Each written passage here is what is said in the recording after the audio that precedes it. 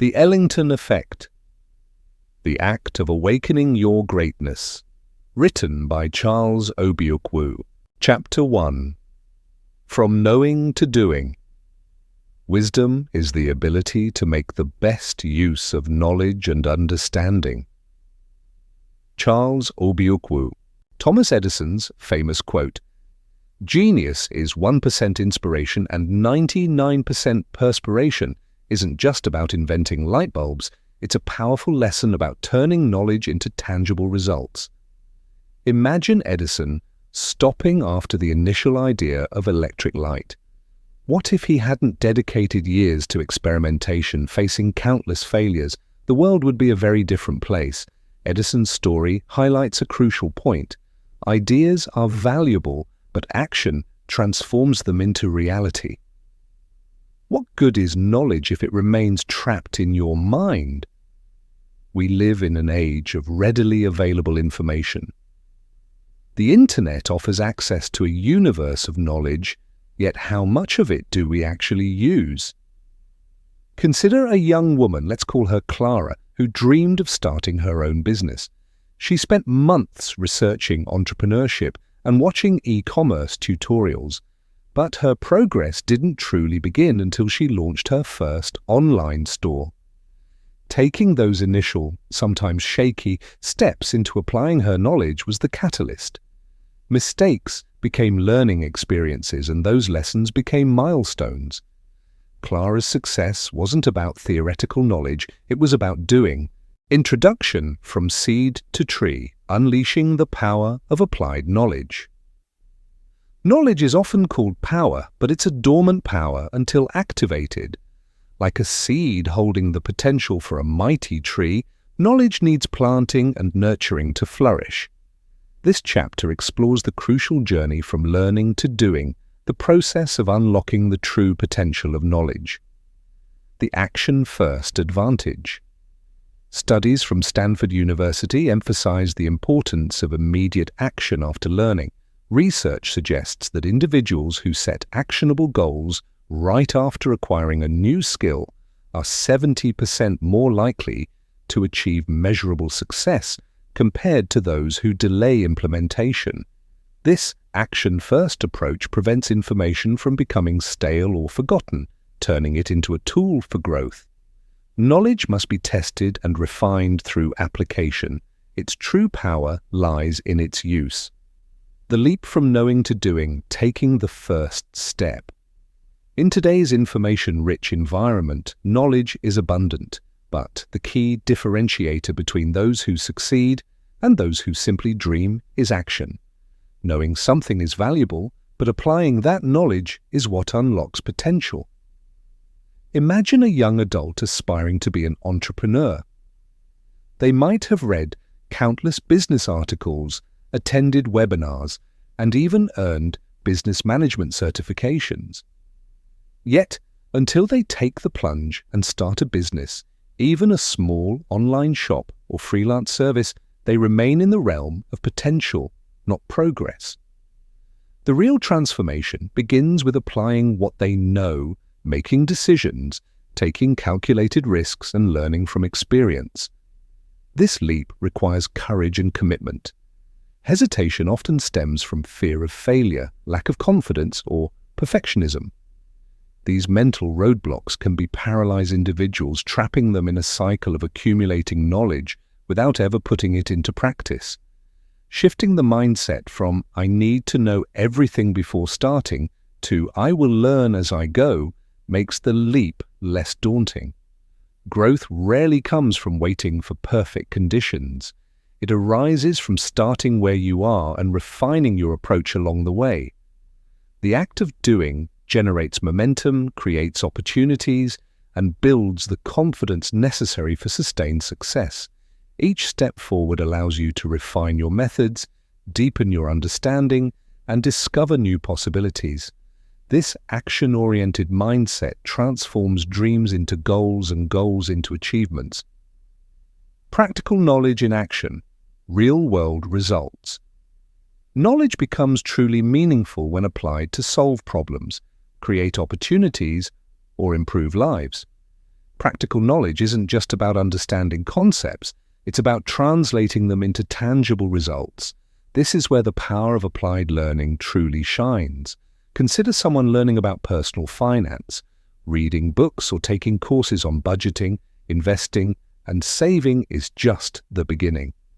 The real change happens when they create a monthly budget, track expenses, or open an investment account. These actions translate abstract financial literacy concepts into daily practice, yielding real benefits like reduced debt, increased savings, or greater financial independence. Practical application often demands creativity and adaptability. Many skills can't be directly transferred from theory to practice. They need to be tailored to specific situations. A chef, for example, doesn't just blindly follow a recipe, they adapt it based on available ingredients, dietary restrictions, or the event's theme. Similarly, professionals in all fields must bridge the gap between theory and execution, whether it's a teacher developing lesson plans, an engineer solving unexpected design challenges, or an artist bringing a vision to life. History offers compelling examples. During the Great Depression, people creatively applied practical knowledge to survive. Families used limited resources to grow food, repair homes, and build tools. These actions, born of necessity, demonstrated the immense power of applied knowledge. Research reinforces the importance of experiential learning, learning by doing. Studies show that individuals retain significantly more information when they apply it immediately in a relevant context. This is why internships, apprenticeships, and hands-on training are so valuable in education and career development. They allow individuals to test their knowledge, refine their skills, and gain confidence through real-world experience. Ultimately, practical knowledge in action transforms potential into progress. It turns ideas into solutions and dreams into reality. The more you practice applying what you learn, the easier it becomes to innovate and achieve. Overcoming inertia. Breaking free from inaction. One of the biggest obstacles to realizing potential is inertia, the tendency to remain inactive or stuck in familiar patterns. Even with knowledge and desire, many struggle to act, held back by fear, uncertainty, or the overwhelming feeling of starting something new. The nature of inertia. Inertia thrives on comfort and routine. It's easy to settle into familiar patterns even when they hinder long-term goals. Someone might avoid starting a fitness routine because they're used to a sedentary lifestyle. The effort to break that routine can seem huge, even with awareness of the benefits of exercise. Psychologically, inertia is often linked to fear of failure, judgment, or the unknown. These fears create mental blocks that prevent action, even when potential rewards outweigh the risks. Breaking the cycle. The most effective way to overcome inertia is to start small. Large goals can be intimidating. Breaking them down into smaller, manageable steps makes them less daunting. If someone wants to write a book, the idea of 60,000 words can be paralyzing. Setting a daily goal of 500 words makes the task achievable. Creating momentum through action is key. The first step is always the hardest, but subsequent steps become easier. Opening a laptop and writing the first sentence can trigger unexpected productivity. This Ellington Effect suggests that starting a task creates a desire to complete it. Overcoming fear, addressing the fears behind inertia is crucial. Reframe failure as a learning opportunity. Every action, successful or not, provides valuable insights for growth. A beginner painter might create imperfect work, but each attempt improves technique and builds confidence. Visualization helps too. Imagining the rewards of action, better health, financial stability, personal satisfaction, boosts motivation. Someone hesitant to pursue higher education can visualize the opportunities and personal growth that await them after graduation. The role of accountability. Accountability partners can be instrumental. Sharing goals with a supportive person creates a sense of responsibility. Whether it's a friend, mentor, or group, having someone to check in with makes a difference. Inertia is not permanent. It can be overcome with effort, small wins, and the courage to begin. Each action taken dismantles barriers, paving the way for progress. Small steps to big changes, the power of incremental progress. Unlocking potential doesn't require monumental leaps overnight. Small, consistent steps lead to profound transformations. Change starts modestly, but compounded over time, it generates significant impact. The power of small actions. Every major achievement begins with a single step. Someone building a successful online business likely started with one small decision, researching a niche, creating a website, or listing the first product. These minor actions, repeated and refined, eventually become substantial. Small actions create ripples. Waking up 15 minutes earlier to exercise might seem insignificant, but over months it improves health, clarity, and productivity. These incremental changes compound to deliver results far exceeding the initial effort. Celebrating progress. Acknowledging small wins is vital for maintaining motivation. Each milestone, however minor, reinforces the belief that progress is possible. Someone learning piano might celebrate mastering a simple song, fueling enthusiasm for more challenging pieces. Celebrating progress builds momentum. The satisfaction of one goal propels individuals to the next, creating a cycle of positive reinforcement where small actions lead to sustained effort and greater outcomes. Creating habits for change. Change becomes sustainable when small steps become habits. Habits eliminate constant decision-making, making actions feel natural. Someone wanting to read more can commit to 10 minutes before bed, establishing a routine that can easily grow into finishing multiple books. James Clear, in Atomic Habits, emphasizes 1% better every day. A tiny improvement compounded over a year leads to a 37% improvement, highlighting the importance of consistency. Resisting the all-or-nothing mentality. A common pitfall is the all-or-nothing mentality. People believe that if they can't achieve something perfectly or immediately, it's not worth trying. This stifles progress. Recognize that imperfection is part of the journey. Taking one imperfect step forward is better than standing still. Someone trying to improve their diet might occasionally indulge in unhealthy food. Instead of abandoning their goals, they can focus on overall progress and return to healthier choices. The butterfly effect of small changes. Small actions impact not just the individual, but also others, creating broader change. Someone practicing gratitude by expressing appreciation to colleagues can inspire positivity, improving team morale and collaboration.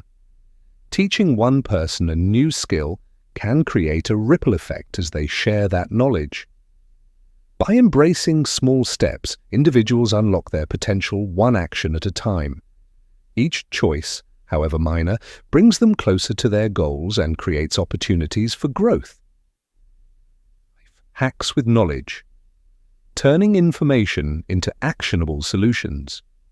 In our information-saturated world, the ability to transform knowledge into practical, everyday solutions sets individuals apart. Knowledge is only as powerful as its application. Mastering this art allows us to navigate life's complexities with confidence, efficiency, and innovation. Turning information into insight. Simply gathering facts isn't enough. True wisdom lies in applying them effectively. A chef doesn't just memorize recipes, they experiment with techniques, substitute ingredients, and innovate dishes.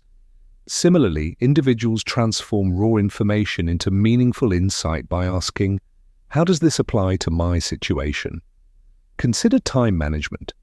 Reading about techniques like the Pomodoro method is helpful, but using it during a busy week transforms it into a practical tool. Knowledge comes alive when it solves real-life problems. Simplifying complex problems. Knowledge empowers us to break down overwhelming challenges into manageable tasks. Financial literacy is a prime example. Understanding budgeting and compound interest allows individuals to tackle daunting goals like saving for a home or paying off debt. Someone facing a cluttered home can apply the 2-minute rule. From productivity expert David Allen, if a task takes 2 minutes or less, do it immediately. Over time, this habit leads to a more organized space. Leveraging the digital era, the internet has democratized knowledge access, offering countless resources to solve almost any problem. Platforms like YouTube, Coursera, and Skillshare enable millions to learn new skills from coding to photography without traditional barriers. Someone looking to start a small business can access free guides on marketing, customer service, and financial planning. However, with information overload, discerning quality is crucial. Seek trusted sources, verify claims, and focus on actionable insights. Practical problem-solving frameworks. Knowledge is even more powerful when structured into frameworks. The 80-20 rule, Pareto principle, teaches us to focus on the 20% of actions that yield 80% of results. Applying this principle to tasks, relationships, or projects ensures time and energy are invested wisely. Design thinking, a process used by innovators, is another practical framework. This approach can be applied to daily challenges, from planning vacations to managing projects. By empathizing, defining problems, brainstorming solutions, and testing ideas, anyone can tackle issues with a fresh perspective. Knowledge as a creative tool. Applied knowledge fosters creativity. An artist learning color theory understands the fundamentals, but the real magic happens when they experiment, combining colors to evoke emotion. Similarly, in life, creativity emerges when knowledge is used as a springboard for innovation. Think about daily inconveniences: finding a quicker commute, organizing a desk, or optimizing a routine. With the right mindset, these problems become opportunities for creative solutions. The long-term benefits of application. Applying knowledge isn't just about immediate gains, it's an investment in long-term success. Learning effective communication skills might resolve a conflict today, but it also strengthens relationships and builds trust for years to come. Developing basic coding skills might not lead to becoming a software developer overnight, but it equips someone with tools to automate tasks, solve problems, or explore new career paths. By prioritizing the application of knowledge over mere accumulation, individuals unlock their full potential, building a foundation for a successful and fulfilling future. Activity section. Reflection and action plan. 1. Identify an unused skill. Think of one skill or concept you've recently learned but haven't yet applied. Write it down here. 2. Plan its application. Outline a specific way to apply this skill in the next week. For example, if you learned a programming language, create a small project or solve a coding challenge. If you studied effective communication, use one strategy during your next conversation. 3. Take one small step. Write down the very first action you'll take today to start implementing this skill. 4. Reflect on your progress. At the end of the week, revisit your plan. What worked? What didn't? Write your observations here. Remember, the journey of applying knowledge starts with a single action. What will yours be? Chapter 2. Embrace evolving change. The only constant in life is change. Heraclitus. In 1859, Charles Darwin published On the Origin of Species, introducing the concept of natural selection. His observations in the Galapagos Islands revealed a simple yet stunning truth. Those who adapt survive and thrive. One striking example was the finches, whose beak shapes had evolved over generations to suit their specific diets. While some species went extinct, the adaptable finches flourished. This story of evolution mirrors our own lives. Adaptability is the key to thriving in a dynamic world. Change is inevitable. Whether it's a shift in career, relationships, or even technology, resisting change leads to frustration and stagnation. But what if you could see change as an opportunity rather than an obstacle? Adaptability isn't just about survival, it's about growth. In this chapter, we'll explore how you can develop adaptability as a skill, embrace life's uncertainties, and turn challenges into stepping stones for personal and professional success. Let's start by understanding why embracing change is not just important, but essential for thriving. The adaptability advantage. Studies from the University of California show that individuals with high adaptability are not only 60% more likely to advance in their careers, but also report greater emotional well-being. Why? Because adaptable people see change as a chance to innovate, learn, and grow. These findings remind us that adaptability is not a trait you're born with, it's a skill you can nurture. Understanding the nature of change. Embracing the inevitable. Change is a fundamental force that shapes our lives, society, and the world around us. It's not just something that happens in the world, but also something we experience internally. Our perspectives, goals, and strategies often evolve with time. While some changes are slow and predictable, others can be swift and unpredictable. The ability to understand and accept the nature of change plays a crucial role in how we handle it.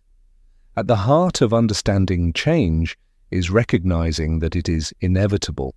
Whether we like it or not, change is constantly at work. In fact, the more we resist it, the more we may experience stress, frustration, or stagnation. This is because fundamentally change is a natural part of life. From the growth of a child to the changing of seasons, everything in life follows a cyclical process. In nature, change is not an anomaly but a constant that sustains growth, adaptation, and survival. The challenge lies in how we react to change. Many people fear it because it often brings with it uncertainty. When change occurs, it disrupts the familiar, and that discomfort can lead to stress. However, the true power of change lies not in the change itself, but in how we adapt to it. Those who can accept change as a part of life, rather than something to avoid, tend to handle it with greater ease and resilience. Change can be both external and internal. External changes may include shifts in the economy, technological advancements, or global events like pandemics. These types of changes often feel beyond our control and can create feelings of helplessness. However, we can still manage how we respond to them. Internal changes, on the other hand, are more personal, a shift in values, the desire for self-improvement, or changing goals. These are the types of changes that are often within our control and can be intentionally embraced as part of our personal growth. One critical aspect of change is that it is not a singular event, but rather a process. In many cases, change occurs in phases. For example, the transition from adolescence to adulthood doesn't happen overnight. It is a gradual process that involves physical, emotional, and social changes. Similarly, adapting to a new job or a major life event often requires incremental steps, a continuous process of learning and adjustment. Recognizing that change takes time helps reduce the pressure of expecting immediate results and encourages patience during the adaptation process.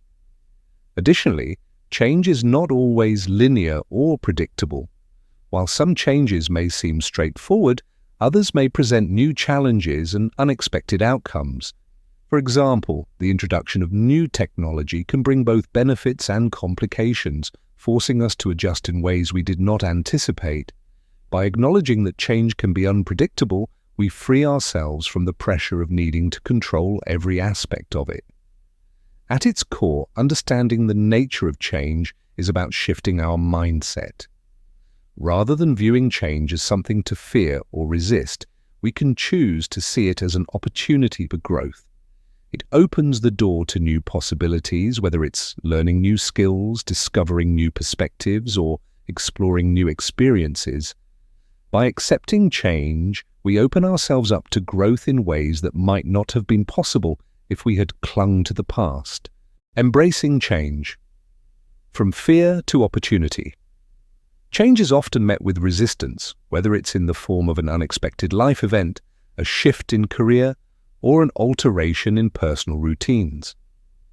Our natural instinct is to gravitate toward comfort and familiarity, and change, by its very nature, disrupts this equilibrium.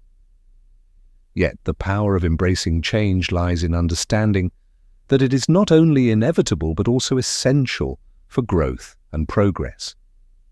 The first step in embracing change is recognizing that it's a constant in life. No matter how much we try to maintain control or hold on to what is familiar, change will find its way into our lives. Instead of fearing it, we must learn to see change as an opportunity. Every change, whether it feels positive or negative in the moment, brings the potential for learning, growth, and new possibilities. It's important to note that embracing change doesn't mean we have to immediately welcome every change with open arms. It's okay to feel discomfort, uncertainty, or even resistance. However, it's the ability to adapt to these feelings and push through them that allows us to move forward. The process of embracing change is not about avoiding these emotions, but rather acknowledging them and choosing to move through them with intention. For example, consider the transition from school to the workforce. This shift is often accompanied by feelings of anxiety, fear, and doubt. The comfort of a structured educational system gives way to the unpredictable demands of a professional environment. However, those who embrace this change, who see it as an opportunity to develop new skills, meet new people, and expand their horizons, are far more likely to thrive in their new environment. A key element of embracing change is the ability to reframe our perspective. When we view change as a threat, it triggers fear and resistance. But when we reframe it as an opportunity to learn, adapt, and evolve, we are more likely to approach it with curiosity and excitement. This shift in mindset allows us to grow through change rather than simply endure it. Another important aspect is understanding that change can be incremental. Large shifts may feel overwhelming, but breaking them down into smaller, manageable steps can make them more approachable. For example, adopting a new fitness routine might seem daunting at first, but starting with small, consistent changes, like adding a 10-minute walk into your day, can help ease the transition and build momentum. Embracing change is also about accepting that we cannot always control the circumstances around us. In a world that is constantly evolving, we are bound to encounter situations that are beyond our control. Instead of fixating on what we can't change, we must focus on how we respond to those circumstances. It's our reactions, our ability to adapt, that shape our experience. Ultimately, embracing change is an act of self-empowerment. It's about acknowledging that while we may not be able to control everything that happens in our lives, we have the power to control how we respond. The more we embrace change, the more resilient and adaptable we become. Over time, we realize that change is not something to fear, but something that, when approached with an open mind, can enrich our lives in ways we never imagined. Adaptability in everyday life. Navigating the unexpected. Adaptability is not just a trait reserved for major life changes or extraordinary circumstances. It is something that plays a crucial role in our everyday lives. Whether we're adjusting to new routines, navigating unexpected challenges, or learning to coexist with the rapidly changing world around us, adaptability is a key component to thriving in the modern age. In fact, it's in the small, everyday moments that our adaptability is most tested and where it can have the greatest impact. The ability to adapt in daily life is grounded in flexibility, the willingness to alter one's course when necessary. Consider the morning commute. A sudden delay, a detour, or an unexpected change in plans can throw off our entire schedule. Those who can adapt quickly to these small disruptions without letting frustration or stress take over demonstrate resilience. Instead of seeing a change in the routine as an obstacle, they view it as a temporary shift, often finding ways to adjust and make the most of the situation. For example, if stuck in traffic, instead of stewing in frustration, one might use the time to listen to an audiobook or make a phone call. Adaptability in everyday life is also about managing expectations. We often have preconceived ideas about how things should unfold. However, life is unpredictable, and things rarely go exactly as planned. When our expectations are unrealistic, we set ourselves up for disappointment. By adjusting our expectations and embracing the possibility of change, we're able to handle the ups and downs of daily life with greater ease. It's about accepting that things don't always go according to plan, but being ready to pivot and find alternative solutions when necessary. Technology, too, plays a large role in how we adapt daily. New apps, tools, and platforms are constantly being introduced to make our lives more efficient or enjoyable. Being adaptable in today's world means being open to learning how to use these new technologies, even if it feels overwhelming at first. A person who is open to adopting a new app to manage their finances, for instance, might initially feel unsure, but after a few weeks of use, they might discover that it simplifies their financial planning and gives them more control over their spending. One of the most important areas where adaptability is tested in everyday life is in relationships. People's needs, moods, and priorities shift, and the ability to adapt to these changes is essential for maintaining healthy, supportive connections. A friend going through a tough time might need more emotional support, while another might require space and time to process their feelings. Being adaptable in relationships means recognizing these shifts and responding accordingly. It's also about adapting to changes in our own lives, like evolving career demands, family commitments, or personal goals, without losing sight of the connections that matter most. In work settings, adaptability is crucial for success. Job roles evolve, new projects arise, and workplace dynamics change. Those who can adapt to new responsibilities, team structures, and expectations often find themselves thriving in their careers. The flexibility to adjust to new processes, whether it's a change in software tools, a restructuring within the company, or a shift in leadership, is often what distinguishes employees who succeed from those who struggle.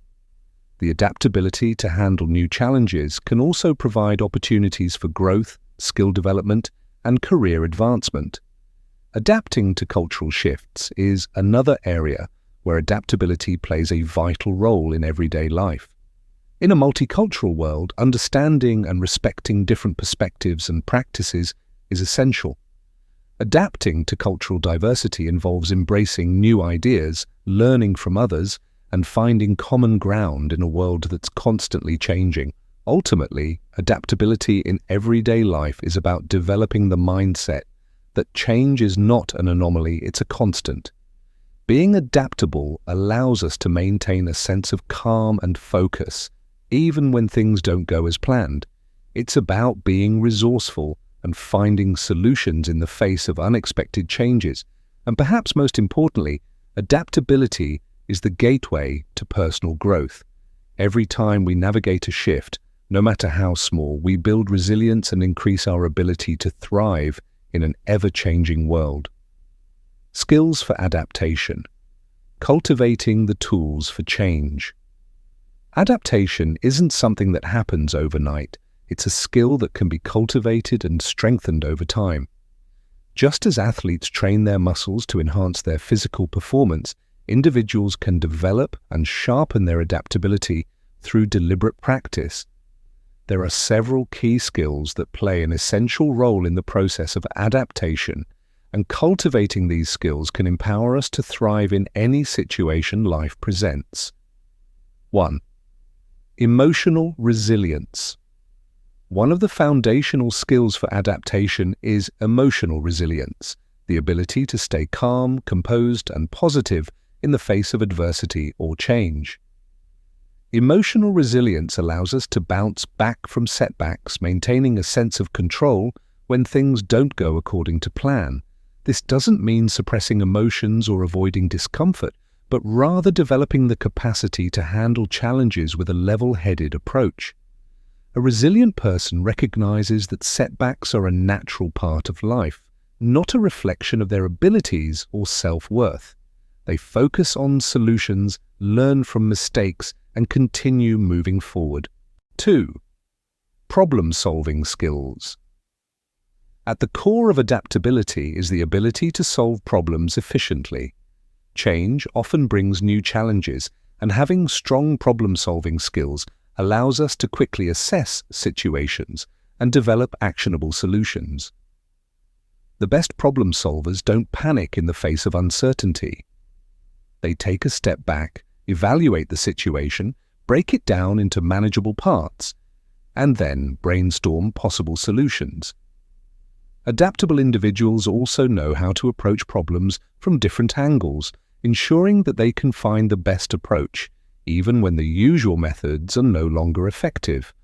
Critical thinking, creativity, and a willingness to experiment all enhance our problem-solving abilities. 3. Open-mindedness, the willingness to consider new perspectives and ideas, is another vital skill for adaptation. Being open-minded means letting go of rigid thinking patterns and embracing change with curiosity rather than fear. When we're open to new information, we're able to adapt more easily, as we can incorporate different viewpoints and adjust our strategies accordingly. Open-mindedness also fosters a greater understanding of others, which can be especially useful in navigating cultural shifts, workplace changes, or unfamiliar environments. It allows us to see opportunity in change rather than it being a threat to our existing beliefs or practices. 4. Communication skills. Adaptability isn't just about how we adjust to changes internally, it's also about how we communicate with others as circumstances evolve. Strong communication skills are essential for expressing our thoughts, feelings, and needs when faced with change. Whether it's explaining a shift in direction to a team, negotiating a new work schedule, or simply sharing concerns with a friend, clear and empathetic communication can ease the process of adaptation. Good communicators are also active listeners, attuned to the needs and perspectives of others, which can lead to better collaboration and problem-solving in times of change. 5. Self-awareness and reflection. Self-awareness, the ability to recognize our own emotions, thoughts, and behaviors, is crucial for adapting effectively. When we understand our triggers, our strengths, and our weaknesses, we can adjust our responses to change in a more thoughtful and productive way. For example, if we know that we become anxious when faced with uncertainty, we can practice relaxation techniques or seek clarity before reacting impulsively. Additionally, self-reflection allows us to evaluate past experiences and learn from them, ensuring that we adapt more effectively in the future. Regular reflection on how we handle change, what works and what doesn't, helps us grow and refine our adaptation skills over time. 6. Patience and flexibility. Patience is often an underrated skill in the face of change. Change can be slow and messy, and the results aren't always immediate. Developing patience helps us weather these delays without becoming frustrated or discouraged. Flexibility complements patience, allowing us to adjust our plans and expectations as new information or circumstances arise. Together, patience and flexibility enable us to maintain our focus and stay committed to our goals, even when the path to achieving them is unclear or unconventional. 7. Time management. As changes occur in our personal or professional lives, time management becomes increasingly important. The ability to effectively prioritize tasks and allocate time to essential activities ensures that we can stay productive even in the face of disruptions. When schedules change, being able to adjust deadlines, shift priorities, and delegate tasks effectively can help us adapt without feeling overwhelmed. Time management isn't just about efficiency, it's also about finding balance, ensuring that we maintain time for self-care and relaxation while staying focused on our responsibilities. 8. Collaboration and teamwork. Adaptation is rarely a solitary process. Often we are called upon to collaborate with others in times of change. Whether it's adapting to a new team structure at work or navigating a group project, the ability to work well with others is essential. Strong teamwork requires a mix of listening skills, empathy, flexibility, and clear communication. Adaptable individuals excel in group settings because they are able to understand diverse perspectives, offer constructive feedback, and adjust their approach when necessary to ensure success for the group. Developing these skills takes time, and there's no one-size-fits-all solution. Some may come naturally to us, while others may require more effort. However, the more we consciously cultivate these skills, the more seamlessly we can navigate change and uncertainty. Adaptation is not about being immune to challenges, but rather about having the tools, mindset, and strategies to move forward in the face of them. The growth mindset. Embracing change as a catalyst for growth. The concept of a growth mindset is a powerful one when it comes to embracing change and fostering adaptability. Coined by psychologist Carol Dweck, the growth mindset is the belief that abilities and intelligence can be developed through dedication, effort, and learning. This mindset stands in contrast to a fixed mindset, which holds that abilities are static and unchangeable. People with a growth mindset see challenges as opportunities for growth rather than insurmountable obstacles. The power of believing in growth. The foundation of a growth mindset is the belief that we are not limited by our current abilities. For example, someone with a fixed mindset might shy away from a new role or a different career path, thinking, "I'm not qualified for that." In contrast, someone with a growth mindset would approach this same situation with curiosity, thinking, "I don't have all the skills right now, but I can learn and improve." This shift in perspective is transformative. It opens doors to new opportunities, encourages continuous learning, and enables us to thrive even in uncertain or challenging situations. With a growth mindset, setbacks are viewed as stepping stones toward improvement rather than personal failures. This resilience fosters perseverance, as individuals understand that effort and time are crucial to mastery and success. Learning from failure. A key element of the growth mindset is the ability to learn from failure. Instead of seeing failure as a reflection of inadequacy, individuals with a growth mindset see it as a valuable learning experience. They take time to reflect on what went wrong, identify areas for improvement, and use that knowledge to adjust their approach moving forward. This perspective allows them to tackle challenges with persistence and a willingness to iterate. For example, consider the story of Thomas Edison, whose numerous unsuccessful attempts to invent the light bulb did not deter him. He famously said, "I have not failed. Siehste, I've just found 10,000 ways that won't work." Edison's attitude exemplifies the growth mindset, as he recognized that each failure brought him one step closer to success. By reframing failure in this way, individuals can build resilience and maintain their motivation during difficult times. Embracing challenges as opportunities. People with a growth mindset are more likely to embrace challenges because they recognize that overcoming them leads to growth.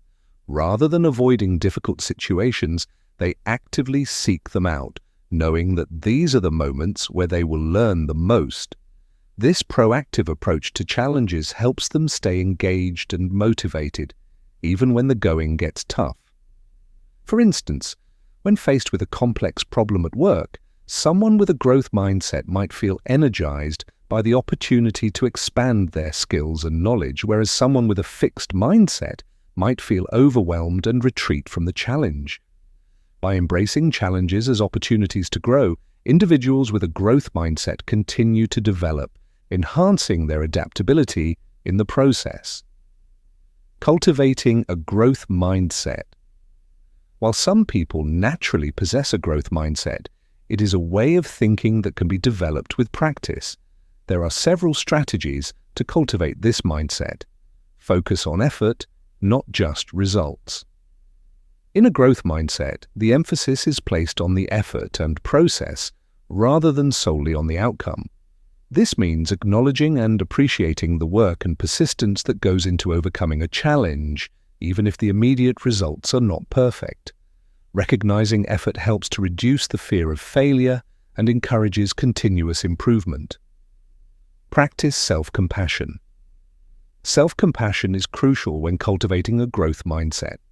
Instead of being overly critical or harsh when things don't go as planned, practice kindness and understanding toward yourself. Treat setbacks as part of the learning process, and remember that no one becomes skilled overnight. Self-compassion fosters a positive and motivating environment for personal growth. Set incremental goals. Setting small, achievable goals is a key practice for fostering a growth mindset. Rather than overwhelming yourself with big, daunting objectives, break them down into smaller, more manageable tasks. This approach helps build momentum and reinforces the belief that progress is possible with consistent effort. Seek feedback and learn from others. A growth mindset thrives on feedback. Embrace constructive criticism as an opportunity to learn and improve. By actively seeking feedback from others, individuals can gain new insights, refine their skills, and adapt more effectively. Collaborating with others who have a growth mindset can also reinforce your own belief in continuous development. Celebrate progress, not just perfection. Celebrate each step of progress along the way, rather than only focusing on the end goal. Acknowledging small victories builds confidence and reinforces the idea that growth is a continuous journey. This practice encourages perseverance and helps individuals maintain their motivation over the long term. The impact of a growth mindset on adaptability. A growth mindset directly contributes to an individual's adaptability. When we believe that we can learn and grow, we are more willing to take risks, try new things, and step outside of our comfort zones. This openness to experimentation is crucial in adapting to change. Whether it's learning a new skill, navigating a career shift, or adjusting to new personal circumstances, a growth mindset ensures that we approach each transition with a positive attitude and a willingness to evolve. For example, in a rapidly changing work environment, an employee with a growth mindset is more likely to embrace new technologies, take on unfamiliar projects, and stay motivated to learn as the demands of the job evolve. Their adaptability stems from their belief that they can improve and thrive regardless of the challenges that arise. Transforming obstacles into opportunities. The growth mindset allows individuals to transform obstacles into opportunities for growth. Whether it's a difficult project, a personal setback, or an unexpected change, those with a growth mindset are empowered to face challenges head-on. By focusing on learning and development, they find ways to turn adversity into a catalyst for self-improvement. This shift in perspective is what makes the growth mindset such a powerful tool for adapting to life's ever-changing landscape. Adapting to technology, navigating the digital space. In today's rapidly evolving world, technology is an integral part of almost every aspect of life. From communication to work, education, healthcare, and even entertainment, technology is shaping how we live, work, and connect. As technology continues to evolve at an unprecedented pace, the ability to adapt to these changes becomes essential for personal and professional success. the growing role of technology in daily life. Technology is no longer just a tool we use occasionally, it has become deeply embedded in our daily routines. We interact with technology through our smartphones, laptops, smart home devices, and even in the way we manage our health and finances. This technological shift has brought immense convenience and efficiency to our lives. For instance, scheduling a doctor's appointment, managing personal finances, or grocery shopping can now be done from the comfort of our homes, thanks to digital tools and apps. However, this rapid integration of technology also presents challenges, particularly when new tools, platforms, or systems emerge at a fast pace. The ability to adapt to these changes is vital for maintaining productivity and staying connected in a digital world. Embracing technological change with an open mind. Adapting to technology is not always easy, especially for those who may feel overwhelmed by the pace of change. It's natural to feel resistant or even fearful of new technologies, particularly when they seem complex or unfamiliar. Yet, embracing technological change with an open mind is crucial. Rather than avoiding new tools or systems, those who are adaptable view technological advancements as opportunities to learn and grow. For example, older generations may have initially been hesitant to embrace smartphones or social media, but over time, many have found ways to use these tools to stay connected with family and friends, manage finances, or even pursue new hobbies. Adapting to technology doesn't require becoming an expert overnight, but it does require a willingness to engage with and learn about the tools at our disposal. Lifelong learning, the key to staying ahead. In the age of technology, one of the most valuable skills we can cultivate is the ability to learn continuously. As new technologies emerge, there are always new skills to acquire. Lifelong learning, whether through formal education, online courses, or self-taught exploration, is essential for adapting to these changes.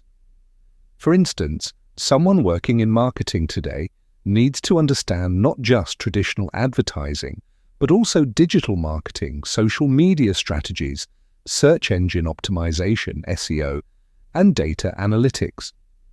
Technology is constantly reshaping industries, and those who are proactive about acquiring new skills and knowledge are better equipped to stay competitive and succeed in their careers.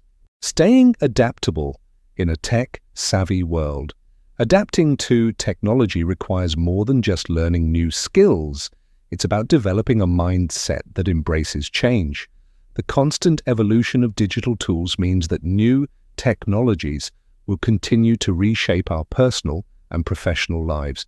For example, artificial intelligence, machine learning, blockchain, and virtual reality are all rapidly transforming industries.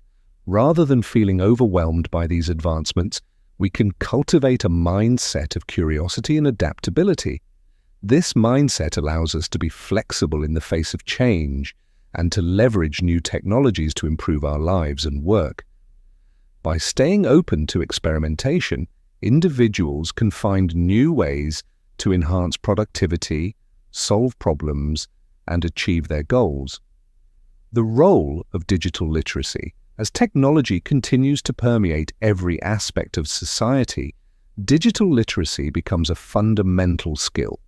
Digital literacy goes beyond the ability to use a computer or smartphone. It encompasses understanding how technology works, how to use digital tools effectively, and how to navigate the complexities of the digital world. For instance, a digitally literate person can efficiently use cloud services for file storage, use social media responsibly, recognize online scams, and understand basic cybersecurity principles. These skills are vital in today's world, as they enable individuals to confidently engage with digital environments and make informed decisions about the tools and platforms they use. Adapting to technological shifts in the workplace. For professionals, staying adaptable to technology is crucial in ensuring career growth. The workplace is becoming increasingly reliant on digital tools to collaborate, manage projects, and communicate. From cloud-based project management software to virtual meetings, technology is revolutionizing the way businesses operate. Professionals who are adaptable to technological shifts are more likely to remain valuable to their organizations. For instance, someone who is proficient with tools like Microsoft Teams, Slack, Zoom, or Asana is better equipped to collaborate with teams in remote or hybrid work environments. Furthermore, understanding how automation, AI, or data analysis can enhance workflows positions professionals to lead the charge in digital transformation within their companies. Overcoming technological anxiety. One of the biggest barriers to adapting to technology is the anxiety that comes with the fear of the unknown. Many individuals feel overwhelmed by the rapid pace of technological advancement or fear they won't be able to keep up. And this fear often stems from the misconception that technological proficiency requires innate talent or specialized training. In reality, anyone can learn to use new technologies with patience, practice, and the right mindset. To overcome technological anxiety, start small.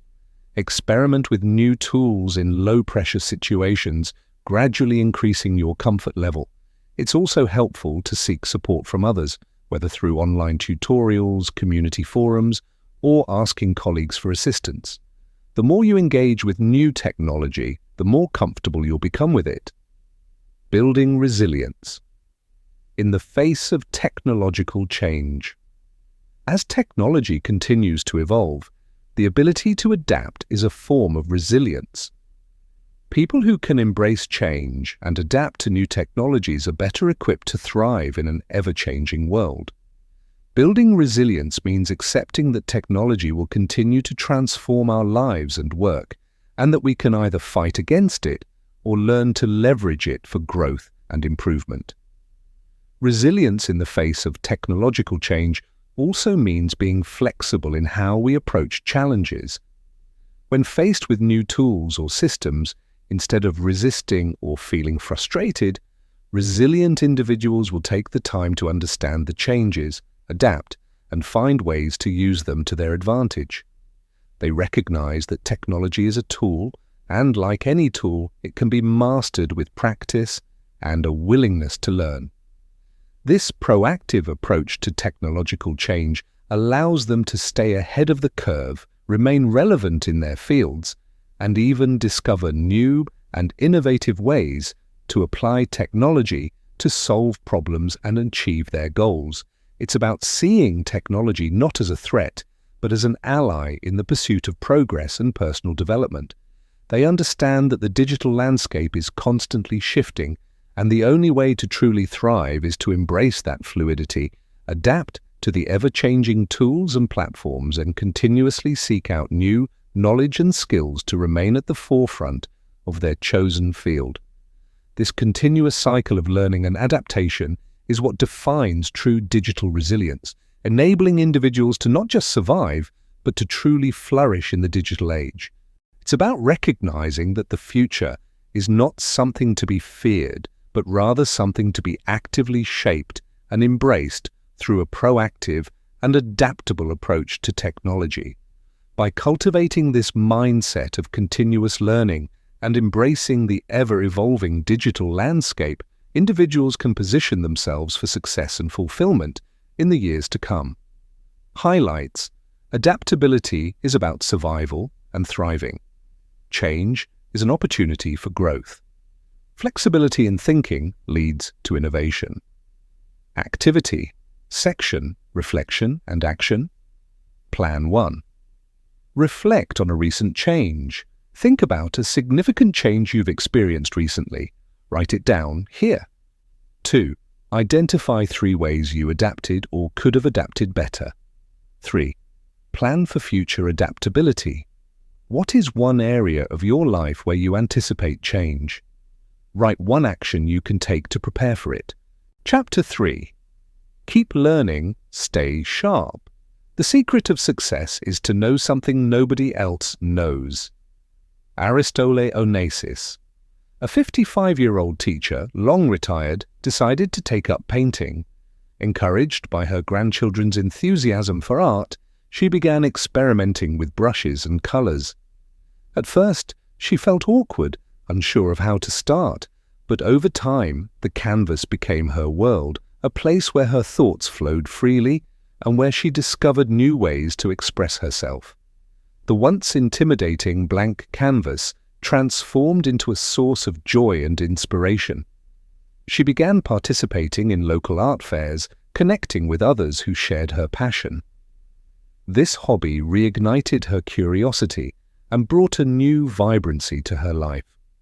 This story illustrates a universal truth. Learning isn't confined to classrooms or youthful years. It's a lifelong adventure capable of renewing our spirit and enriching our existence. Learning's role in cognitive and emotional well-being. Scientific studies affirm that lifelong learning significantly impacts both mental and emotional health. Research from the National Institute on Aging reveals that engaging in new and challenging activities improves cognitive function, especially as we age. Furthermore, a study published in the Journal of Positive Psychology highlights that learning fosters a sense of purpose and contributes to overall happiness. In Power Your Dreams, I discussed how pursuing personal growth through education or skills training can open doors to self-discovery and fulfillment. This chapter builds on that foundation, emphasizing that learning isn't merely about achieving external success, but also about nurturing internal joy. Learning as a lifestyle. Weaving knowledge into the fabric of life. Learning isn't something confined to the sterile halls of classrooms, bound by the rigid covers of textbooks or limited to the structured environment of formal education. It is rather a continuous, lifelong process that subtly yet profoundly shapes who we are, how we perceive the world, and how effectively we navigate its complexities.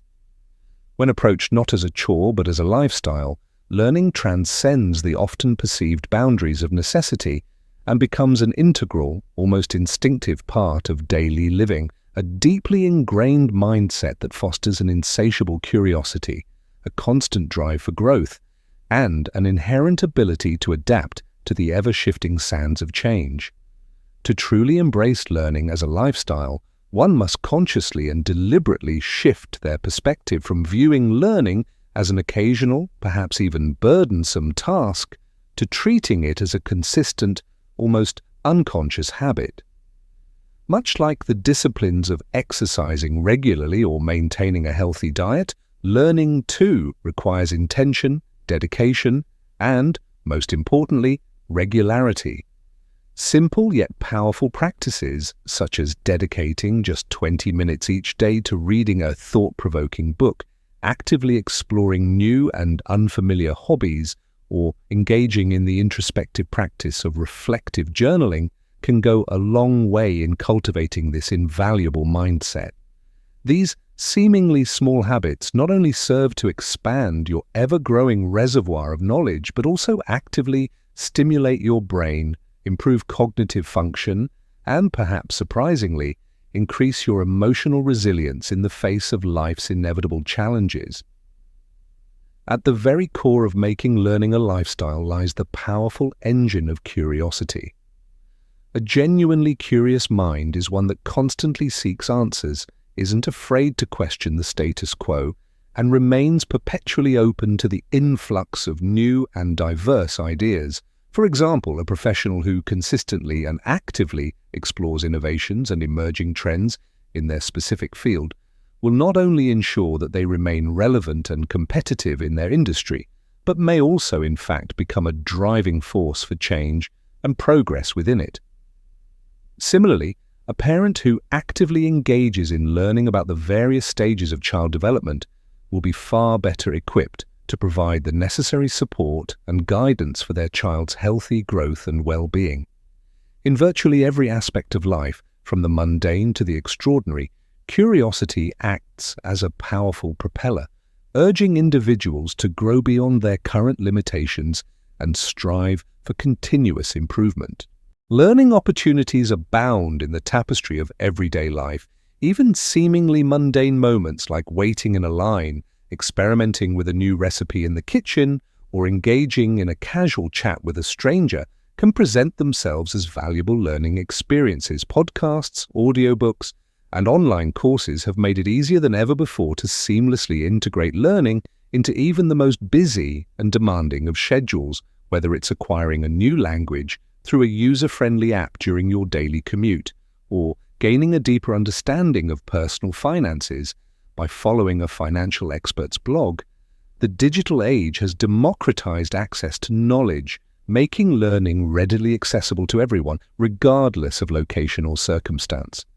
When learning truly becomes a lifestyle, it also becomes an integral and inseparable part of your identity.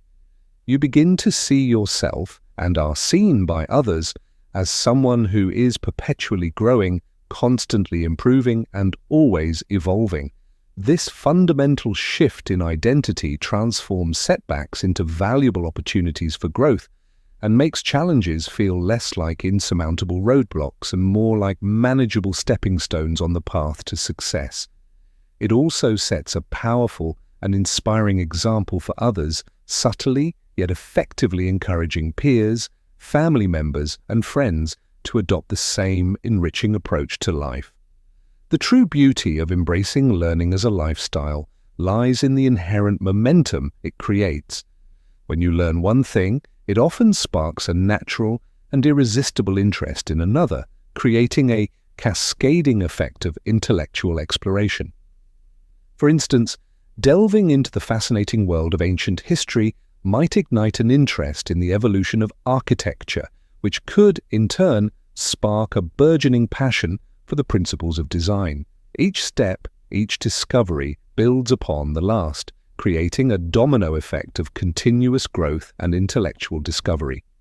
In conclusion, learning as a lifestyle allows you to find genuine joy, not just in the ultimate results of your endeavors, but perhaps more importantly, in the enriching process itself. It instills a profound sense of purpose, deep satisfaction, and genuine fulfillment in the simple yet powerful act of acquiring knowledge and expanding your understanding of the world.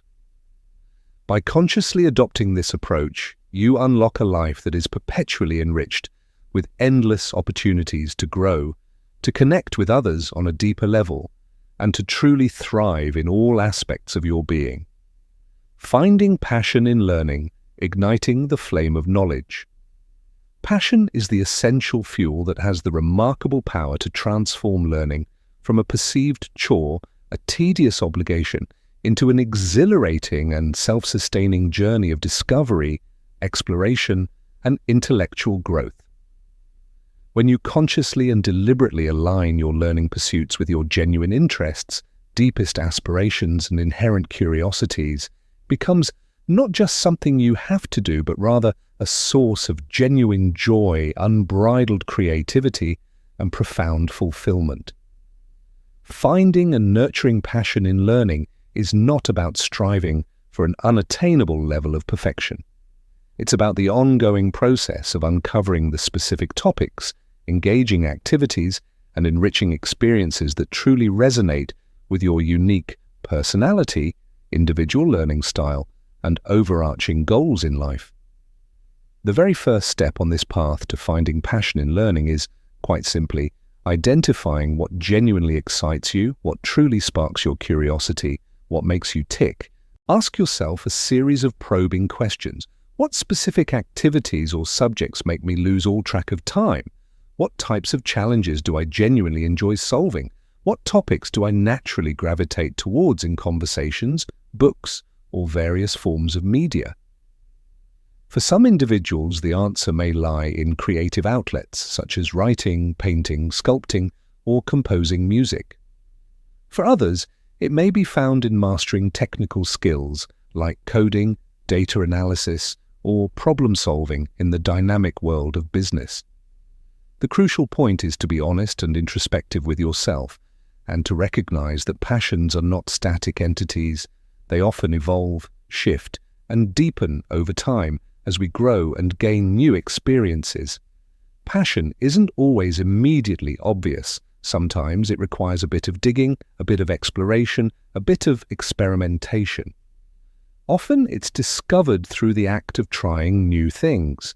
Trying out different hobbies, enrolling in diverse courses, or exploring various fields of study can help you uncover hidden interests, latent talents, and previously unknown passions. For instance, someone who takes a casual pottery class at a local community centre might unexpectedly find themselves captivated by the tactile creativity it offers, the meditative process of shaping clay, and the tangible results of their artistic expression. Similarly, exploring online learning platforms such as Coursera, Khan Academy, or even browsing YouTube tutorials can expose you to a vast array of subjects and disciplines you may have never considered before, potentially sparking a newfound passion for a field you never knew existed. Once you identify an area of interest, a subject that truly ignites your curiosity, diving deeper into that area can significantly amplify your passion and deepen your understanding. For example, if you're intrigued by the vastness of astronomy, reading books about astrophysics, attending workshops at a planetarium, or even visiting observatories to gaze at the stars can enhance your knowledge, fuel your excitement, and solidify your passion. This deeper engagement not only strengthens your expertise in the chosen field, but also fosters a profound sense of accomplishment that, in turn, reinforces your enthusiasm and motivates you to continue learning. Passion becomes even more intrinsically rewarding when it consciously aligns with a sense of purpose, when it connects to something larger than yourself. Learning something that directly contributes to your personal growth, facilitates your career advancement, or has a positive impact on your community can transform your passion from a personal interest into a meaningful pursuit, a driving force for positive change. A teacher who is passionate about music, for example, might use their love of learning and their deep understanding of music to inspire and educate their students, nurturing the next generation of musicians and music lovers. A tech enthusiast could channel their insatiable curiosity and technical skills into creating accessible technological solutions for underserved communities, bridging the digital divide and making a tangible difference in the lives of others. Even when you're deeply passionate about something, it's perfectly natural to occasionally hit plateaus, experience moments where progress feels slow or your enthusiasm wanes. Overcoming these inevitable moments of stagnation requires perseverance, resilience, and a willingness to reframe challenges as opportunities for growth and learning. For instance, a writer struggling with creative blocks might explore new literary genres, collaborate with other writers to gain fresh perspectives, or even take a break from writing altogether to recharge their creative batteries and reignite their passion. When you're genuinely passionate about learning, it often has a positive ripple effect, inspiring those around you to pursue their own interests and embrace lifelong learning. Your enthusiasm becomes contagious, subtly yet powerfully motivating friends, colleagues, and family members to explore their own passions and embark on their own learning journeys. This ripple effect can create a vibrant culture of curiosity and growth within your personal and professional circles, fostering a supportive environment where everyone feels empowered to learn and evolve.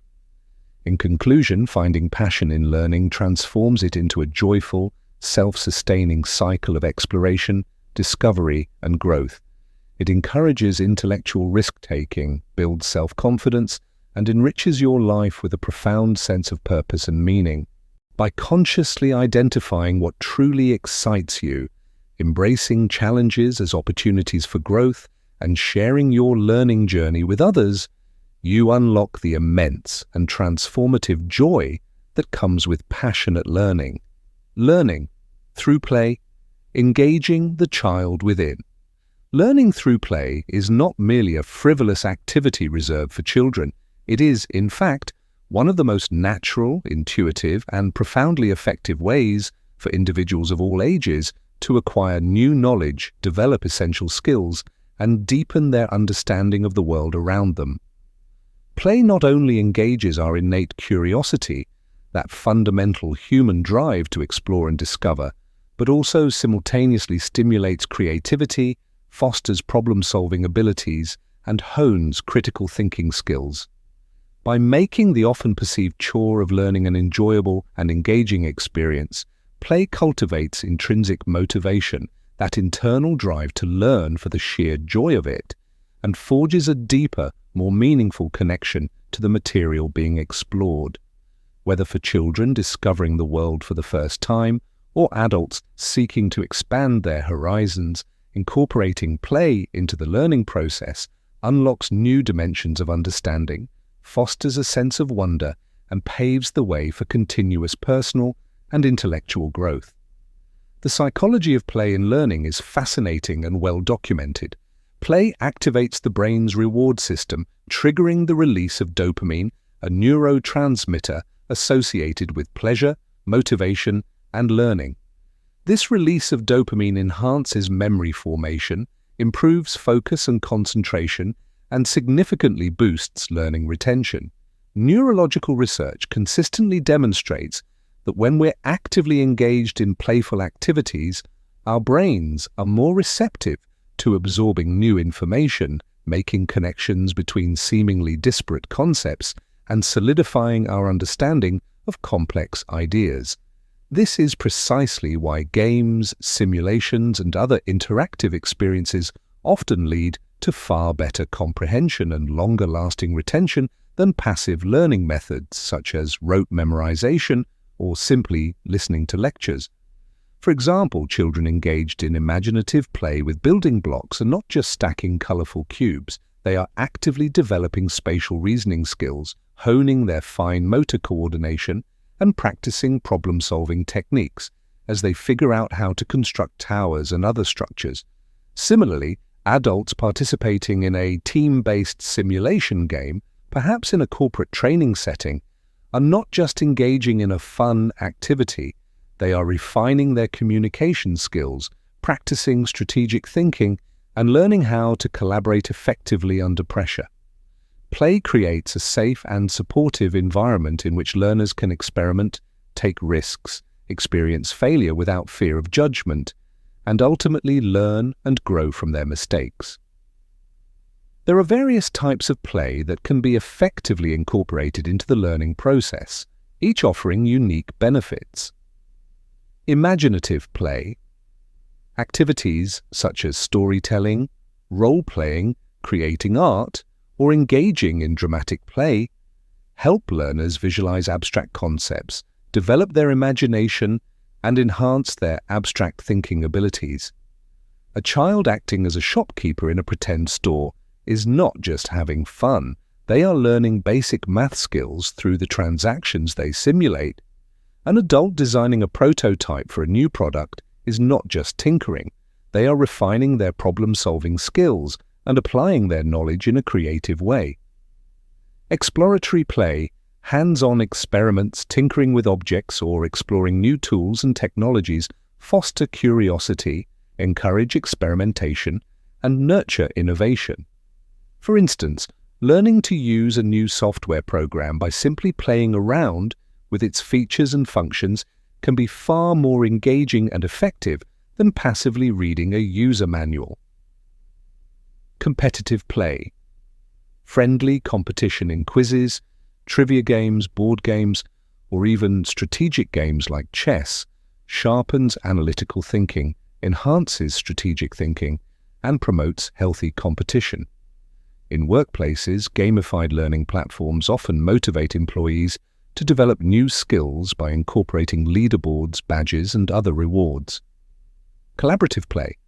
Group activities such as escape rooms, brainstorming sessions, or team-based projects encourage teamwork, foster effective communication, and facilitate collective problem-solving.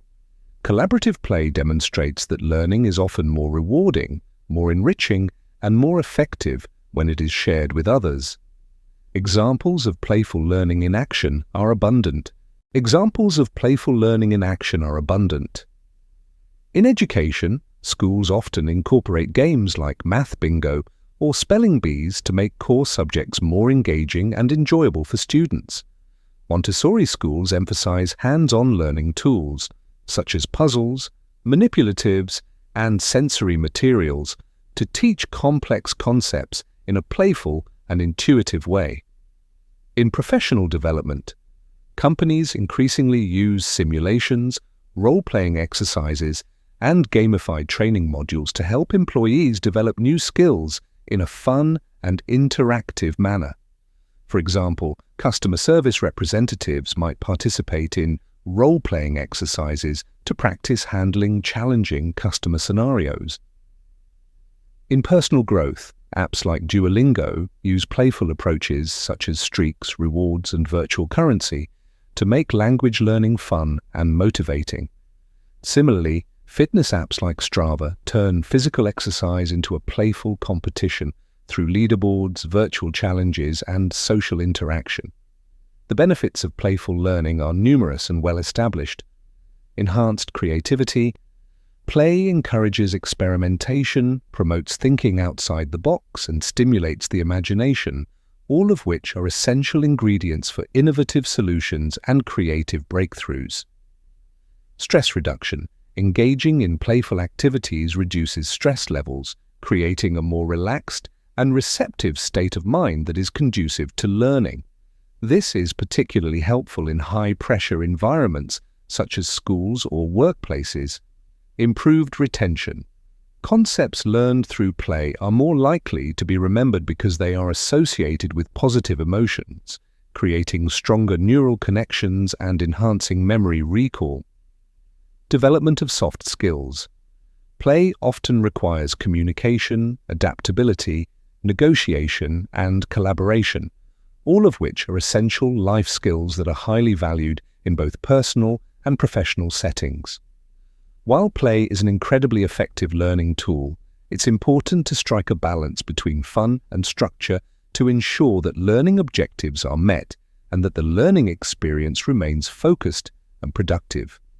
For instance, a coding bootcamp might include playful challenges like hackathons to foster creativity and teamwork, but they also need structured lessons and guided practice to build foundational knowledge and develop core programming skills. The concept of play is not limited to children. It's just as valuable, if not more so, for adults. Engaging in playful activities rekindles our sense of wonder, reduces inhibitions, and makes the often perceived chore of learning feel less like a burden and more like an enjoyable exploration. Whether it's solving puzzles, engaging in role-play scenarios, trying out creative hobbies, or simply approaching a new task with a sense of curiosity and playfulness, adults can seamlessly integrate play into their learning routines to achieve better learning outcomes, reduce stress, and rediscover the joy of learning. In conclusion, learning through play reminds us that education, personal growth, and professional development don't have to be tedious, rigid, or devoid of enjoyment.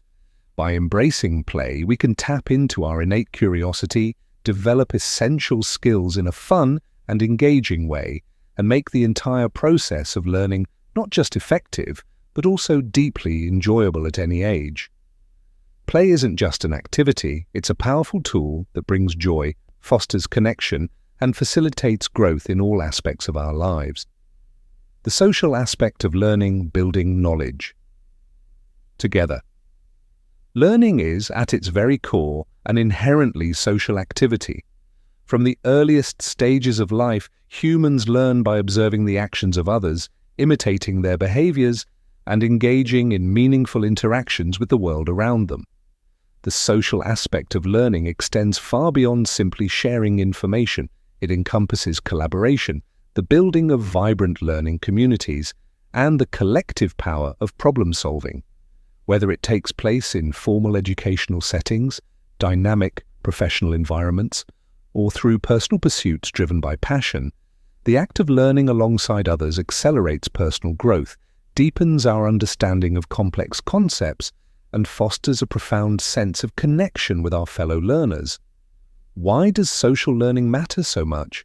At its heart, social learning recognizes the fundamental truth that human beings learn most effectively, most deeply, and most enduringly in the presence of others.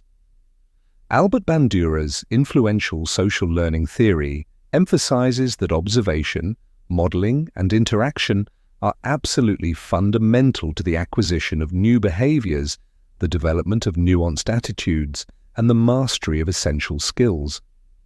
Social learning doesn't just impart information, it cultivates empathy, strengthens communication skills, and fosters the spirit of teamwork. Imagine the challenge of learning a new language.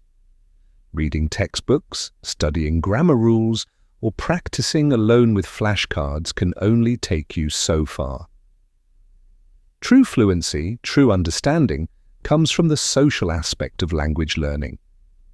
Conversing with native speakers, joining language exchange groups, or immersing yourself in cultural activities allows you to grasp the subtle nuances of the language, understand the context in which words and phrases are used, and appreciate the practical applications of the language in real-world situations. This shared experience of language learning, this connection with others who speak the language, fosters a deeper, more meaningful connection to the subject matter itself. Social learning takes many forms, each offering its own unique advantages. Collaborative learning, working together in groups on projects, assignments, or shared goals, encourages the open exchange of diverse ideas and perspectives. Whether in traditional classrooms or fast-paced workplaces, collaboration fosters critical thinking, stimulates creative problem-solving, and promotes a sense of shared ownership over the learning process. Group projects, team-based learning activities, and brainstorming sessions are all common and effective examples of collaborative learning in action.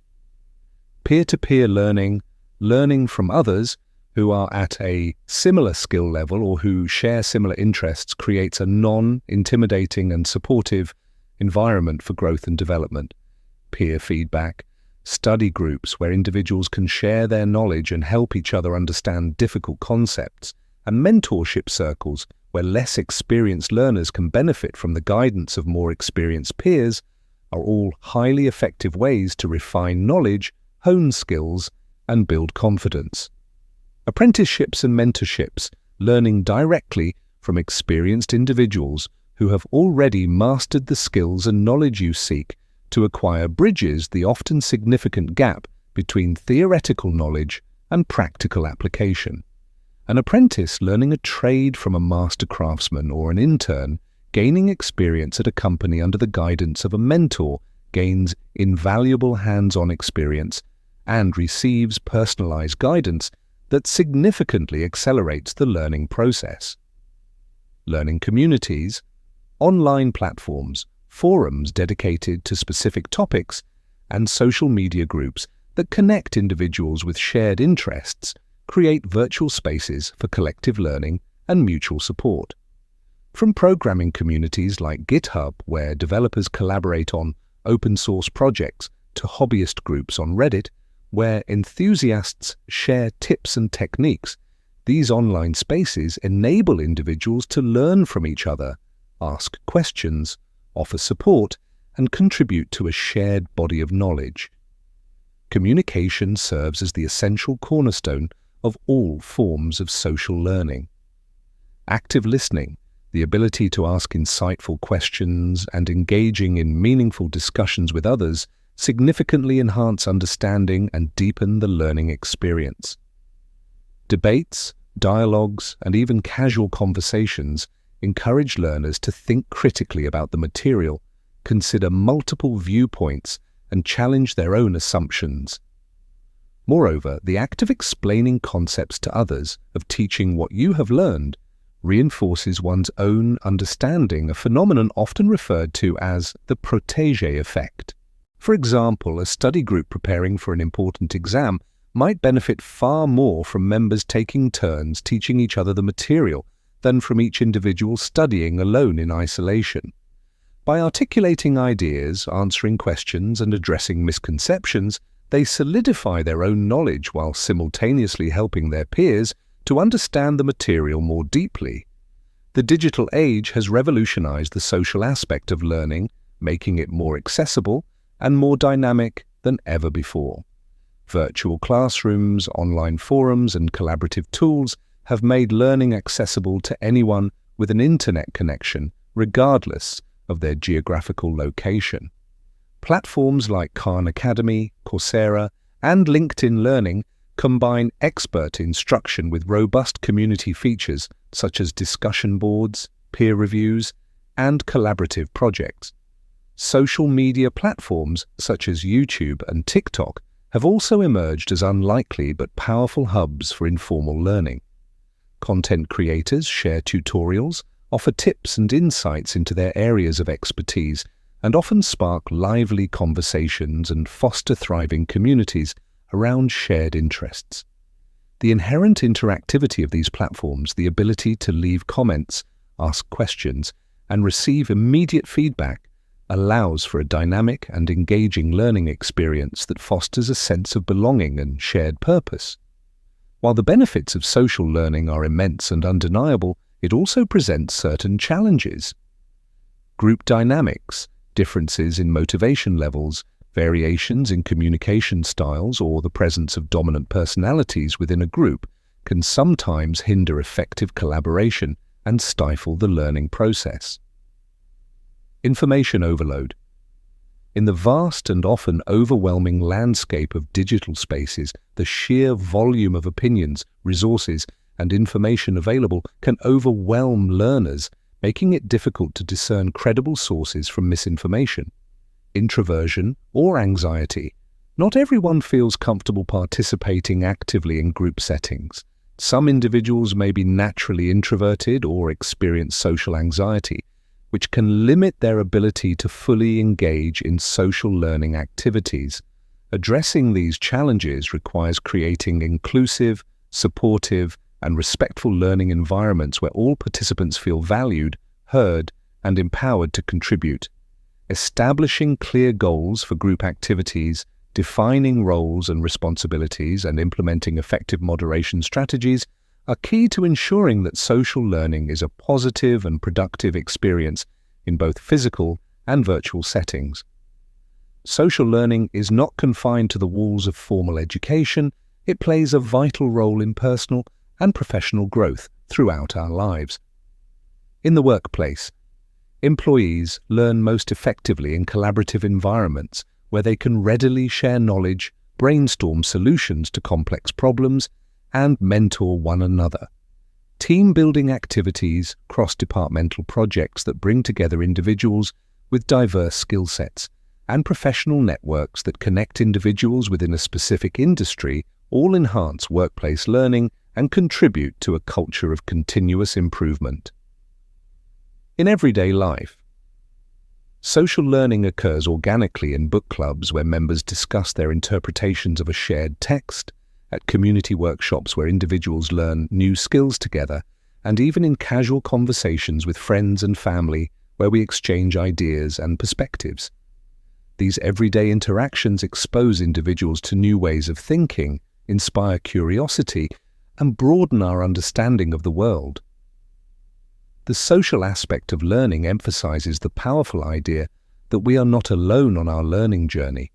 Actively engaging with others and sharing our knowledge and learning from their experiences, we broaden our horizons, refine our skills, and develop a deeper, more nuanced understanding of the world around us.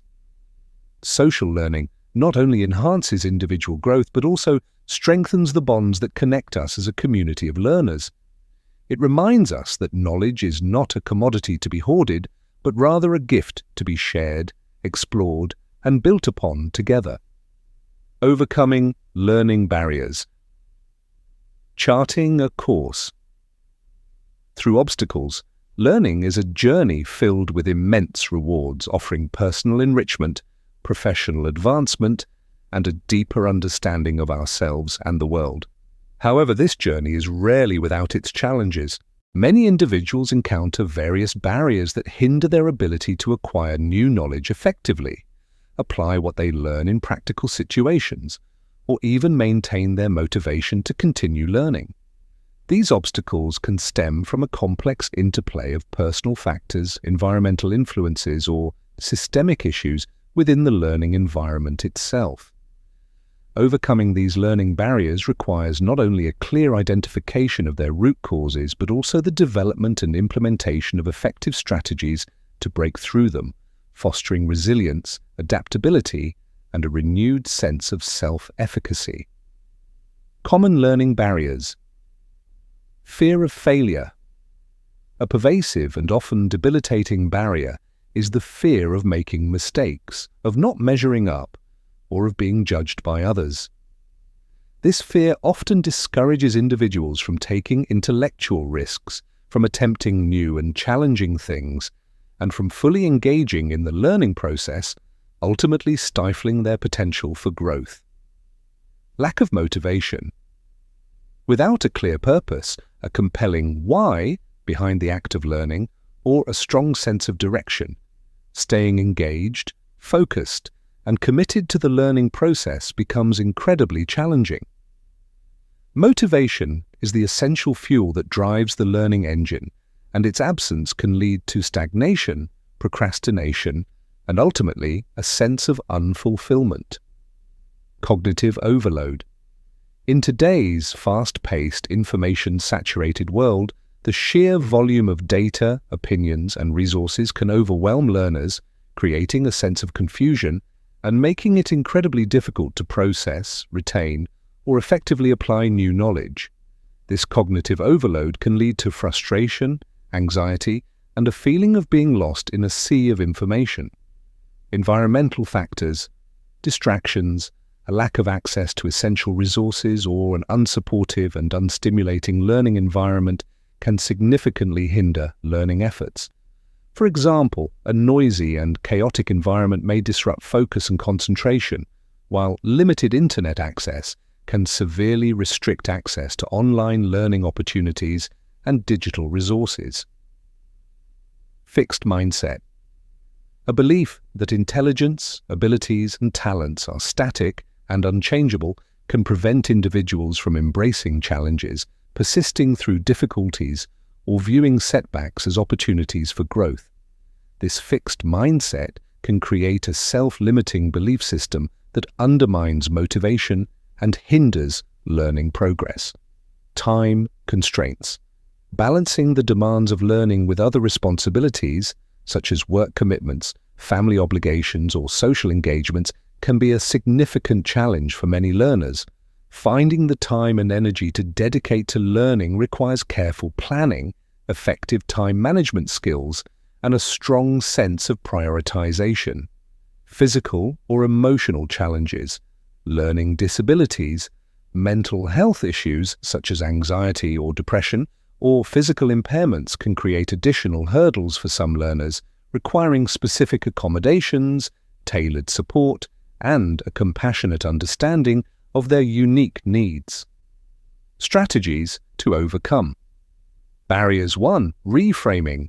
Failure as growth. Instead of fearing failure as a negative outcome or a reflection of personal inadequacy, view it as a natural, inevitable, and even essential part of the learning process.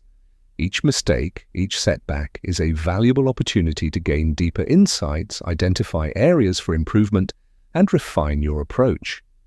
Adopting a growth mindset, as discussed earlier, helps individuals see challenges as stepping stones on the path to success rather than insurmountable roadblocks. 2. Cultivating intrinsic motivation. Discovering a personal why behind the act of learning is absolutely crucial for sustained engagement and long-term success. Ask yourself probing questions. How does this knowledge align with my personal goals, my deepest passions, or my long-term aspirations? Setting clear, attainable objectives and celebrating even the smallest wins along the way boosts motivation and reinforces positive learning behaviors. For instance, someone learning to code might focus on building a small, personal project they're passionate about, such as a simple game or a useful app, rather than simply completing generic tutorials. This purposeful approach fosters engagement, increases commitment, and makes the learning process more meaningful. 3. Breaking down information. Combat the overwhelming feeling of cognitive overload by organizing information into manageable bite-sized chunks. Techniques like the Feynman method, which involves explaining complex concepts in simple, easy-to-understand terms, or creating mind maps to visually represent information, can help learners process and retain knowledge more effectively. Prioritizing quality over quantity ensures a deeper understanding of key concepts rather than superficial knowledge of a vast array of topics. 4. Creating a conducive learning environment. Minimize distractions by establishing a dedicated learning space that is free from interruptions and conducive to focused concentration.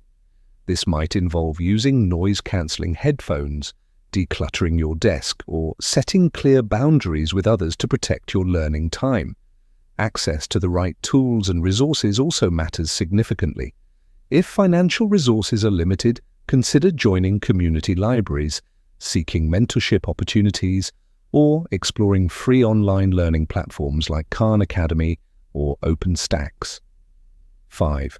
Shifting from a fixed to a growth mindset. Actively challenge and replace limiting beliefs about your abilities with a growth-oriented perspective. Acknowledge that abilities, intelligence, and talents can be developed and improved with consistent effort, dedicated practice, and a willingness to embrace challenges. Instead of saying, "I'm not good at math," reframe it as, "I'm not good at math yet." This subtle shift in language reinforces the powerful idea that improvement is always possible. 6. Time management and prioritization. For busy learners juggling multiple responsibilities, effective time management and prioritization skills are absolutely essential. Time blocking, allocating specific periods for focused learning, and breaking larger tasks into smaller, more manageable steps can make a significant difference. Using techniques like the Pomodoro method, which involves working in focused bursts with short breaks in between, ensures productivity without leading to burnout. Leveraging dead time, such as during commutes or waiting periods for micro-learning, such as listening to podcasts or audiobooks, can also be an effective strategy. 7. Seeking support. Don't hesitate to ask for help when facing learning challenges. Whether it's joining a study group, seeking advice from mentors or experienced peers, or accessing professional support for learning disabilities, collaboration and external guidance often make a significant difference in overcoming obstacles and achieving learning goals. Overcoming systemic and emotional barriers. Accessibility. Advocating for more inclusive and accessible learning environments is essential to ensure that all individuals have equal opportunities to learn and thrive. Institutions and educators can play a vital role by providing resources like audiobooks, subtitles, assistive technology, and tailored learning plans to support diverse learners. Mental health support. Addressing emotional barriers to learning requires acknowledging the impact of stress, anxiety, self-doubt, and other mental health challenges. Practices like mindfulness, meditation, or seeking professional therapy can help learners build confidence, develop resilience, and create a more positive and supportive internal environment for learning. History is replete with inspiring examples of individuals who overcame seemingly insurmountable learning barriers to achieve extraordinary things. Consider the remarkable story of Helen Keller, who overcame the immense challenges of being both blind and deaf to become a renowned author, political activist, and lecturer. Her success was not only a testament to her unwavering determination, but also the result of collaborative efforts with her dedicated teacher, Anne Sullivan. Another powerful example is the story of Malala Yousafzai, who bravely fought against systemic barriers to education in her community, eventually becoming a global advocate for women's rights and the youngest Nobel Prize laureate. Her journey underscores the importance of resilience, unwavering passion, and the power of support in overcoming even the most daunting obstacles. Overcoming learning barriers requires patience, persistence, and a willingness to adapt your learning strategies as needed. By proactively identifying obstacles, consciously adopting effective strategies to address them, and seeking support when necessary, learners can unlock their full potential and achieve their learning goals. The path may not always be smooth, and there will inevitably be setbacks along the way, but the rewards, personal growth, increased self-confidence, and a sense of empowerment are unquestionably worth the effort. The ability to learn, to adapt, and to grow is a fundamental human capacity, and by cultivating these qualities, we empower ourselves to live richer, more fulfilling lives. Highlights 1. Learning keeps the mind young by promoting cognitive vitality and creativity. 2. It's never too late to explore new skills or interests. 3. Social learning fosters connection and collaboration, enriching the experience. Activity Section 1. Identify a passion. Reflect on hobbies or topics you've always wanted to explore. Write them down and rank them based on your excitement level. 2. Set a goal. Choose one interest and create a month-long learning plan. Include specific milestones, such as completing a course module or practicing a skill for 30 minutes daily. 3. Engage socially. Join a group or forum related to your chosen interest. Share your progress and learn from others' experiences. 4. Celebrate progress. Document your journey, noting both challenges and achievements. Reflect on how the process has impacted your mindset and daily life. Chapter 4. Believe in yourself. Confidence comes not from always being right, but from not fearing to be wrong. Peter T. McIntyre. In 1963, a young woman named Katharine Graham took the helm of the Washington Post, a newspaper that was on the brink of financial collapse. As the first female CEO of a major American newspaper, Katharine had every reason to doubt herself. She was stepping into a world dominated by men, and the weight of her family's legacy made her decisions feel even more critical. But instead of letting fear paralyze her, Katharine took action. She trusted her instincts, listened to her team, and made bold decisions that would change the course of American journalism. One of her defining moments came during the Watergate scandal, where the Post's investigative reporting exposed a political cover-up that led to the resignation of President Nixon. Katharine was confident enough in her team and in her leadership to push through the resistance and skepticism from all sides. It was her willingness to act, even in the face of uncertainty, that earned her a place in history. Her story shows that confidence isn't built by avoiding mistakes or challenges. It's forged through taking action, even when the outcome is unclear. Katharine Graham's leadership was a direct result of her willingness to step into the unknown and keep moving forward. We often think confidence is something innate, a trait some are born with and others can only dream of. But in truth, confidence is not about having all the answers or always being right. It's about having the courage to act regardless of the fear or uncertainty that might accompany those actions. This chapter will explore how taking action, no matter how small or imperfect, can build lasting confidence and propel you towards success. Confidence doesn't magically appear when we need it the most. It's cultivated through experiences, decisions, and a willingness to keep moving forward. The secret lies in building that momentum through consistent, deliberate action. Psychological research suggests that confidence is largely tied to our ability to experience small successes and build on them. A study by the University of Melbourne found that individuals who took proactive steps, even small ones, toward their goals had a 60% higher likelihood of feeling confident in their abilities. The key takeaway: confidence is a product of doing, not waiting. When we take action, even when we don't feel ready, we create the experiences that lead to increased self-assurance. Action. Overthinking. The power of doing confidence is not some magical ingredient bestowed upon a chosen few. It's a skill, a muscle, developed and strengthened through consistent effort and, most importantly, action. It's often perceived as a byproduct of success, something that arrives after we've achieved our goals. However, the truth is quite the opposite. Confidence is often the catalyst for success, the driving force that propels us forward even when the path ahead seems uncertain. And the most effective way to cultivate confidence is not through endless contemplation or meticulous planning, but through the simple yet profound act of doing.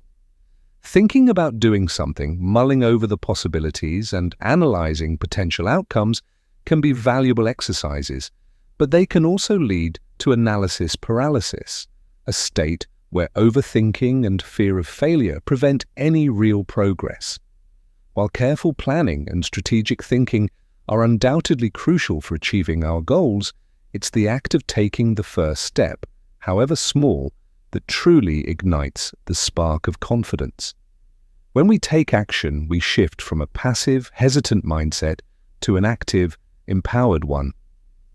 Action brings clarity. It illuminates the path ahead, revealing what strategies work effectively, what approaches fall short, and where adjustments are needed. Consider someone who is new to public speaking. They might spend countless hours thinking about preparing the perfect speech, crafting eloquent prose, and visualizing themselves delivering a flawless presentation. However, their confidence will only begin to grow, truly solidify, once they step in front of an audience and actually speak.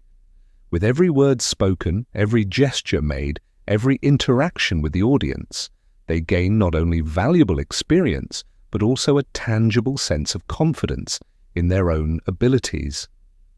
Overcoming analysis. Paralysis. Analysis. Paralysis occurs when individuals overthink the potential outcomes, the perceived risks, or the imagined failures associated with a particular action, leading to inaction, procrastination, and ultimately missed opportunities.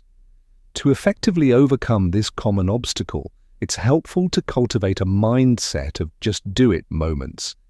This empowering mindset encourages moving past the discomfort of uncertainty, pushing forward despite feelings of fear or doubt, and embracing the inherent messiness of the learning process. For example, a person who is hesitant about starting their own business might feel overwhelmed by all the things they need to learn, all the details they need to organize, and all the potential challenges they may face. The key is to start somewhere, anywhere. This might mean creating a rudimentary business plan, reaching out to a few potential clients to gauge interest, or simply registering their business name. Once they take that first, often daunting, step, the path forward becomes clearer, the overwhelming sense of uncertainty begins to dissipate, and confidence builds incrementally with each small action taken. The role of momentum. Action breeds momentum, creating a positive feedback loop that fuels further progress. Every step taken, no matter how small it may seem in isolation, pushes you closer to your ultimate goal. This growing momentum builds confidence by consistently reinforcing the belief that progress is not only possible but also inevitable with sustained effort. Over time, what once seemed daunting, insurmountable, or even terrifying becomes routine, manageable, and even enjoyable. For instance, learning a new language can feel incredibly overwhelming at first, but by consistently practicing, even for just 10 minutes a day, the learner gradually gains fluency, expands their vocabulary, and develops the confidence to engage in conversations in that language. The more you act, the more you learn. And the more you learn, the more confident you become. Confidence doesn't magically appear from sitting on the sidelines, passively observing. It's developed, honed, and strengthened by diving in, embracing the experience, and actively engaging with life directly. Embracing imperfection. Another crucial aspect of taking action is recognizing and accepting that perfection is not required, nor is it even attainable. It's easy to fall into the trap of wanting everything to be perfectly aligned, flawlessly prepared, and meticulously planned before we even begin. But this pursuit of an often illusory ideal can hold us back from achieving anything at all. Embracing imperfection, accepting that mistakes are part of the learning process, and understanding that growth often comes from trial and error allows for experimentation, encourages risk-taking, and fosters resilience. Mistakes are not signs of failure, they are valuable sources of insight that inform our future efforts, improve our performance, and enhance our decision-making. The very act of doing, even when it's imperfect, strengthens our sense of self-efficacy, our belief in our ability to succeed, and our confidence in our capacity to learn and grow. Practical example: consider a person who is looking to lose weight and improve their overall fitness. They might spend months reading about different diets, researching various exercise routines, and consuming countless success stories of others who have achieved their weight loss goals. However, their confidence in making a real, lasting change will only truly come once they begin by going for a walk, signing up for a fitness class, or making conscious changes to their eating habits. Their initial actions, however small, will lead to small victories, perhaps a slight weight loss, increased energy levels, or a feeling of greater well-being. These small wins, in turn, will build the confidence needed to tackle more significant challenges, perhaps incorporating more intense workouts or making more significant dietary changes. The key to confidence is action. In any area of life, whether it's pursuing a career goal, improving a personal relationship, or learning a new skill, confidence is not built through idle thinking, passive observation, or wishful dreaming. It's earned through consistent, purposeful action. The more you do, the more you learn about yourself, your strengths, your weaknesses, your resilience, and your capacity for growth. Even small actions taken consistently over time will lead to significant progress and greater confidence. To truly build unshakable confidence, we must move beyond the realm of thought and boldly step into the arena of action, embracing uncertainty, accepting imperfection, and celebrating every step of the journey. Small wins build confidence, the power of incremental progress. Confidence isn't built on grand, sweeping gestures or single, monumental achievements. It's nurtured and cultivated through the steady accumulation of small wins, incremental progress, and consistent effort. These seemingly minor successes, often overlooked or dismissed as insignificant, reinforce our belief in our own abilities, provide tangible evidence of our capabilities, and fuel the motivation needed to tackle larger, more complex challenges. Whether it's a personal goal, a professional achievement, or simply a task completed with intention, small wins can have a profound and often underestimated impact on our self-esteem, our sense of self-efficacy, and our overall confidence. The psychological power of small wins. Small wins trigger a cascade of positive reinforcement within our brains. When we achieve something, however small it may seem in the grand scheme of things, our brain releases dopamine, the feel-good neurotransmitter associated with pleasure, motivation, and reward. This release of dopamine not only makes us feel good in the moment, but also motivates us to keep moving forward, to seek out further opportunities for achievement, and to continue building on our successes. Psychologically, these small successes create a powerful and self-sustaining cycle of achievement, where each win propels us to aim for the next, reinforcing our belief in our capabilities and strengthening our resolve to persevere. For instance, someone who is trying to improve their physical fitness might start by setting a modest and achievable goal of walking 10,000 steps a day. After a few days of consistently meeting that goal, the individual gains a tangible sense of confidence in their ability to stick to a routine, to commit to a plan, and to achieve what they set out to do.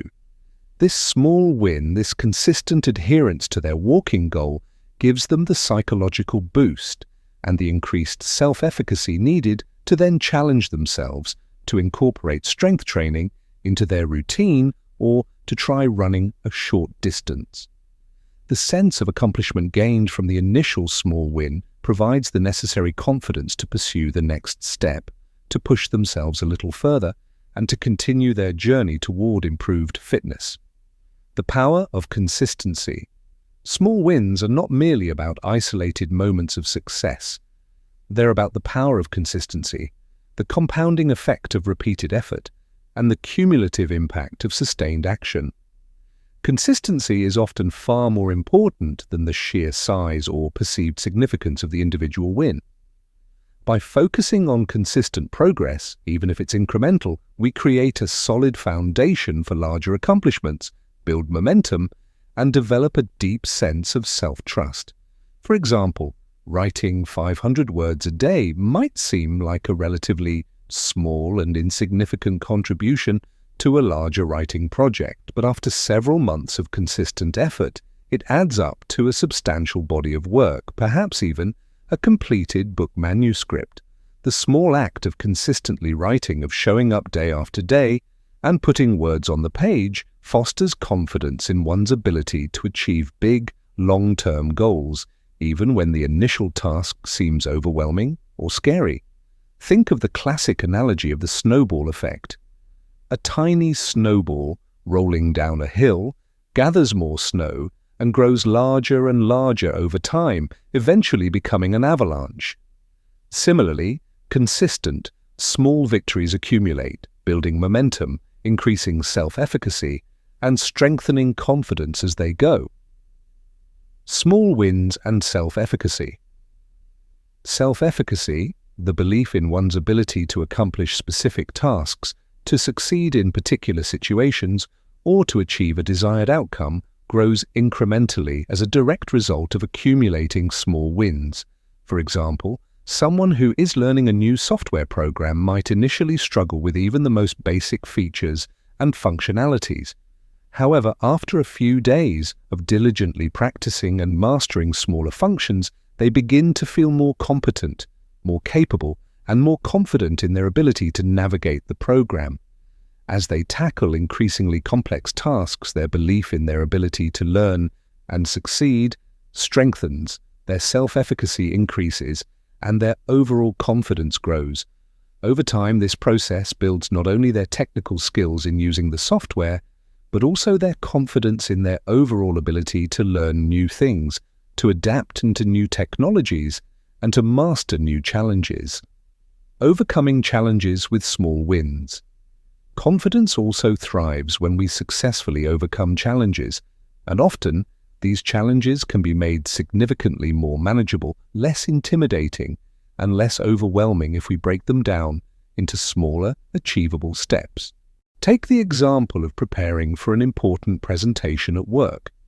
Instead of overwhelming oneself by focusing on the presentation as a whole, which can feel daunting and stressful, breaking it down into smaller, more manageable tasks, such as researching the topic, drafting an outline, creating visually appealing slides, and rehearsing each section individually, turns what initially seemed like an intimidating project into a series of manageable wins. Each completed task, each small step forward, boosts confidence and makes the overall presentation feel much less daunting, more achievable, and even something to look forward to. Celebrating every step. Many people, unfortunately, overlook the immense importance of celebrating small wins, often thinking that only big, headline-worthy accomplishments are worthy of recognition or celebration. However, consciously and deliberately acknowledging small victories, taking the time to appreciate incremental progress, and celebrating each step forward can drastically improve confidence, boost motivation, and reinforce positive learning behaviors. Celebrating achievements, whether it's by treating yourself to a small reward, sharing your success with a friend or family member, or simply taking a quiet moment to reflect on your progress, solidifies your sense of accomplishment, reinforces your belief in your abilities, and strengthens your resolve to continue moving forward. This acknowledgement, this conscious appreciation of your efforts, boosts motivation and encourages you to keep striving for more. Practical example: if someone is trying to overcome their fear of public speaking, a common phobia that can significantly impact an individual's personal and professional life. They might begin by practicing speaking in front of a mirror in the privacy of their own home, then gradually progress to speaking in front of a trusted friend or family member, and then perhaps join a small group or a public speaking class. Each of these seemingly small steps, each incremental increase in the level of challenge, builds confidence and reduces anxiety. As they gain comfort and experience with these smaller steps, they can eventually work their way up to addressing larger audiences, delivering presentations with greater ease, and speaking confidently in public settings, all thanks to the foundation of confidence they've developed from their earlier, smaller wins. The building blocks of confidence. Small wins are the essential building blocks upon which lasting confidence is constructed. They provide tangible evidence of our capabilities, fuel our motivation, reinforce our belief in ourselves, and lay the groundwork for achieving larger, more ambitious goals. When focused on consistent, incremental progress, rather than overwhelming ourselves with the perceived enormity of a task, we can steadily build our confidence, strengthen our self-efficacy, and achieve lasting success in all areas of our lives. The journey to confidence is not a sprint, it's a marathon, and small wins are the fuel that keeps us moving forward, one step at a time. Facing fears head-on, conquering the inner obstacles. One of the most powerful, transformative, and ultimately liberating ways to build unshakable confidence is to confront and face our fears directly, intentionally, and with a sense of purpose. Fear, in its myriad forms, often acts as an invisible yet formidable barrier, holding us back from reaching our full potential, preventing us from pursuing our dreams, and limiting our capacity for growth. It can paralyze us with doubt, make us question our abilities, and prevent us from taking the necessary actions to move forward. However, the process of facing fear head-on is not about becoming fearless, about eliminating fear altogether. It's about learning to act despite fear, to manage it effectively, and to use it as a catalyst for growth and self-discovery. The role of fear in personal growth. Fear is a natural, instinctive, and often necessary response to perceived danger, uncertainty, or the unknown. It's a survival mechanism, deeply ingrained in our biology, that has helped humanity avoid countless threats and navigate a challenging world for millennia. However, in modern life, fear often operates in ways that aren't necessarily aligned with actual physical danger, but rather with the discomfort of stepping outside our comfort zones, the anxiety of facing potential criticism, or the apprehension of experiencing failure. This type of fear, while still very real and impactful, can be a significant obstacle to personal growth, hindering our progress and preventing us from embracing new opportunities. Confronting fear head-on, intentionally and strategically, allows us to recognize it for what it truly is: a mental and emotional response, often based on assumptions and projections, to something that may not be as threatening or insurmountable as it initially seems. When we face our fears, we begin to dismantle their power over us, to understand their origins, and to manage their influence on our behavior.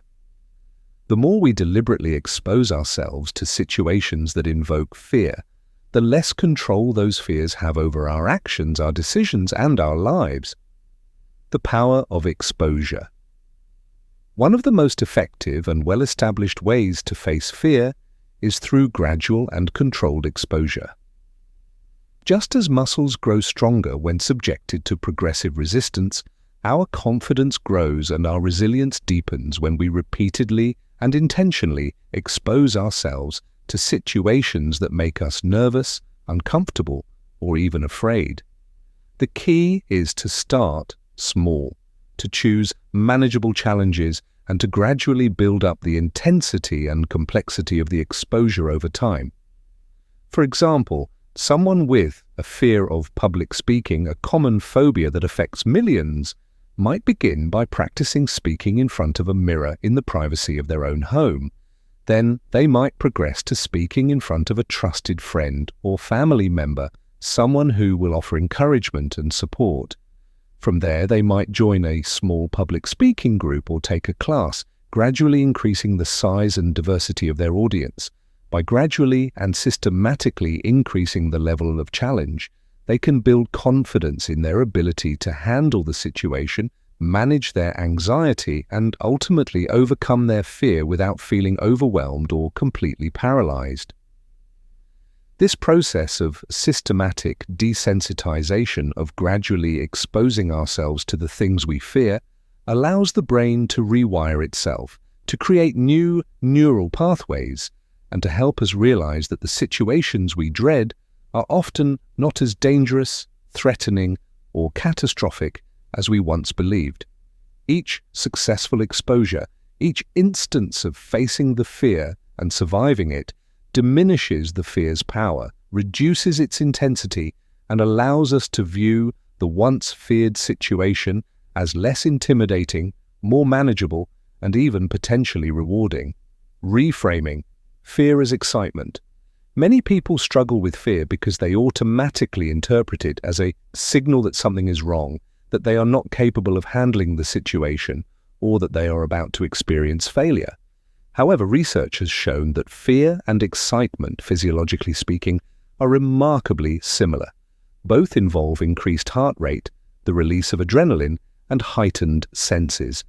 By consciously and deliberately reframing fear as excitement, viewing it as a sign that you are about to embark on something new, challenging, or potentially meaningful, you can fundamentally change your perspective on the situation and transform your emotional response. For instance, before delivering an important presentation at work, instead of saying to yourself, "I'm terrified," which reinforces the feeling of fear and anxiety, you could consciously reframe it as, "I'm excited to share this information with my colleagues."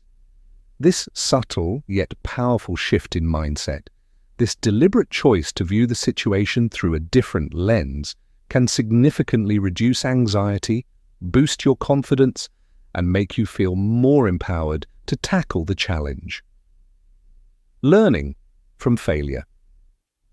The fear of failure is often a significant and deeply ingrained barrier to taking action, trying new things, and stepping outside our comfort zones. We fear that we won't succeed, that we'll make mistakes, that we'll look foolish in front of others, or that we'll be judged negatively. But failure, as uncomfortable and even painful as it may be, is often a powerful, invaluable, and even necessary teacher. When we experience failure, we learn valuable lessons about what doesn't work, what strategies are ineffective, and where we can improve our approach. These lessons, while sometimes difficult to accept, can inform our future efforts, guide our decisions, and ultimately lead us to greater success. By facing our fears head-on, embracing the possibility of failure, and accepting that setbacks are a natural part of the learning process, we open ourselves up to the immense potential for growth, resilience, and self-discovery. In fact, many of the most successful people in history, those who have achieved extraordinary things, have often faced the most failures, experienced the most setbacks, and endured the most criticism. What sets them apart, what distinguishes them from those who give up in the face of adversity, is their ability to continue trying, to learn from their mistakes, and to move forward with renewed determination. Each failure, each setback, becomes a stepping stone on the path to eventual success. The role of support. Facing fears doesn't always have to be a solitary endeavor, a lonely battle fought in isolation. Support from trusted friends, family members, mentors, coaches, or therapists can make a significant difference in building confidence, managing anxiety, and overcoming the obstacles that stand in our way. Talking through your fears with someone you trust, someone who will listen without judgment and offer empathy and understanding, can provide valuable perspectives, offer much-needed encouragement, and provide reassurance when self-doubt creeps in. Sometimes, just knowing that someone else believes in you, that someone else sees your potential, can give you the courage to take the first step, to face the unknown, and to confront your fears. In many cases, simply sharing our fears with others, bringing them out into the light of day, reduces their power and diminishes their hold over us. By acknowledging fear, speaking about it openly, and sharing our anxieties with trusted individuals, we demystify it, normalize it, and create space for finding solutions, developing coping mechanisms, and taking positive action. It's also immensely helpful to seek guidance and advice from those who have faced similar fears, overcome comparable challenges, and can provide practical strategies, effective techniques, and words of wisdom based on their own experiences. Taking action despite fear. The most important, and often the most challenging, aspect of facing fear head-on is taking action despite the fear. Fear can be a paralyzing force, immobilizing us with worry, doubt, and apprehension. But when we take even small, incremental steps toward our goal, when we choose to act in the face of fear, we demonstrate to ourselves, in a tangible and undeniable way, that we are capable of handling discomfort, managing anxiety, and overcoming obstacles. Over time, this builds a deep sense of self-trust, strengthens our resilience, and solidifies our confidence in our ability to navigate challenging situations. For example, someone with a fear of flying, a common phobia that can severely limit travel opportunities, may never completely eliminate the anxiety they feel when boarding a plane. But by continuing to fly, by choosing to face their fear rather than succumb to it, they prove to themselves time and time again that they can handle the fear, that they can manage their anxiety, and that they can still reach their destination. Each flight, each successful trip, reinforces the belief that they can face their fears and come out stronger on the other side. Embracing fear as part of the journey. Facing fears head-on is not a one-time event. It's an ongoing process, a continuous journey of self-discovery and personal growth. It requires courage, persistence, a willingness to embrace discomfort, and the understanding that fear is a natural and even necessary part of the human experience. By deliberately exposing ourselves to the things that scare us, consciously reframing our fear as excitement, learning from our failures, seeking support from others, and taking action despite our anxieties, we gradually reduce the hold that fear has over us, diminish its power to control our lives, and build unshakable confidence in our ability to navigate the unknown. In doing so, we cultivate resilience, strengthen our self-belief, and unlock the confidence necessary to pursue our goals with conviction, passion, and unwavering determination. Fear, when faced with courage and intention, can become not a barrier, but a bridge to a more confident, fulfilling, and empowered version of ourselves. Confidence in relationships. Building bridges of trust and understanding. Relationships in all their diverse forms, personal, professional, familial, or social, play a profound and often underestimated role in shaping our self-confidence. The way we interact with others, the dynamics of our connections, and the quality of our relationships can either bolster or diminish our sense of self-worth, our belief in our abilities, and our overall confidence in navigating the social world. Building and maintaining confidence in relationships requires a combination of self-awareness, effective communication skills, emotional intelligence, and a deep understanding of the principles of trust, respect, and mutual understanding. The role of vulnerability. At first glance, vulnerability might seem counterintuitive, even paradoxical, when it comes to building confidence. We are often taught, implicitly or explicitly, to protect ourselves emotionally, to hide our perceived weaknesses, and to project an image of invulnerability. However, true and lasting confidence in relationships, the kind of confidence that allows us to connect authentically with others, stems from the ability to be open, genuine, and vulnerable with those we care about. When we allow ourselves to be vulnerable, when we dare to show our true selves, we let go of the fear of judgment, the anxiety of rejection, and the need to maintain a perfect facade. We acknowledge our imperfections, accept our humanity, and demonstrate to others that we are human just like they are. This creates a safe and supportive space for deeper connection, fosters genuine trust, and promotes mutual understanding. Ironically, it is often in moments of vulnerability when we allow ourselves to be seen as we truly are that we experience the greatest strength in our relationships, the deepest sense of belonging, and the most profound validation. For example, sharing your fears, dreams, and challenges with a close friend, a trusted partner, or a supportive family member can significantly strengthen the bond between you and help you feel more confident, more secure, and more accepted in their presence. The act of opening up, of allowing someone to see your vulnerabilities, shows that you trust them, that you believe in their capacity for empathy, and that you value the possibility of a supportive and non-judgmental relationship.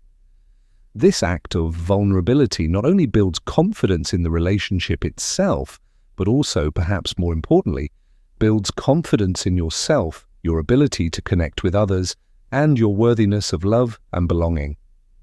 Setting healthy boundaries. Confidence in relationships also comes from the essential ability to set and maintain healthy boundaries. Boundaries define what is acceptable and what is not in our interactions with others.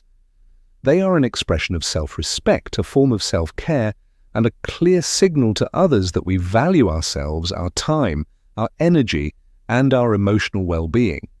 When we set clear and consistent boundaries, we protect our emotional well-being, prevent ourselves from being taken advantage of, and avoid situations where we may feel disrespected, manipulated, or overwhelmed. For instance, if someone repeatedly interrupts us during conversations, consistently dismisses our opinions, or consistently oversteps our personal space, having the confidence to politely but firmly request that they listen without interruption, respect our opinions, or honor our personal space ensures that we are heard, valued, and treated with respect. Setting boundaries also involves learning to say no when necessary, even when it feels uncomfortable, awkward, or potentially confrontational. People-pleasing tendencies, the desire to avoid conflict or rejection, can erode our confidence in relationships, as they often result in us neglecting our own needs, suppressing our own feelings, and compromising our own values in favor of others. By learning to say no with kindness, assertiveness, and clarity, we empower ourselves, protect our emotional health, and ultimately increase our confidence in the relationship and in our ability to advocate for ourselves. Effective communication. Confidence in relationships is greatly enhanced, strengthened, and nurtured by the ability to communicate effectively. Communication is the essential bridge between individuals, allowing us to express our needs, articulate our emotions, and clearly convey our expectations. When we communicate with clarity, empathy, respect, and authenticity, we reduce misunderstandings, minimize conflict, and foster trust. In personal relationships, this might mean expressing how you genuinely feel without resorting to blame, defensiveness, or passive-aggressive behavior. For example, instead of saying, "You never listen to me," which is accusatory and likely to trigger a defensive response, you could express your feelings more constructively by saying, "I feel hurt and unheard when my thoughts and opinions are dismissed." In professional relationships, effective communication might involve clearly articulating your goals, outlining your expectations, and highlighting your contributions to ensure alignment, avoid confusion, and promote a collaborative work environment. Good communication also includes active listening, truly hearing what the other person is saying, paying attention to both their verbal and nonverbal cues, and seeking to understand their perspective without judgment, interruption, or preconceived notions. When we listen attentively, we show that we value the other person's thoughts, feelings, and experiences, which in turn builds respect, fosters trust, and increases confidence within the relationship. The more we practice listening and speaking authentically, the more we cultivate strong, confident, and meaningful connections with others. Building trust. Trust is the bedrock, the essential foundation upon which any healthy and lasting relationship is built. Confidence in relationships grows and flourishes when both parties feel secure, supported, and respected. Building trust takes time, consistency, and a genuine commitment to honesty and integrity, but it is absolutely essential for creating an environment where both individuals can thrive, feel safe to be vulnerable, and reach their full potential within the relationship. Trust is not built through empty words or hollow promises. It is earned through consistent actions, reliable behavior, and demonstrated integrity. When we follow through on our commitments, keep our promises, act with honesty, and behave in a way that aligns with our values, we show others that we can be relied upon, that we are trustworthy, and that our words have meaning. In turn, this fosters a sense of safety, increases confidence, and allows both individuals to open up, share vulnerabilities, and take healthy risks within the relationship, knowing that they will be supported, not judged. In contrast, broken trust, whether through dishonesty, inconsistency, betrayal, or a breach of confidence, can have a profoundly negative impact on confidence, creating feelings of doubt, insecurity, fear of being hurt, and a reluctance to be vulnerable. However, while difficult, trust can be rebuilt over time, but it requires open communication, genuine remorse, sincere apologies, consistent accountability, and sustained efforts to make amends and demonstrate a commitment to change. Confidence in conflict. Conflict is an inevitable and even healthy part of any relationship. Disagreements, differing opinions, and conflicting needs are bound to arise from time to time. However, confidence in handling conflict constructively, the ability to navigate disagreements in a healthy way, and the willingness to find mutually acceptable solutions can actually strengthen the bond between individuals and deepen their understanding of each other. Rather than avoiding conflict altogether, reacting impulsively, or resorting to destructive communication patterns, confident individuals approach disagreements with calmness, empathy, and a genuine willingness to find common ground. They view conflict not as a threat to the relationship, but as an opportunity for growth, increased understanding, and a chance to strengthen their connection. This perspective fosters mutual respect, encourages open communication, and creates an environment where both parties feel confident in expressing their feelings, articulating their needs, and working through challenges together. The power of supportive relationships. Finally, confidence in relationships flourishes when we are surrounded by a supportive network of individuals who believe in us, encourage our growth, and offer unwavering support. Healthy relationships, whether with family, friends, colleagues, mentors, or significant others, provide a sense of belonging, offer encouragement and guidance, and provide a safe space to be ourselves. These relationships help us feel validated, understood, and cared for, all of which contribute to a positive self-image, increased self-esteem, and a deep sense of confidence. Being in relationships that uplift us, that inspire us to be our best selves, and that support our personal and professional goals allows us to take healthy risks, pursue our passions, and grow as individuals. It boosts our confidence to know that we have people in our lives who believe in us, who see our potential, and who will be there to offer support, encouragement, and a helping hand when needed. Surrounding ourselves with positive, empowering, and supportive people is absolutely essential for building long-lasting confidence in our relationships and in ourselves. Confidence as a two-way street. Building confidence in relationships is not a one-way process. It's a reciprocal exchange, a dynamic interaction that requires effort, intention, and mutual respect from all parties involved.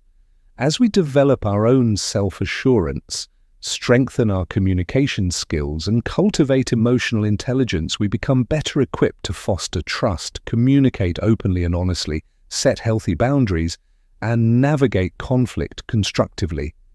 In turn, this strengthens our relationships, deepens our connections, and creates a positive, self-reinforcing cycle of mutual support, growth, and increased confidence. When we approach relationships with vulnerability, empathy, authenticity, and confidence, we cultivate deeper, more meaningful, and more fulfilling connections with others. These enriching connections, in turn, help us build the unshakable confidence we need to continue growing, evolving, and thriving in all areas of our lives. Confidence in relationships is not just about what we receive from others, it's about what we bring to the table, the kind of person we choose to be, and the ways in which we choose to connect with those around us. The confidence cycle, a self-perpetuating engine of growth. Confidence isn't a static trait, a fixed quality we either possess or lack. It's a dynamic, ever-evolving process, a skill we cultivate, and a journey we embark on. It doesn't just magically appear overnight, it's built and sustained through consistent effort, purposeful action, and thoughtful reflection. The confidence cycle refers to the powerful and self-reinforcing process by which confidence feeds into itself, growing stronger and more resilient with each positive step we take, each challenge we overcome, and each success we acknowledge. It's a virtuous cycle, a self-perpetuating engine of growth that, once set in motion, can propel us forward toward greater achievements, deeper self-understanding, and continuous personal and professional development. The starting point, small actions. The confidence cycle begins, perhaps surprisingly, not with grand pronouncements or elaborate plans, but with simple, often seemingly insignificant, actions. Many people mistakenly believe that they need to feel confident before taking the first step toward their goals. However, reality is often the reverse. It's frequently the act of doing something, however small or tentative, that sparks the initial flicker of confidence, ignites the flame of self-belief, and sets the entire cycle in motion. For example, someone who feels nervous or apprehensive about public speaking might initially be overwhelmed by the thought of addressing a large crowd. However, taking the small, manageable action of speaking to a small group of friends, practicing a presentation in front of a mirror, or even simply recording themselves speaking and reviewing the recording can create a sense of accomplishment, demonstrate their capabilities, and set the confidence cycle into motion. These initial actions don't need to be monumental, groundbreaking, or particularly impressive to others. They simply need to be meaningful to you. They serve as tangible proof to ourselves that we can achieve what we set out to do, that we are capable of making progress, and that we are worthy of success. Every step forward, however incremental, however small it may seem in isolation, sends a powerful message to our subconscious mind, reinforcing the belief that we are competent, resourceful, and capable of achieving our goals. This, in turn, builds our confidence, making the next step, the next challenge, feel less daunting and more attainable. The role of reflection. As we take action, as we engage with the world and pursue our goals, it's absolutely essential to pause periodically and reflect thoughtfully on our progress. Reflection allows us to see how far we've come on our journey, to acknowledge the skills and strengths we've developed along the way, and to recognize the progress we've made, even if it's incremental. It's a powerful and often underutilized practice that helps us internalize our achievements, solidify our learning, and reinforce the belief that we are capable of achieving even more. For instance, after completing a challenging project at work, tackling a difficult conversation with a loved one, or mastering a new skill, reflecting on the outcome, whether it was ultimately successful or not, helps us recognize what strategies worked effectively, what approaches fell short, and where we could improve our performance in the future. Reflection allows us to celebrate our victories, learn from our setbacks, and extract valuable lessons from our experiences, all of which are essential for maintaining confidence, fostering resilience, and ensuring long-term growth. It's this continuous process of assessing our actions, analyzing our experiences, and consciously acknowledging our growth that keeps the confidence cycle spinning, propelling us forward on our journey. The impact of positive feedback. Another critical element in the confidence cycle is the feedback we receive from others, particularly when it's positive, encouraging, and supportive. Positive feedback, whether it comes from friends, family members, colleagues, mentors, or supervisors act as a powerful form of external reinforcement, validating our efforts, strengthening our belief in ourselves, and reminding us that others recognize our capabilities, appreciate our contributions, and value our presence. Even when the feedback we receive is constructive or critical, it can still serve a valuable purpose in building confidence, provided it's delivered with empathy, respect, and a genuine desire to help us improve.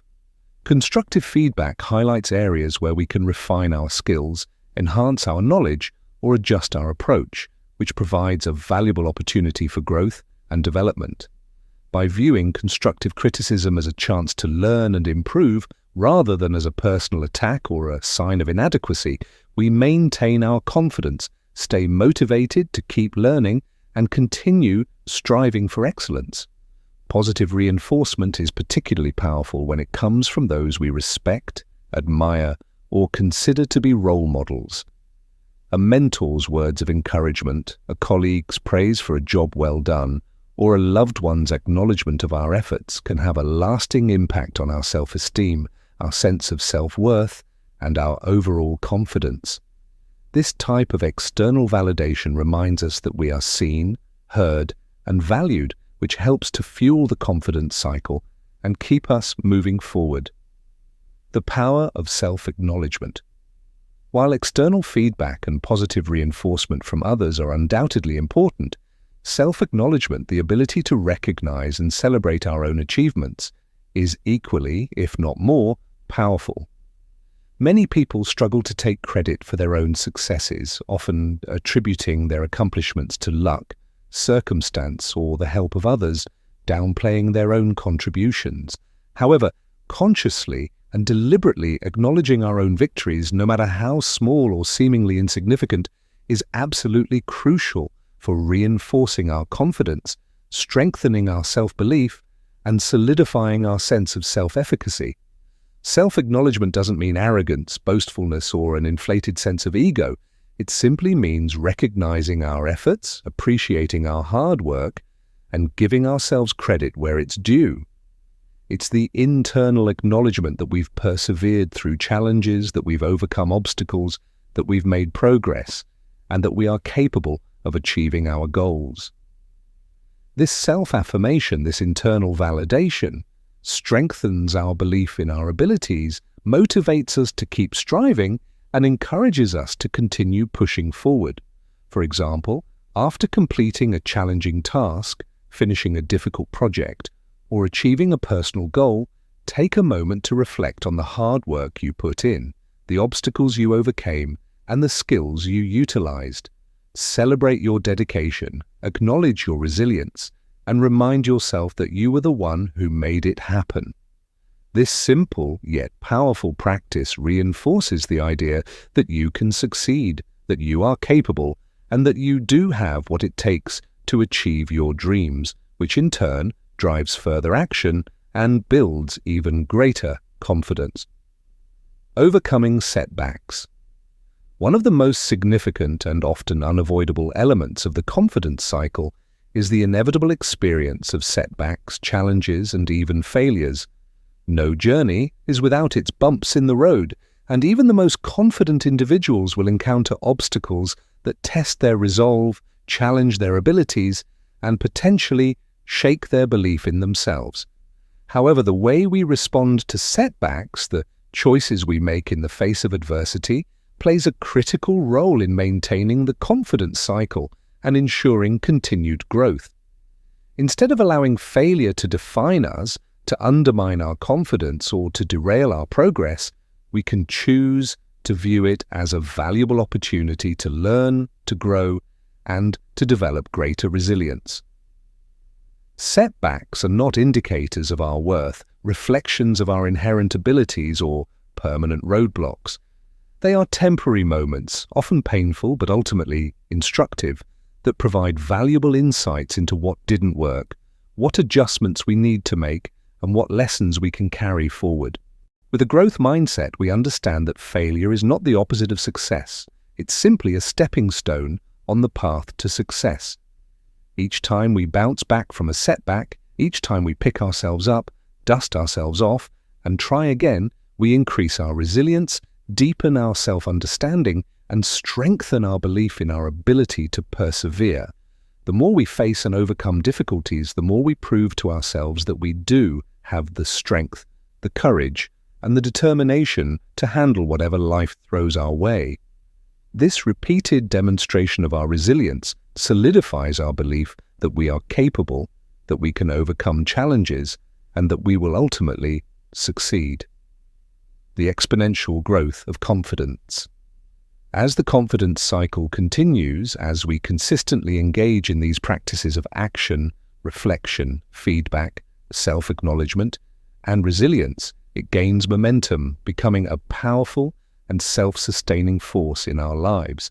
The more actions we take, the more we reflect on our progress, the more feedback we receive and integrate, the more we acknowledge our achievements, and the more effectively we learn from our setbacks, the more confident we become. Confidence becomes not just a feeling, but a deep-seated belief, a core part of our identity, a fundamental understanding of our capabilities, our worth, and our limitless potential.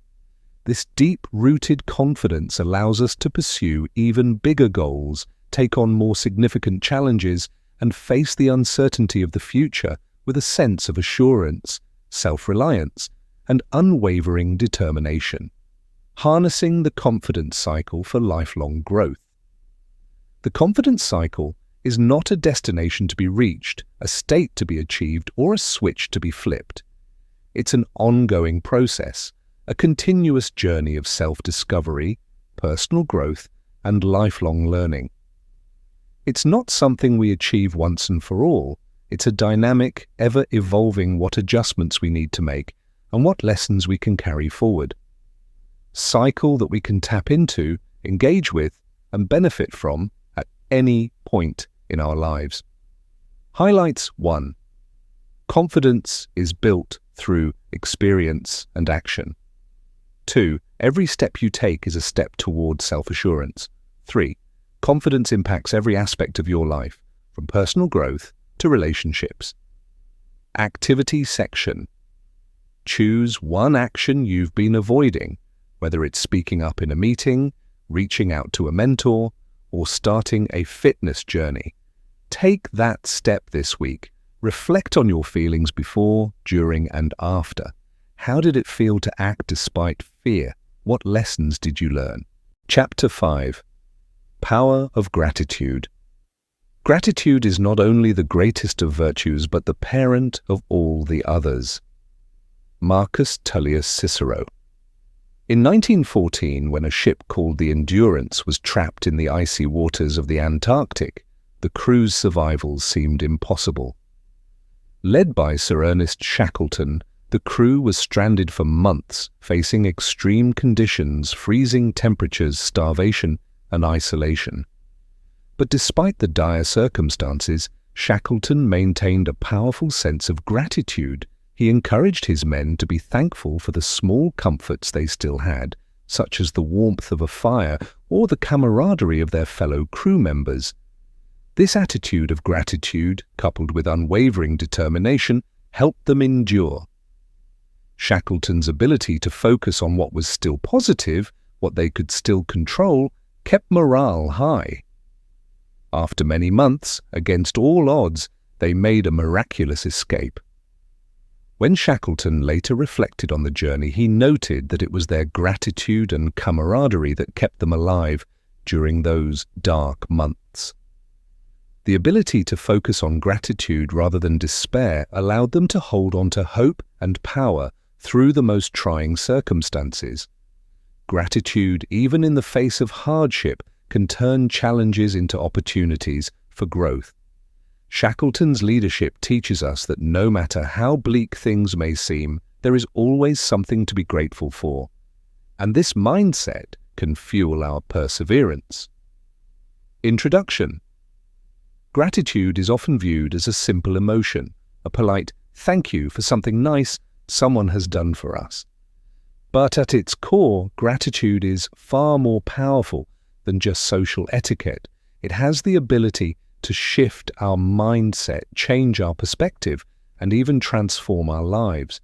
When practiced regularly, gratitude nurtures a sense of positivity, resilience, and well-being. This chapter explores how cultivating gratitude can not only improve our outlook on life, but also contribute to better physical health, stronger relationships, and a greater sense of fulfillment. The simple act of acknowledging what's good in our lives has the potential to unlock a wealth of positive outcomes, both personal and professional. Numerous scientific studies have explored the impact of gratitude on our well-being. Research from the Journal of Personality and Social Psychology shows that individuals who regularly practice gratitude experience a range of benefits, including improved mental health, enhanced empathy, and stronger relationships. In one study, participants who kept a gratitude journal reported feeling more optimistic and even experienced fewer symptoms of depression compared to those who didn't engage in gratitude practices. In addition to mental health, gratitude is linked to physical health benefits.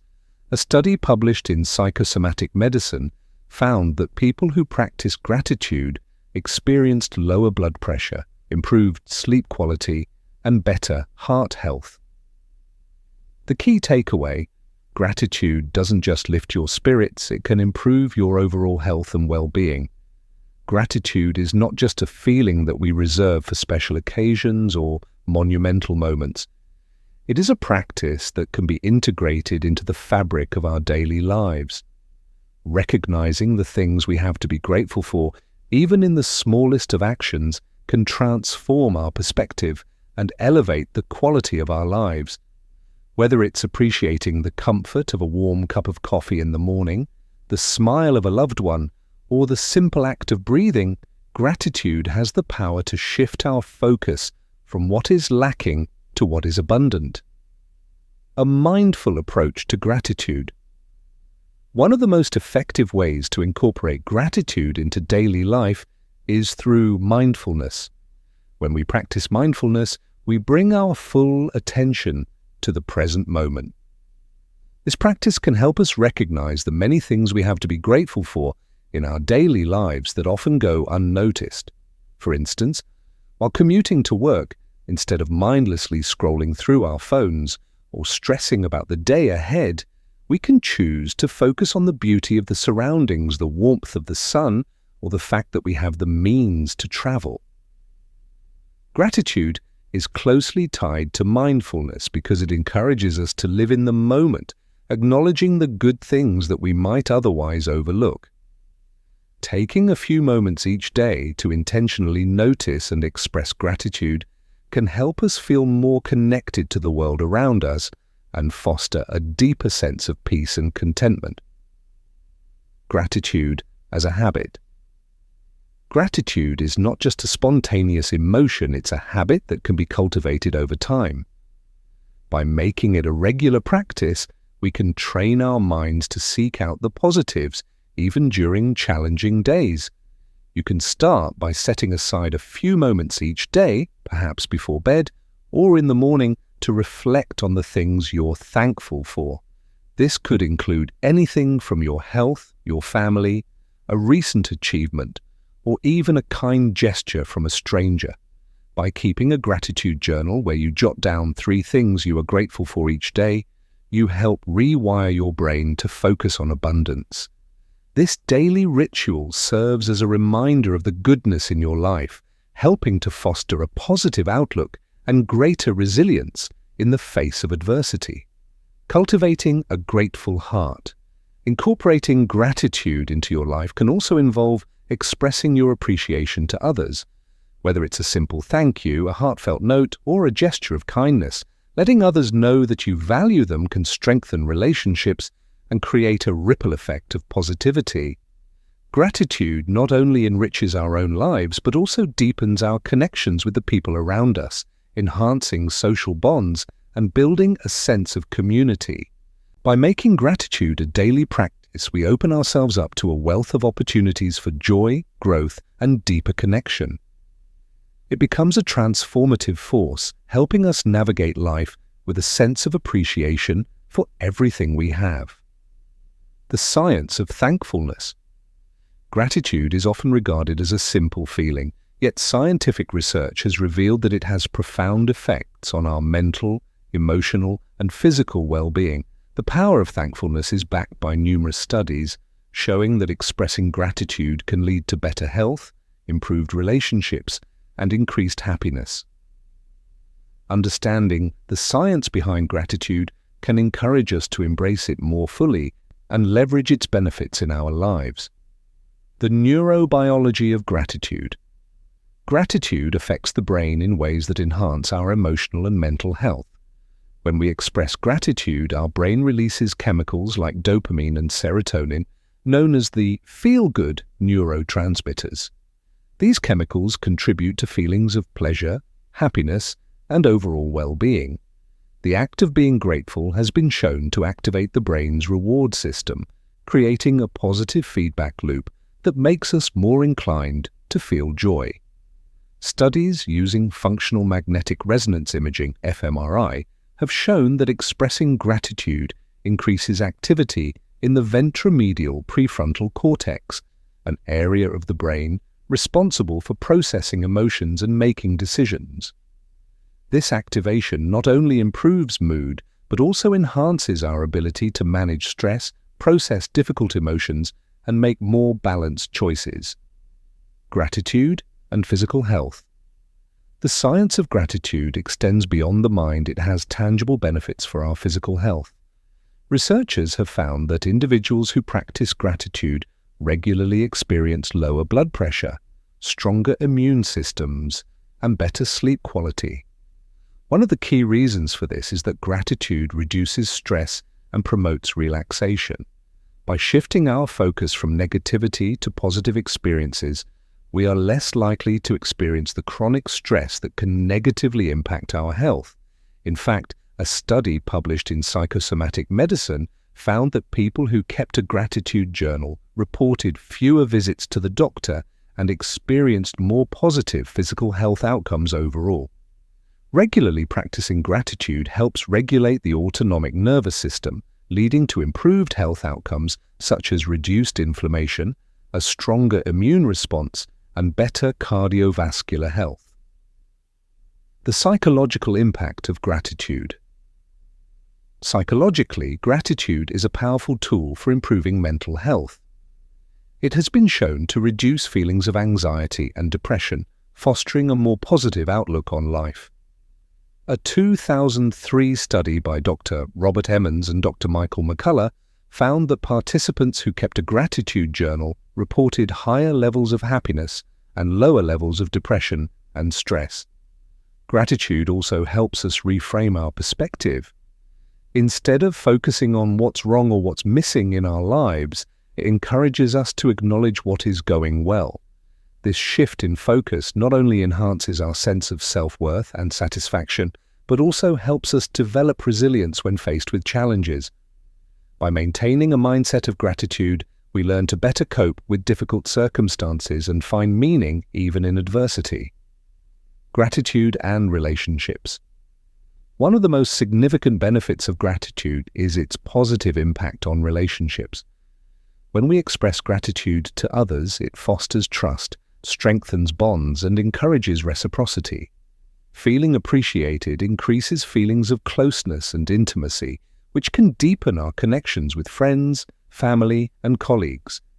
Expressing gratitude has been shown to improve relationship satisfaction, reduce conflict, and enhance communication. In romantic relationships, couples who regularly express gratitude toward each other are more likely to feel supported, valued, and happy in their partnerships. Gratitude serves as a powerful tool for maintaining healthy, thriving relationships, both by helping us appreciate others and by making them feel appreciated in return. From gratitude to happiness. Gratitude and happiness are intimately connected, so much so that one can often lead to the other. While happiness is often perceived as a fleeting emotion, gratitude has the potential to serve as a lasting foundation for greater joy and fulfillment in life.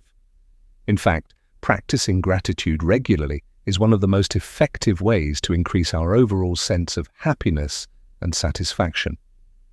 The gratitude-happiness connection. Research consistently shows that people who practice gratitude are happier, more optimistic, and experience greater emotional well-being.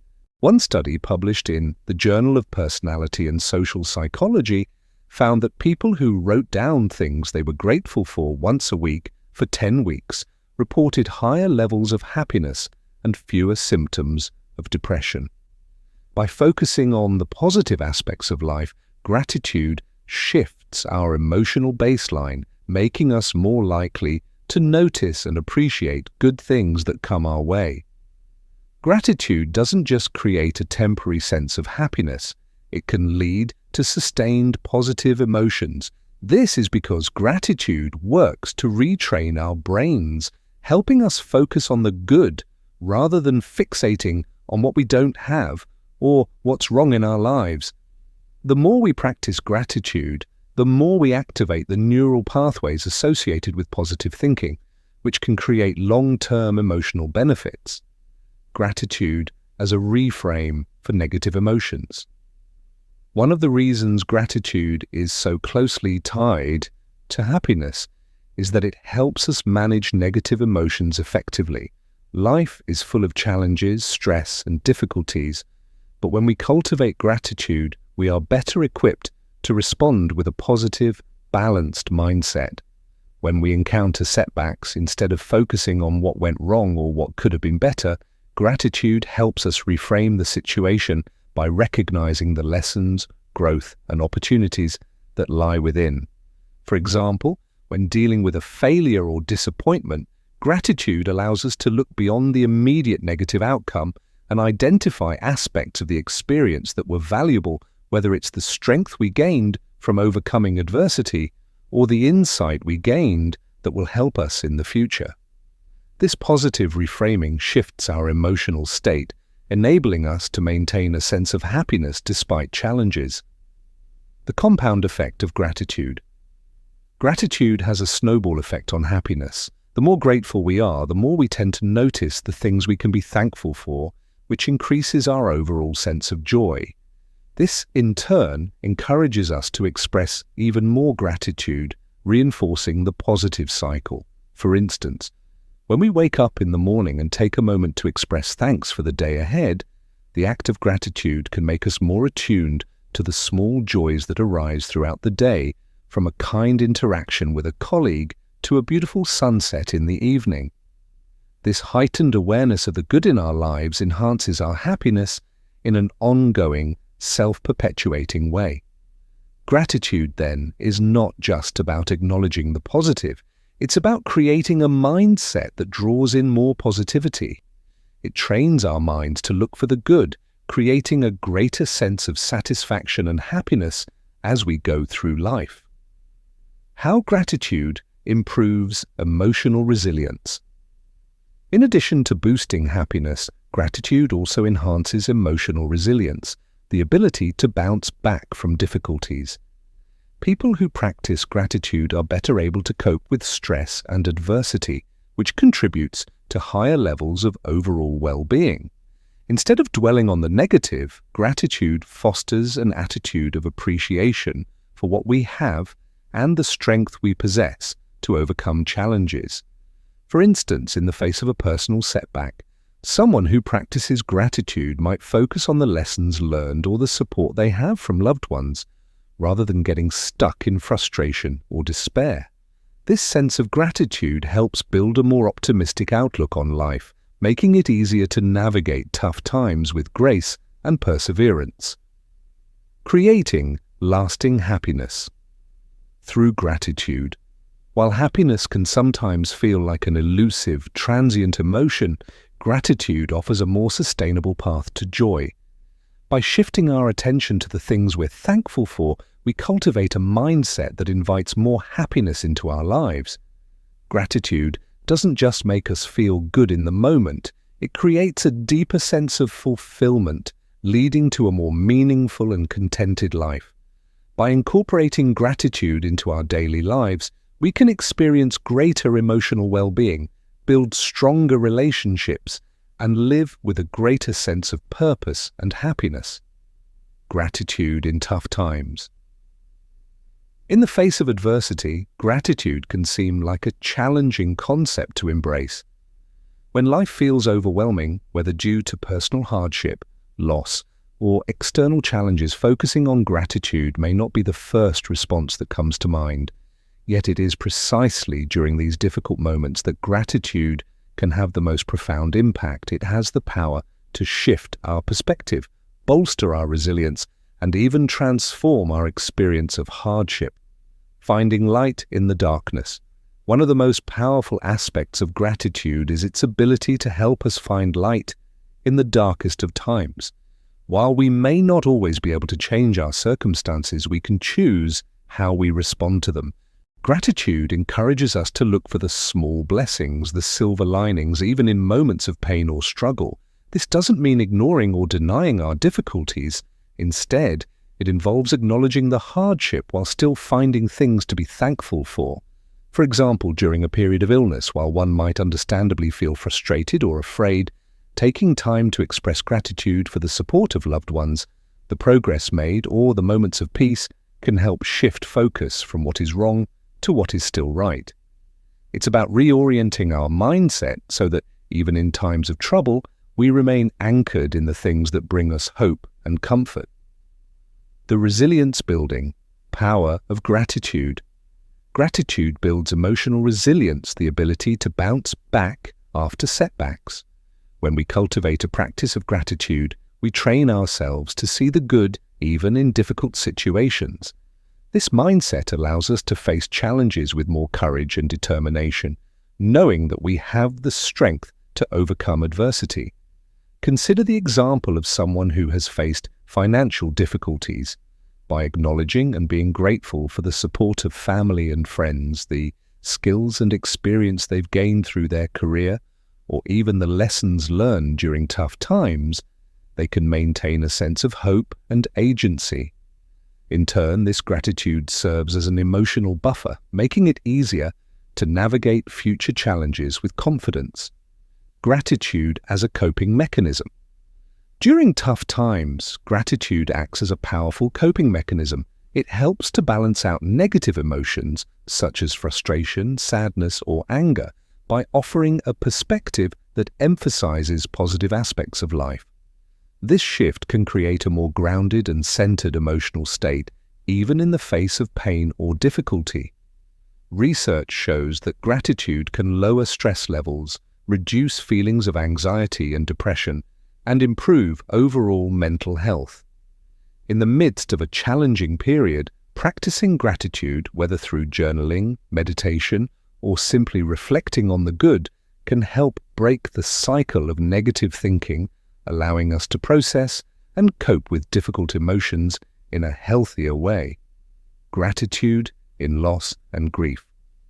Loss, whether it's the death of a loved one, the end of a relationship, or the loss of a job, can be one of the most painful experiences in life. In these moments, gratitude might seem out of place or even counterintuitive. Yet it's in these moments of grief that gratitude can offer a sense of peace.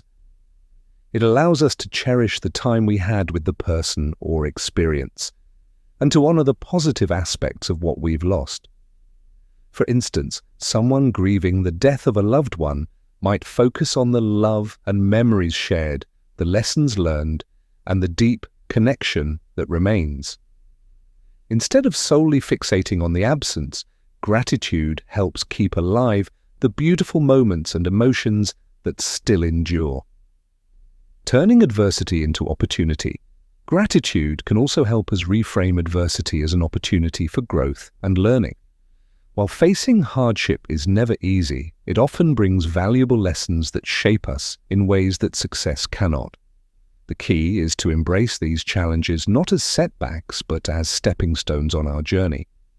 By being grateful for these lessons, we empower ourselves to evolve and emerge stronger from our experiences. For example, someone who loses a job might initially feel despair, but with time and gratitude, they may recognize this as an opportunity to pursue a different career path, improve their skills, or start their own business.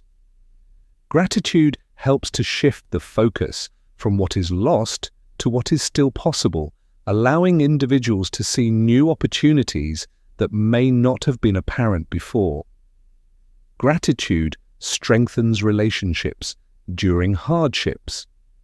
During difficult times, relationships become more important than ever.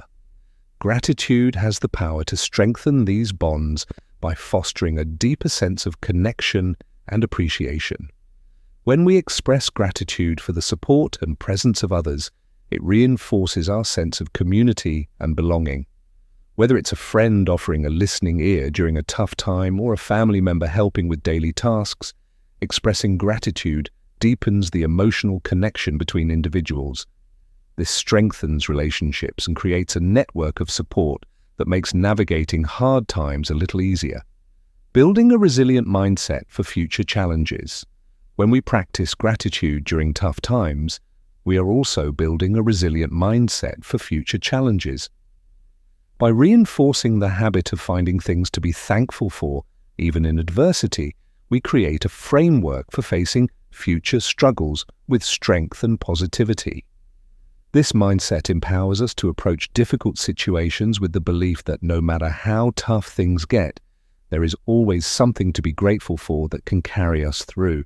In conclusion, gratitude is not just for the good times, it's a powerful tool that can help us navigate the darkest of days.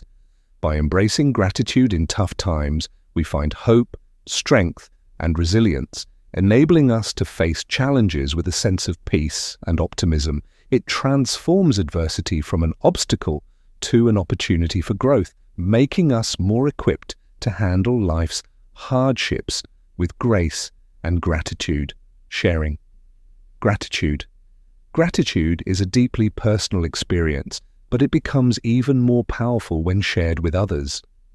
While acknowledging our own blessings is important, expressing gratitude toward others can create a ripple effect that spreads positivity, strengthens relationships, and fosters a culture of appreciation.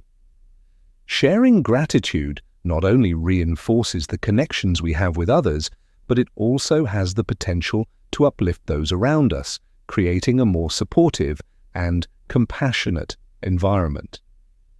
The power of verbal appreciation.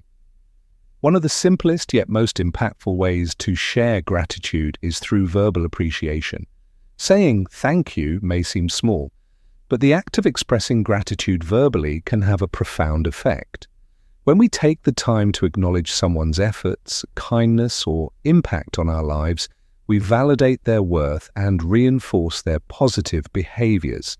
For instance, taking a moment to thank a colleague for their assistance on a project or expressing gratitude to a friend for their unwavering support during a challenging time strengthens the bond between individuals. Verbal gratitude doesn't just make others feel good, it also deepens our connection with them, reminding us of the positive impact they have on our lives. Writing gratitude notes.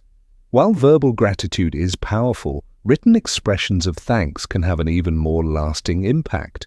A handwritten note, a thoughtful email, or a text message of appreciation can go a long way in showing someone how much they mean to us. In a world that often prioritizes efficiency over personal connection, a simple gratitude note can serve as a meaningful reminder of the importance of human connection.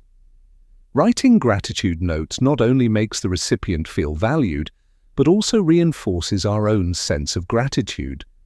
The process of articulating our appreciation allows us to reflect on the positive qualities of others and deepen our understanding of the relationships we cherish.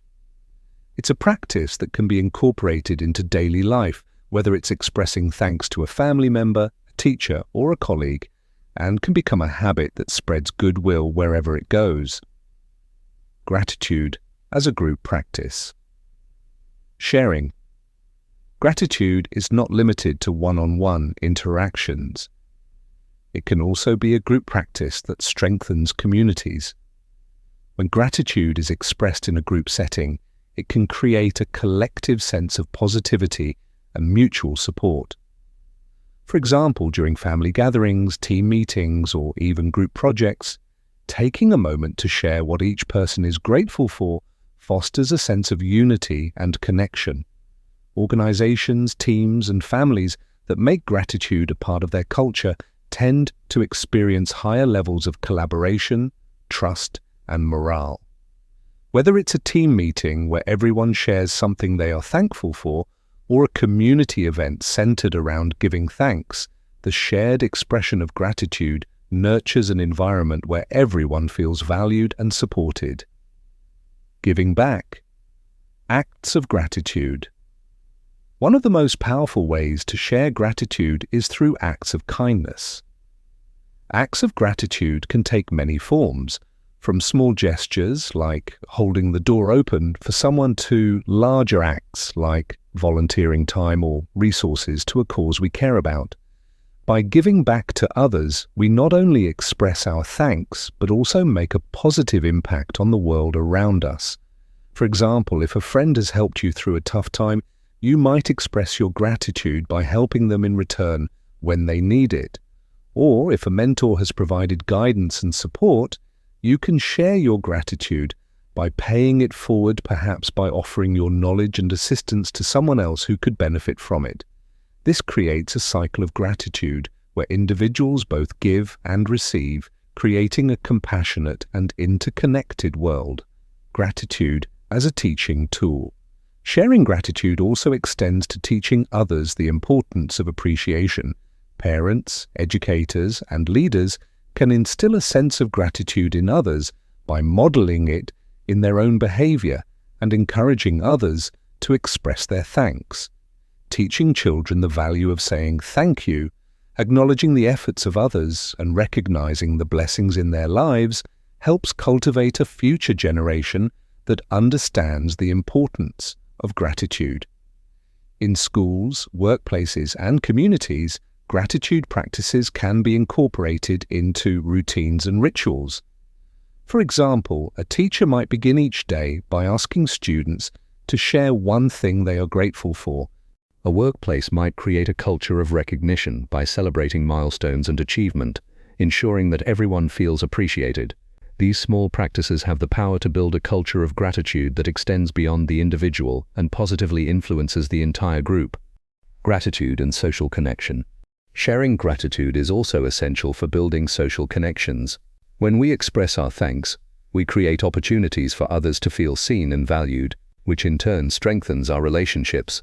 Gratitude fosters empathy, trust, and understanding, qualities that are essential for any meaningful relationship. For example, when we thank someone for their help or support, we acknowledge not only their actions, but also their value as a person. This builds a sense of reciprocity and mutual respect, laying the foundation for deeper and more enduring connections. The act of sharing gratitude, then, becomes a powerful tool for cultivating emotional intimacy and strengthening bonds in both personal and professional relationships. Gratitude as a collective healing tool. Finally, sharing gratitude can serve as a collective healing tool.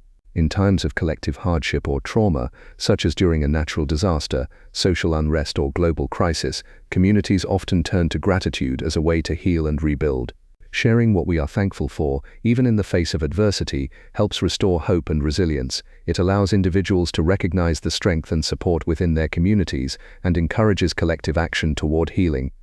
For example, after a natural disaster, people may come together to express gratitude for the safety of their loved ones, the support from first responders, and the generosity of volunteers. This shared gratitude fosters a sense of solidarity, inspiring collective efforts to rebuild and move forward. In conclusion, sharing gratitude is a practice that has far-reaching benefits. It not only strengthens relationships, but also creates a positive and supportive environment that ripples out into the world.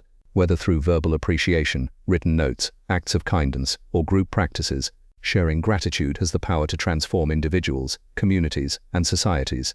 It is a simple yet profound way to cultivate a sense of connection, positivity, and goodwill in all aspects of life. Highlights.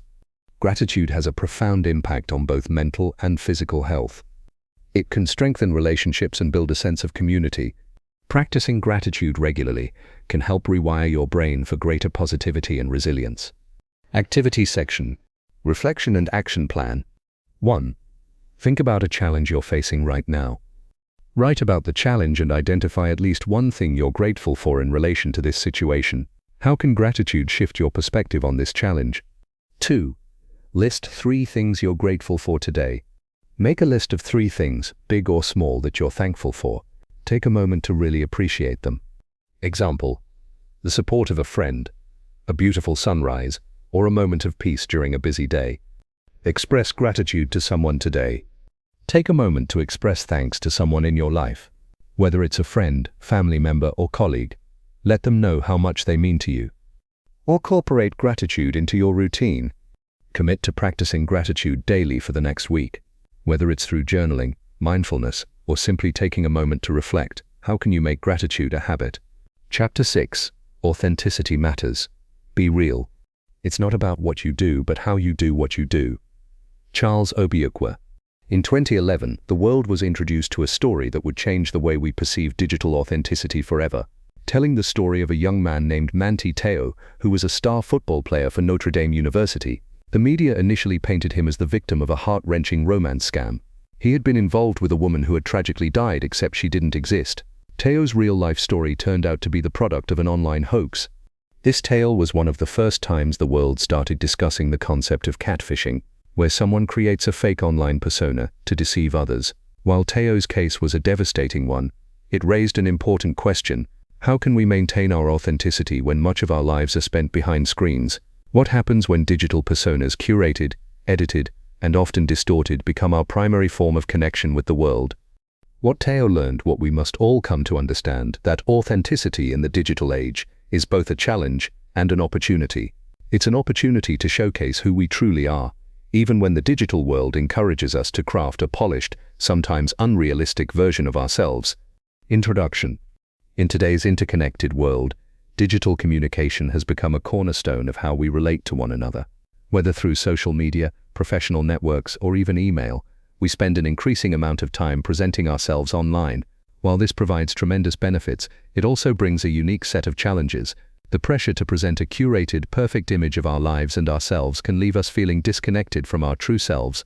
How can we remain authentic in a world that increasingly values filtered images, status updates, and digital facades?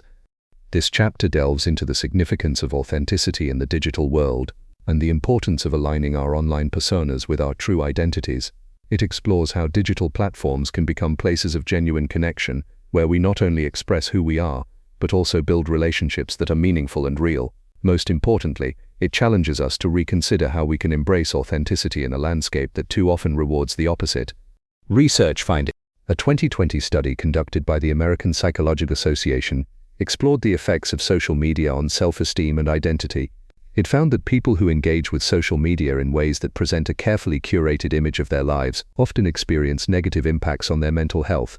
On the other hand, individuals who shared more authentic, vulnerable moments reported greater satisfaction with their online relationships and improved emotional well-being.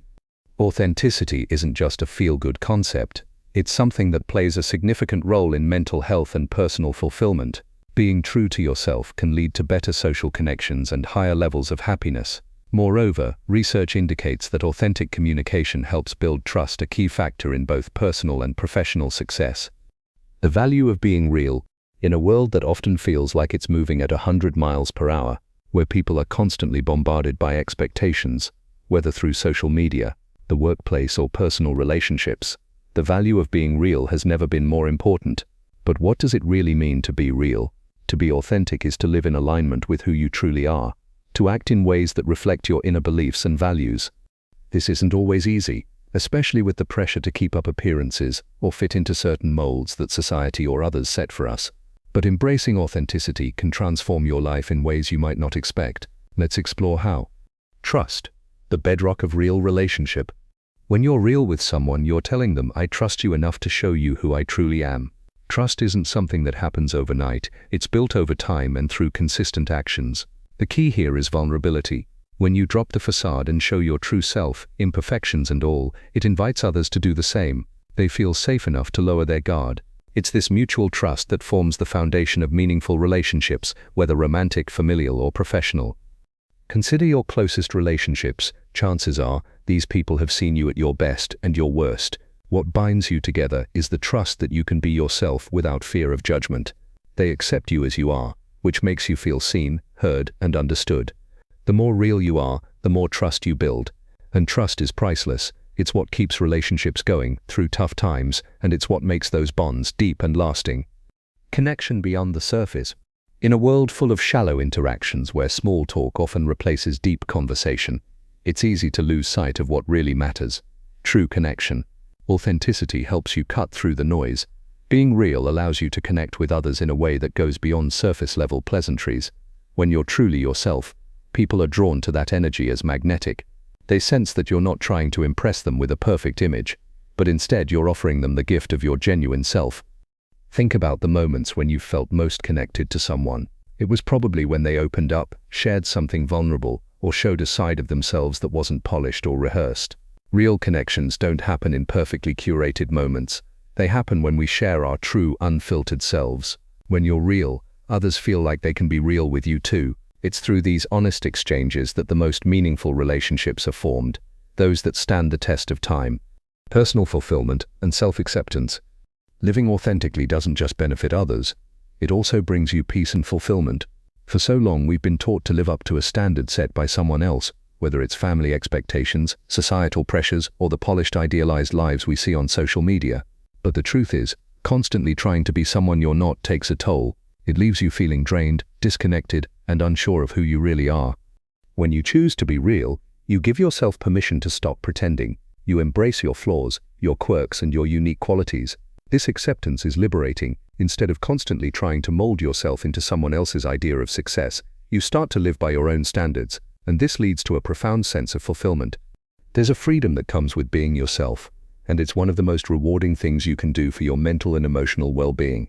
When you're authentic, you stop living in a constant state of comparison or self-doubt.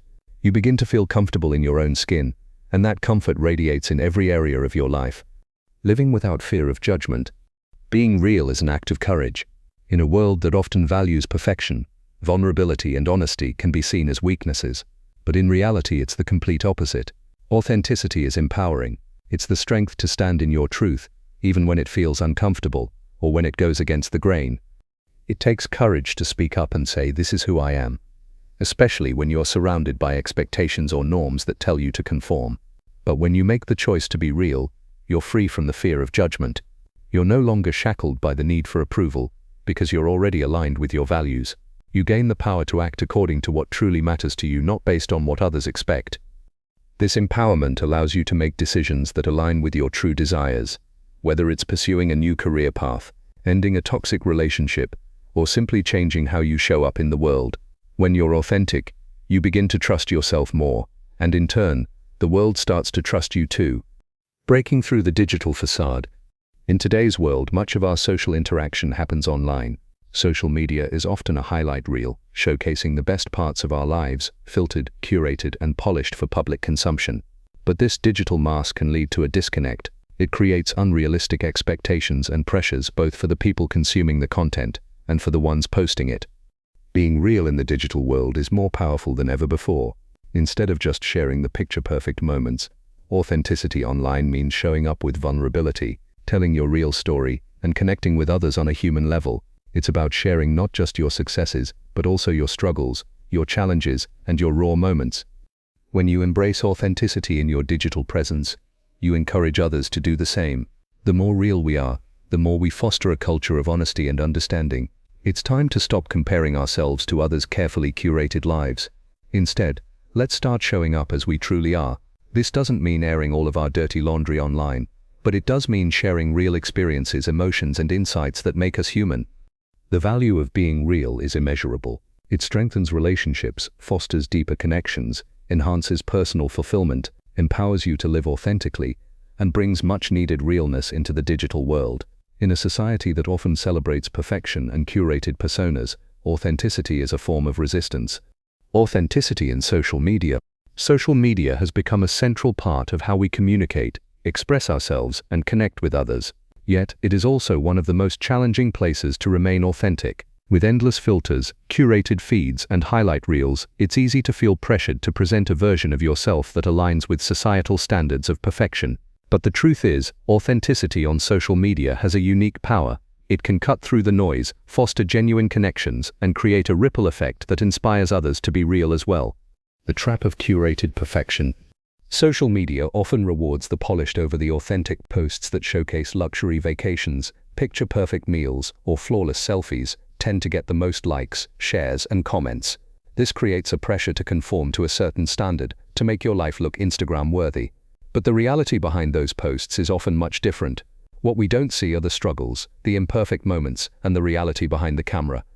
This curated perfection can be harmful, not only to the content creators who feel pressured to keep up appearances, but also to the audience consuming it.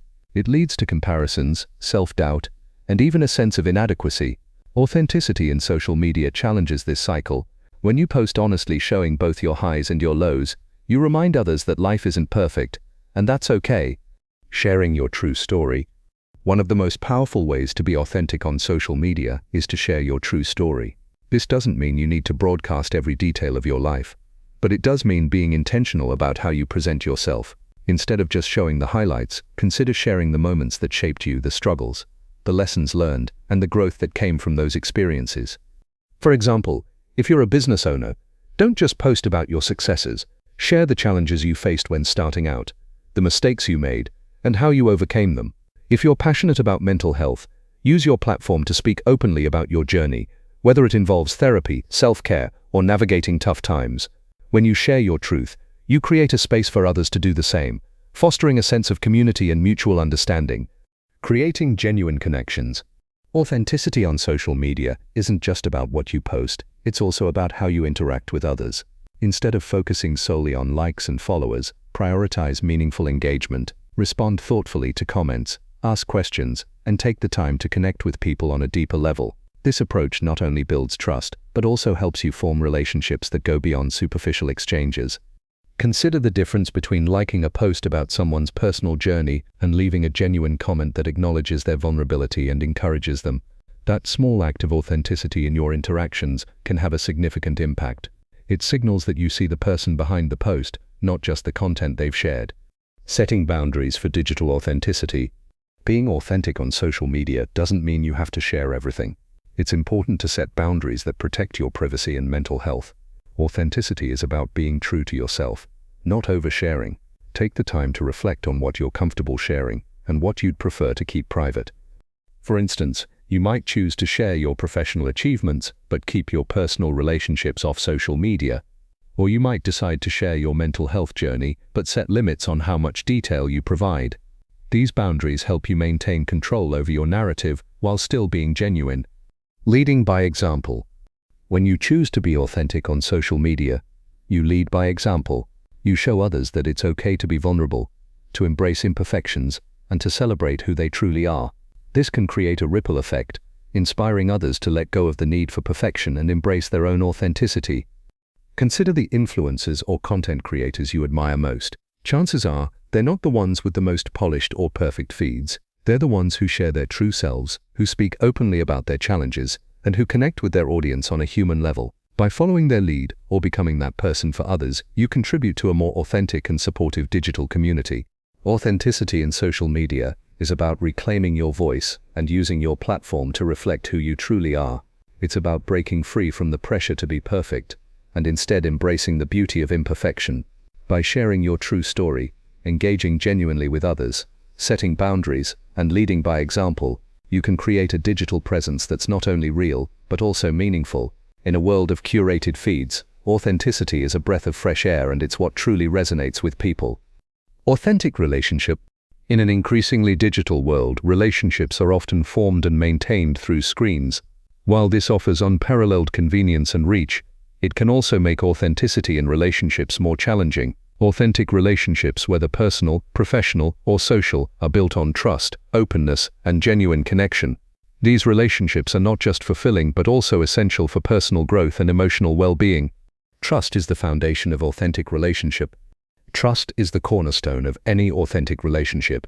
It is earned over time through consistent actions, honesty, and respect. In a digital age, trust can feel fragile, as interactions are often filtered through texts, emails, or social media posts. However, building trust remains as vital as ever. Being transparent about your feelings, intentions, and boundaries lays the groundwork for trust. For example, in friendships, trust might involve showing up when you say you will, keeping confidence, or simply being present during difficult times. In professional relationships, trust is built through reliability, clear communication, and integrity. Vulnerability is the key to connection. Authenticity thrives in the presence of vulnerability. When you allow yourself to be seen, flaws, fears, you create space for deeper connections. Vulnerability invites others to do the same, fostering relationships rooted in mutual understanding and empathy. Consider the difference between a surface-level conversation and one where you share something meaningful, like a personal struggle or a life lesson. The latter creates a sense of closeness and reminds the other person that they're not alone in their experiences. While being vulnerable can feel risky, it's also one of the most powerful ways to build authentic relationships. Active listening, a tool for genuine engagement. Authentic relationships require more than sharing your own truth. They also demand that you truly listen to others. Active listening means giving someone your full attention, seeking to understand their perspective, and responding thoughtfully. This can be as simple as putting away your phone during a conversation, or asking follow-up questions to show you're genuinely interested in what the other person is saying. Active listening not only strengthens connections, but also demonstrates respect and care, both of which are critical for authenticity. Navigating conflict with authenticity. Conflict is an inevitable part of any relationship, but how you handle it can either strengthen or weaken the bond. Authenticity means addressing conflicts openly and respectfully, rather than avoiding them or resorting to passive-aggressive behavior. For instance, if a misunderstanding arises, approach the situation with curiosity rather than judgment. Use I statements to express how you feel, "I felt hurt when," and give the other person a chance to share their perspective. Authenticity in conflict doesn't mean agreeing on everything. It means working through disagreements with honesty and a willingness to find common ground. Authenticity in digital connections. Many of our relationships today begin or thrive in digital spaces. While online communication is convenient, it can sometimes lack the depth and nuance of face-to-face interactions. To maintain authenticity in digital relationships, focus on quality over quantity. Instead of trying to keep up with hundreds of social media connections, prioritize meaningful conversations with a smaller group of people.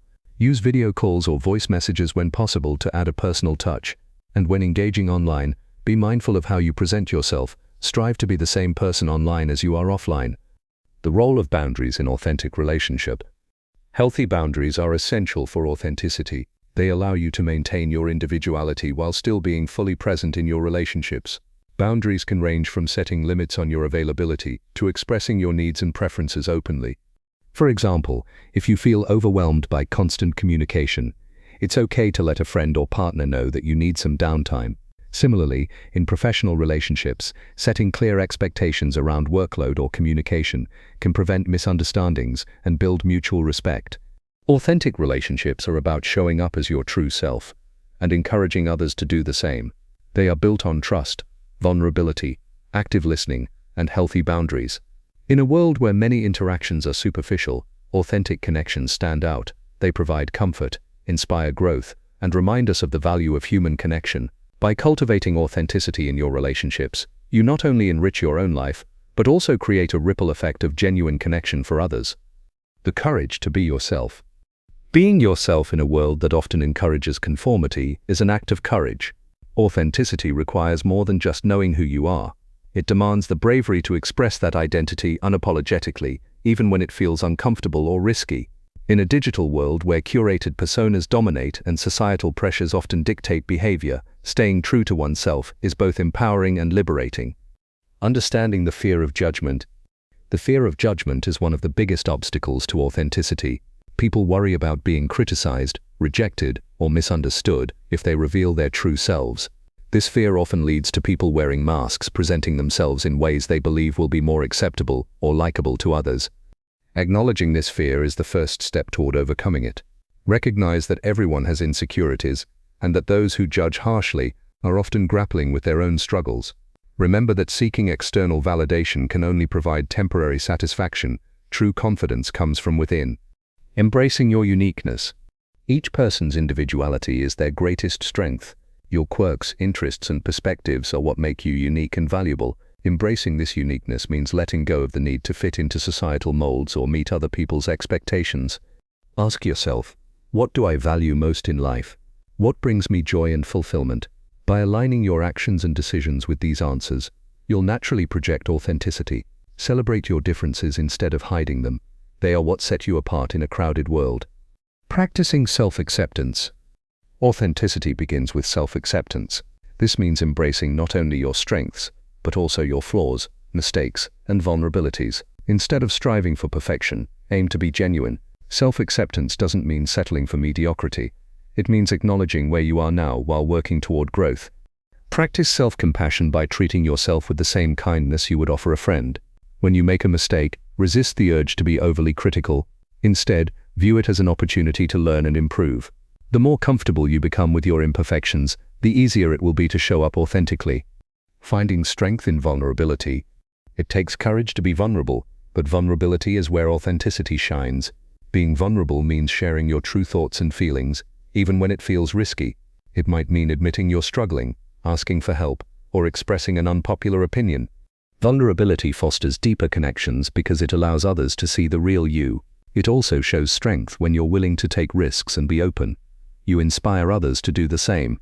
Start small by being honest in safe spaces, and gradually build the confidence to bring that same openness to other areas of your life. Navigating criticism with grace. When you live authentically, you may encounter criticism or resistance. Not everyone will understand or support your choices, and that's okay. The key is to differentiate between constructive feedback, which can help you grow, and negative criticism, which often reflects the critic's own insecurities or biases. When faced with criticism, pause and reflect before reacting. Ask yourself, is this feedback valid? If so, how can I use it to improve? If not, let it go and stay true to your values. Remember that authenticity isn't about pleasing everyone. It's about living in alignment with your own truth. Building a supportive environment. Surrounding yourself with people who appreciate and encourage your authenticity makes it easier to stay true to yourself. Seek out relationships where you feel safe to express your thoughts, dreams, and fears without fear of judgment. These connections will serve as a source of strength when external pressures challenge your authenticity. You can also create a supportive environment by curating your digital spaces. Unfollow accounts that promote negativity or comparison, and engage with content that inspires self-expression and individuality. The rewards of being yourself. Living authentically brings immense rewards. It fosters self-confidence, reduces stress, and helps you build meaningful relationships. When you're true to yourself, you attract people and opportunities that align with your values and aspirations. You no longer waste energy trying to be someone you're not, freeing you to focus on what truly matters. Moreover, authenticity inspires others. When people see you living boldly and unapologetically, it encourages them to do the same. Your courage to be yourself can create a ripple effect, empowering those around you to embrace their own authenticity. The courage to be yourself is a lifelong journey, not a one-time decision. It involves continually choosing authenticity over conformity, even in the face of fear or uncertainty.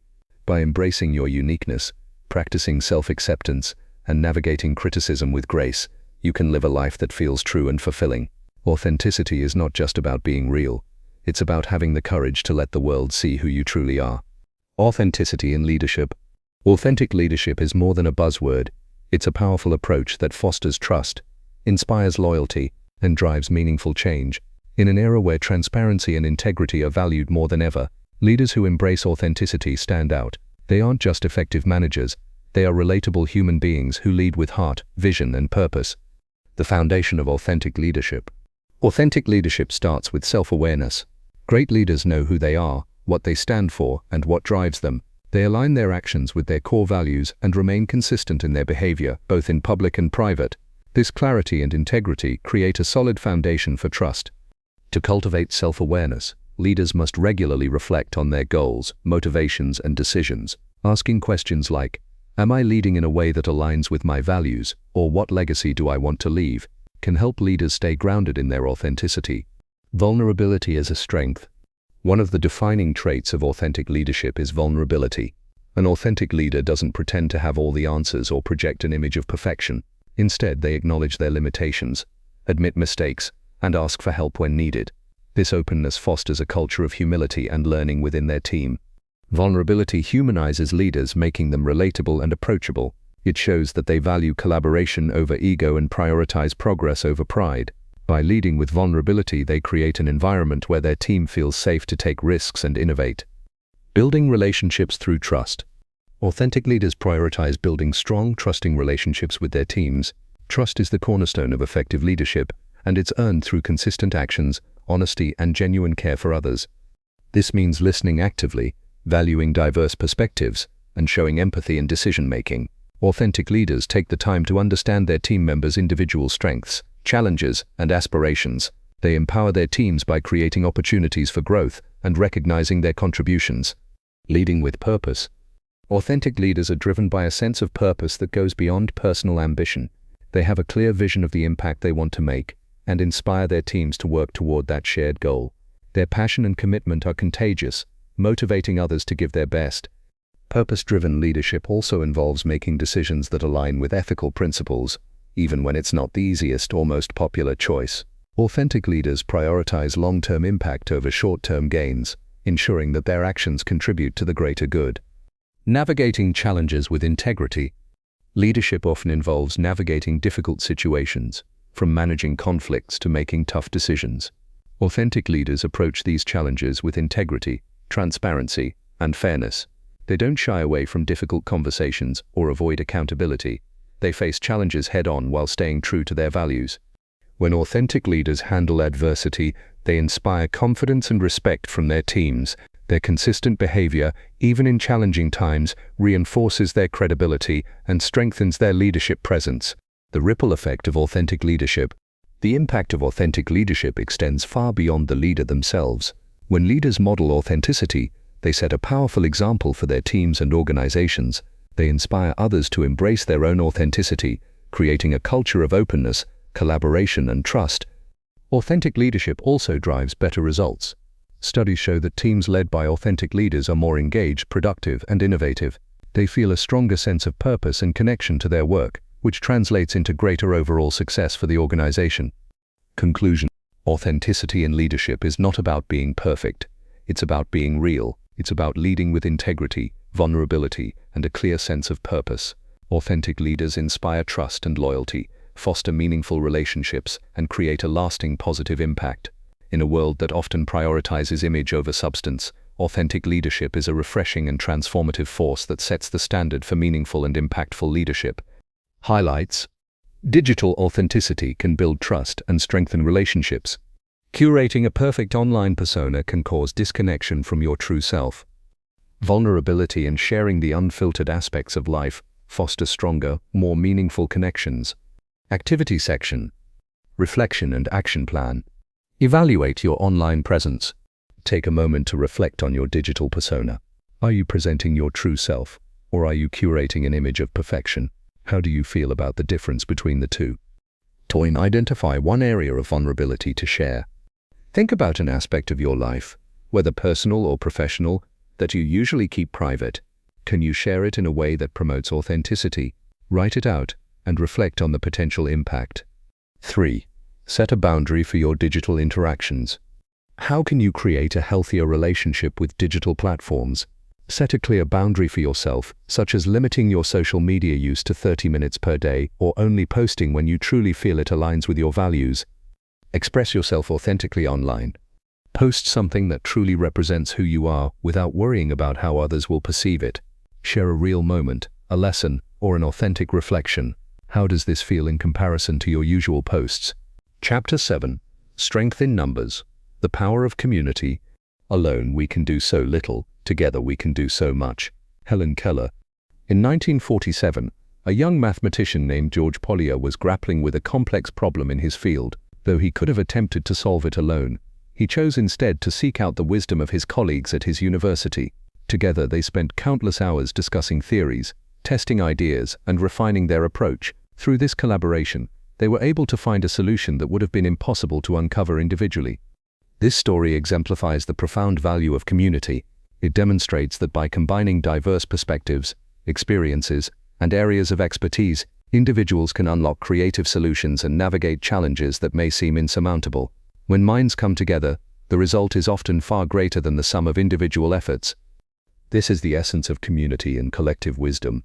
The idea that through collaboration we can achieve more than what we could accomplish alone. Whether in academic fields, business ventures, or societal problems, the combined effort of a group often leads to breakthroughs that would be unimaginable from a single perspective. Alone we can do so little, together we can do so much. This famous quote from Helen Keller highlights a universal truth: collaboration amplifies human potential. The rise of digital platforms and interconnected networks has made it easier than ever to tap into collective wisdom. Today we have the ability to collaborate and learn from a global community, connecting with people whose knowledge, experiences, and expertise can help us solve problems, innovate, and grow. In this chapter, we explore the concept of community and collective wisdom, how individuals, when brought together, can create something far more powerful than what any one person could achieve alone. We also examine the role of collaboration in fostering innovation, making decisions, and addressing complex problems.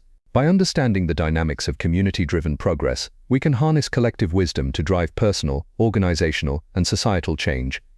A study published in MIT Sloan Management Review in 2020 revealed that organizations with collaborative cultures are 30% more successful at solving complex challenges compared to those that prioritize individual work.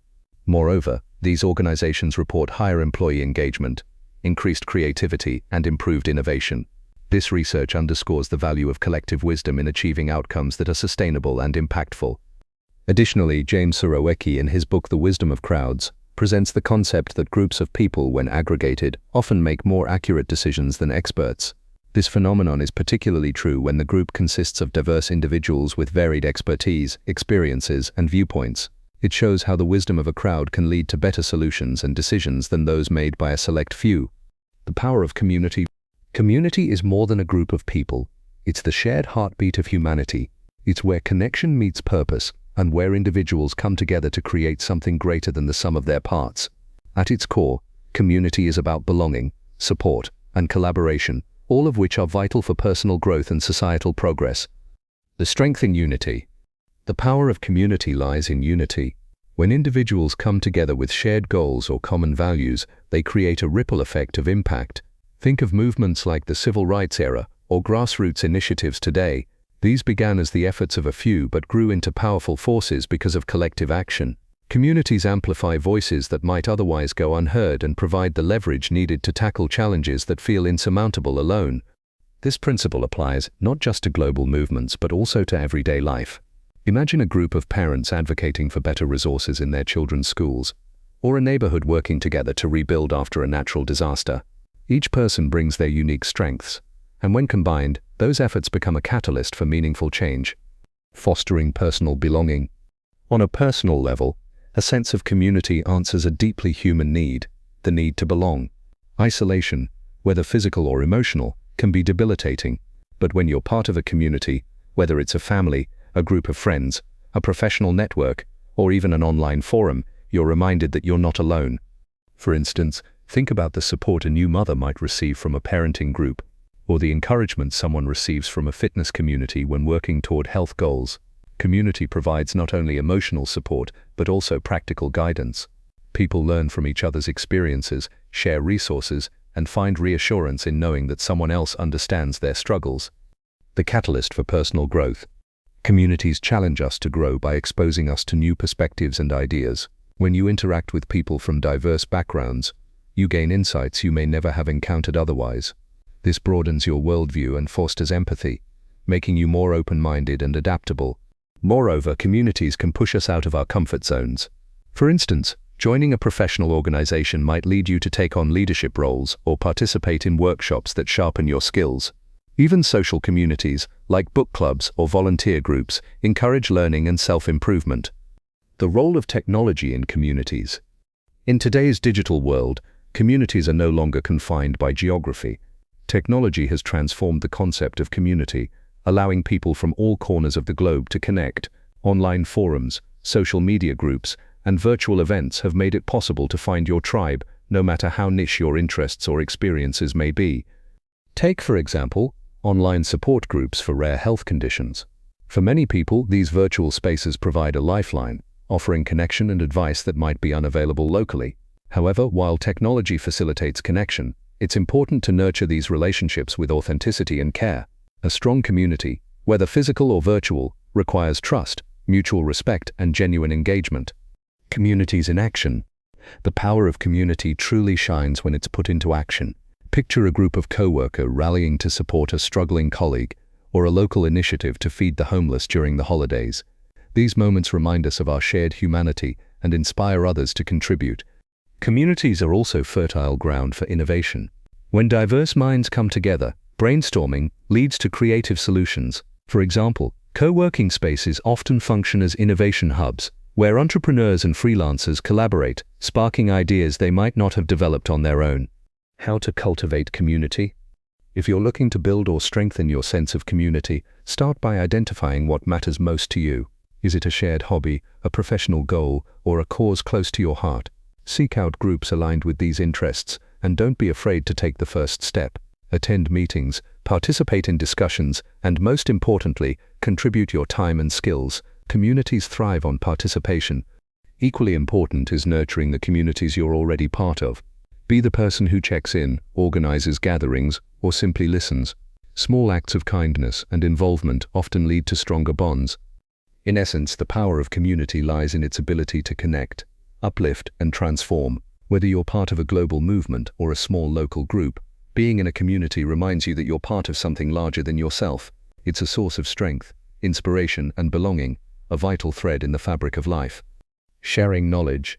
At the heart of any thriving community lies the exchange of ideas, experiences, and wisdom. Knowledge is not a finite resource, it's a living, breathing entity that grows stronger as it's shared. When individuals come together and share their knowledge, they not only enrich others, but they also elevate themselves. The act of sharing knowledge is a key driver of progress, innovation, and personal growth, benefiting not just the individual, but society as a whole. The ripple effect of knowledge sharing.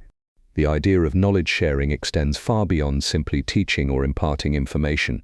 It's about creating a cycle of learning that has a ripple effect, where one person's insights can create a chain of understanding that spreads out to others.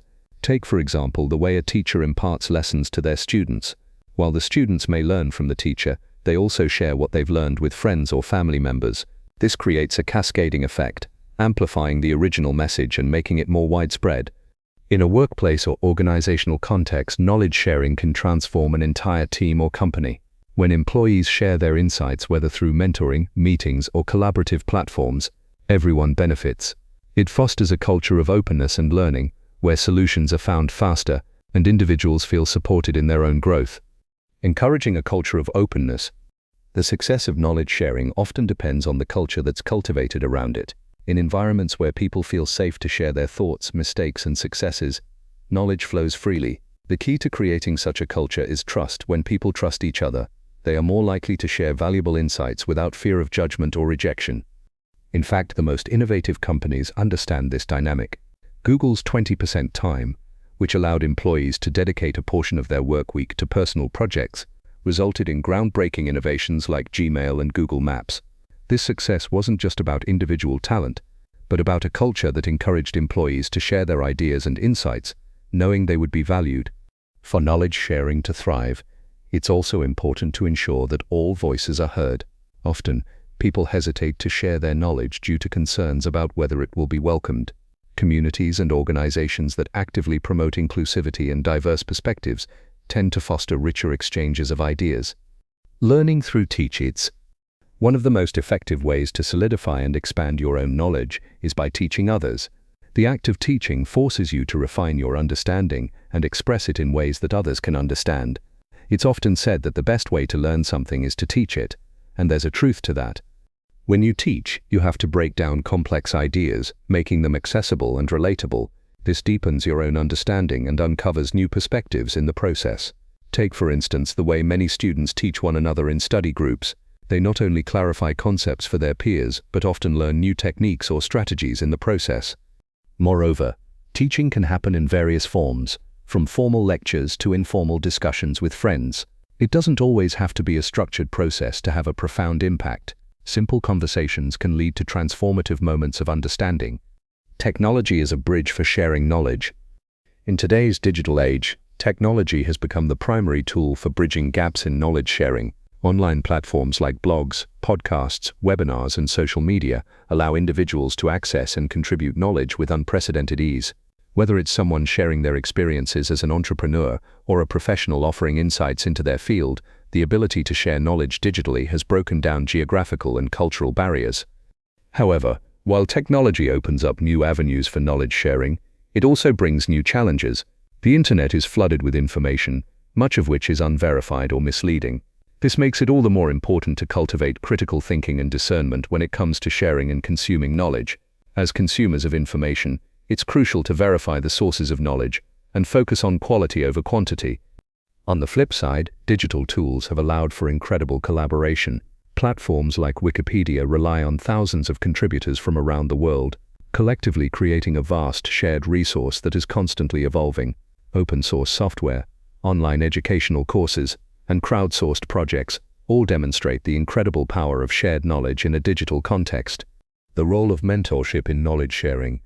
Mentorship is one of the most effective forms of knowledge sharing. It's not just about passing on technical knowledge or career advice.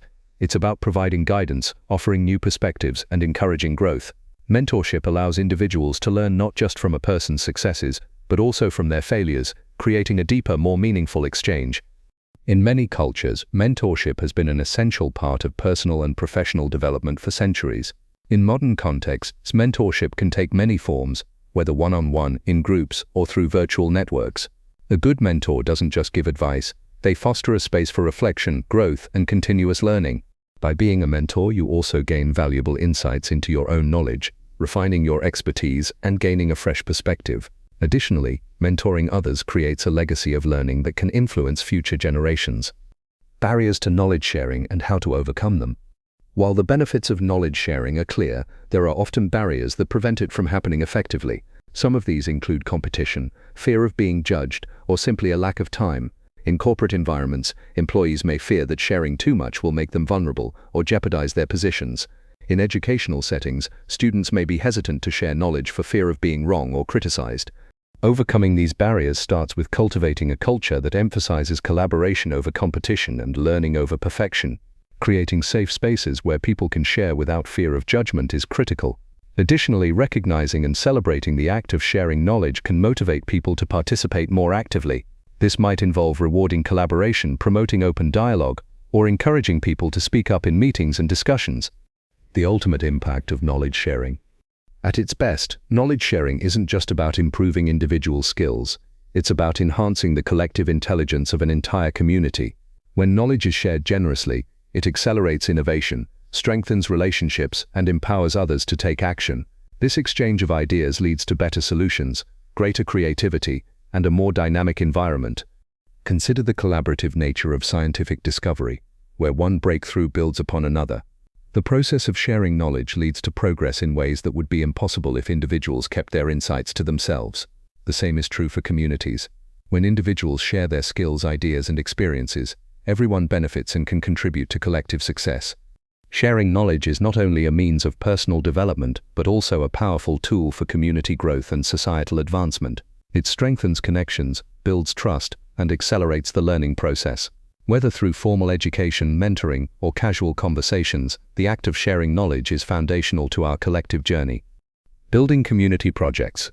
Building community projects is one of the most profound ways to create lasting change. These initiatives have the power to unite people, provide solutions to local challenges, and foster a deep sense of belonging and purpose. A well-organized community project not only meets the immediate needs of the people it serves, but it also creates opportunities for personal growth, shared learning, and collective action. The foundation of a strong community project. A strong community project begins with understanding the needs and values of the community. Before embarking on any initiative, it's essential to listen to those who will be directly impacted by the project. This requires active engagement, empathy, and an open-minded approach to problem solving. By involving community members in the planning process, you ensure that the project aligns with their needs and aspirations, which ultimately leads to greater success. For example, if you're planning a community garden project, the first step would be to survey the area, speak with local residents, and understand the specific needs. Are there families who need fresh produce? Are there schools that could benefit from an educational garden? By actively listening, you ensure that the project is rooted in what matters most to those it's intended to serve. Collaboration and collective action. One of the key components of building a successful community project is fostering collaboration. No single individual can do it all, and that's why collective action is so important.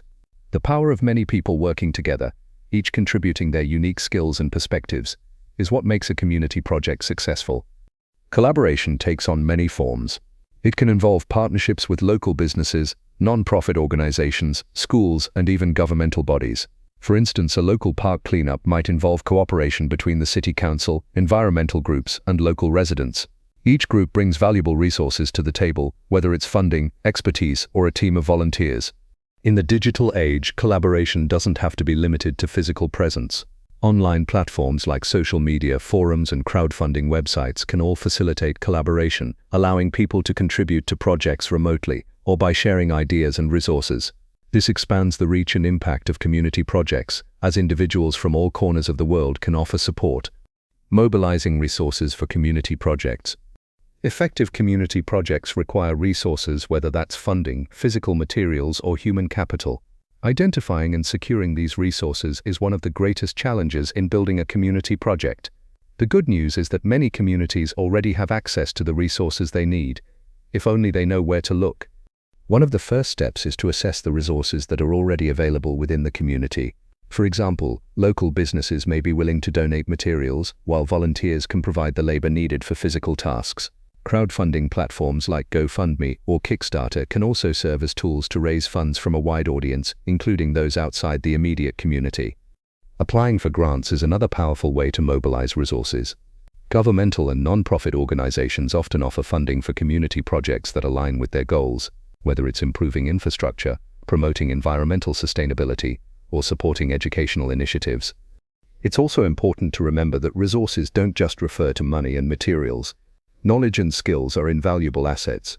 Community members may have expertise in areas such as construction, event planning, or graphic design, and their contributions can make a huge difference in the success of a project.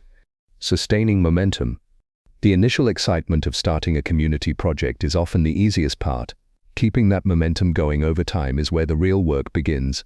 Without careful planning, community projects can lose their steam, and the initial enthusiasm may wane. One key factor in sustaining momentum is to set clear, achievable goals.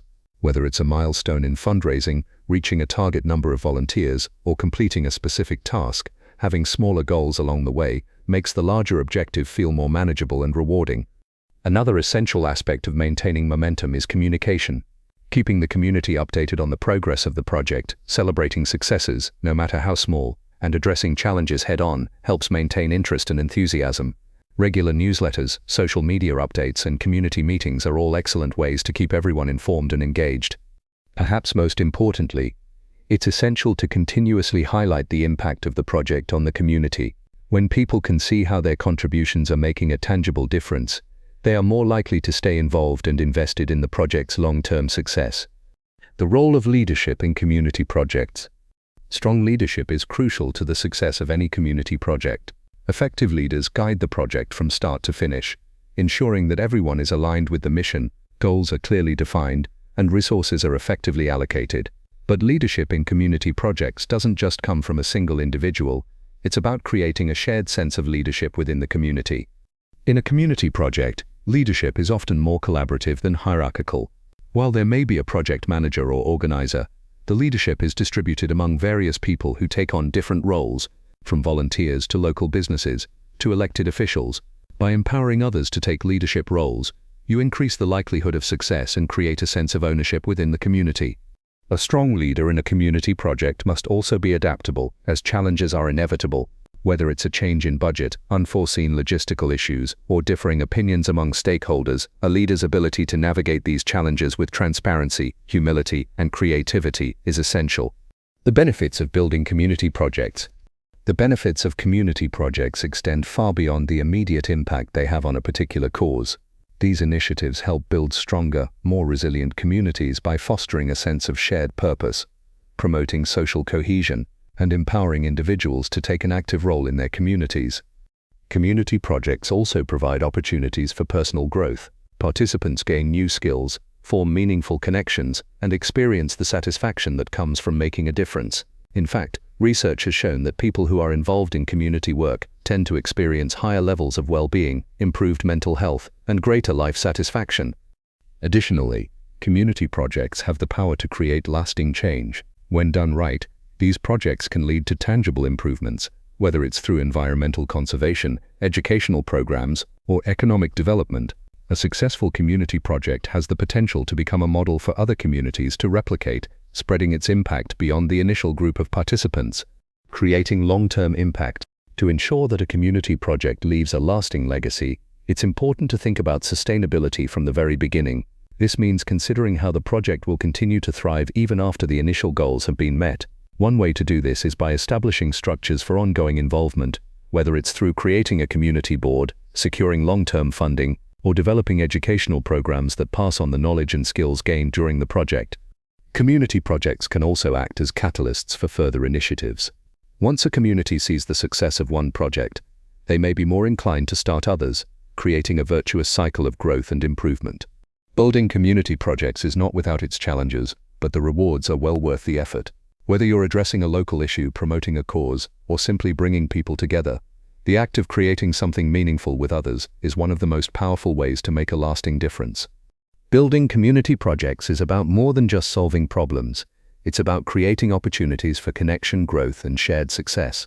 By focusing on collaboration, resource mobilization, and sustainable impact, these projects have the power to transform communities and make a lasting impact on both the individuals involved and the wider society. Learning from diversity. In today's increasingly interconnected world, learning from diversity is one of the most valuable tools for personal and collective growth. Diversity refers to the variety of backgrounds, experiences, perspectives, and cultures that people bring to a community. It encompasses not only race and ethnicity, but also differences in gender, age, socioeconomic status, ability, and worldview. Learning from this diversity fosters empathy, creativity, and innovation, making it one of the most powerful drivers of progress and transformation in both personal and community contexts. Embracing a broad spectrum of perspective. One of the most immediate benefits of learning from diversity is the exposure to a broad spectrum of perspectives. People from different cultural, geographical, and socioeconomic backgrounds often approach problems and solutions in unique ways. By engaging with individuals from various walks of life, you open yourself to new ways of thinking and gain insights that may have never occurred to you within your own cultural or social framework. For instance, consider how people from different cultural backgrounds approach food, health, or family life. A person from a collectivist culture might emphasize the importance of community support in times of need, while someone from an individualist culture might place greater emphasis on personal responsibility. These diverse viewpoints, when respected and understood, can enrich our worldview and provide new tools for problem solving. In the context of a community project, understanding how different people think, react, and process information can dramatically improve the outcomes of the initiative. The key is to foster an environment where differences are celebrated rather than tolerated, creating a space for people to share their perspectives and learn from one another. Building empathy through exposure. At the heart of learning from diversity is empathy, the ability to understand and share the feelings of another. When we interact with people who come from different backgrounds, we often find ourselves confronting our own biases and assumptions. Through these interactions, we can gain a deeper understanding of the challenges others face, whether those challenges are related to race, economic hardship, disability, or cultural differences. For example, in a community that is predominantly one ethnic group, a project that involves collaborating with individuals from different cultural backgrounds can expose both sides to new perspectives. This exposure encourages empathy by helping individuals step outside their comfort zones and see the world through someone else's eyes. Empathy plays a crucial role in building more inclusive communities. It encourages people to consider the impact of their actions and decisions on others, promoting a culture of respect and understanding. As a result, communities that foster empathy are more likely to experience harmony, cooperation, and shared responsibility. Enhancing creativity and innovation. Diversity is often considered a catalyst for creativity and innovation. In a diverse community, people bring different ideas, methods, and approaches to the table. This diversity of thought encourages creative problem solving and leads to solutions that might not have emerged in a more homogeneous group.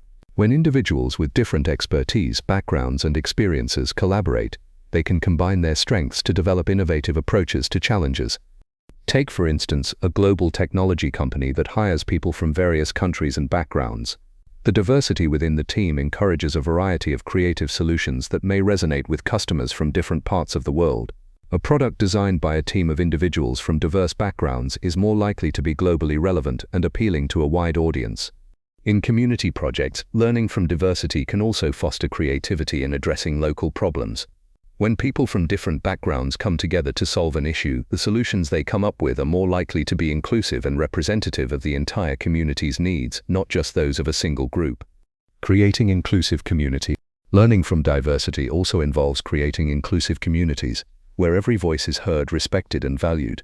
An inclusive community actively seeks out the input of people from all walks of life, ensuring that no one is excluded based on their background or identity. This inclusivity builds trust and strengthens the social fabric of the community, as people feel they are valued and that their contributions matter. Inclusivity goes beyond mere tolerance. It requires actively working to eliminate barriers, whether those barriers are physical, social, or psychological, that prevent people from fully participating in community life. This may mean offering translation services for non-native speakers, ensuring accessibility for individuals with disabilities, or creating safe spaces for marginalized groups. When people from different backgrounds are made to feel welcome and included, they are more likely to contribute positively to the community. This creates a cycle where diversity is not only celebrated, but also becomes a powerful force for social cohesion and collective well-being. The role of education in learning from diversity. Education plays a central role in helping individuals learn from diversity. Whether in schools, workplaces, or community centers, education offers a structured environment where people can come together, engage with diverse ideas, and develop the skills needed to navigate an increasingly globalized world. In schools, for example, curriculums that focus on global citizenship and cultural competence teach children to appreciate and learn from the differences around them. By encouraging students to read literature from diverse authors, study different historical perspectives, and engage with peers from various backgrounds, schools can foster an environment where diversity is seen as a source of strength. Similarly, workplace training on diversity and inclusion can help employees better understand the importance of diverse perspectives. These programs often focus on unconscious bias, cultural sensitivity, and effective communication, empowering individuals to engage with diversity in a thoughtful and respectful manner. Leveraging diversity for social change. When harnessed correctly, diversity has the potential to drive social change. Diverse communities are more likely to advocate for policies and initiatives that reflect the needs and concerns of all their members. Whether it's pushing for more equitable access to healthcare, advocating for environmental justice, or addressing systemic inequalities, communities that learn from diversity are more equipped to tackle the complex social issues of our time. Moreover, diverse communities are more likely to build solidarity and work together to achieve common goals. When individuals from different backgrounds come together for a shared cause, they create a powerful coalition for change. Their collective action has the potential to shift societal norms, challenge unjust systems, and create a more equitable world. Learning from diversity in a global context. In the globalized world we live in today, learning from diversity is no longer a luxury. It's a necessity. Whether you're working on a community project, engaging with colleagues from different parts of the world, or simply interacting with people from various backgrounds in your everyday life, learning from diversity broadens your understanding of the world and helps you become a more empathetic and effective global citizen. In a global context, learning from diversity allows us to break down the barriers that divide us. By engaging with people who are different from ourselves, we can challenge stereotypes, reduce prejudice, and build stronger, more resilient global communities. Learning from diversity is not just about appreciating the differences between people. It's about actively engaging with those differences, learning from them, and using them to build stronger, more inclusive communities. Whether it's enhancing creativity, building empathy, or advocating for social change, diversity is a powerful tool for progress. As we continue to learn from the rich tapestry of human experiences, we become better equipped to navigate the complexities of the world and create a more compassionate, innovative, and unified society. Community as a support system.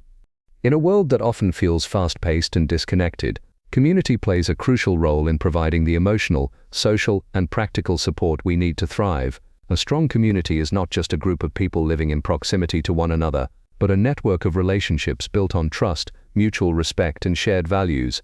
This support system is vital for our mental well-being, personal growth, and overall happiness. Whether it's through friendship, family ties, or professional networks, the support we receive from our communities can have a profound impact on our lives. The emotional backbone of community. At the heart of any thriving community is emotional support. Life is full of ups and downs, And having a reliable support system during both good times and bad can make all the difference.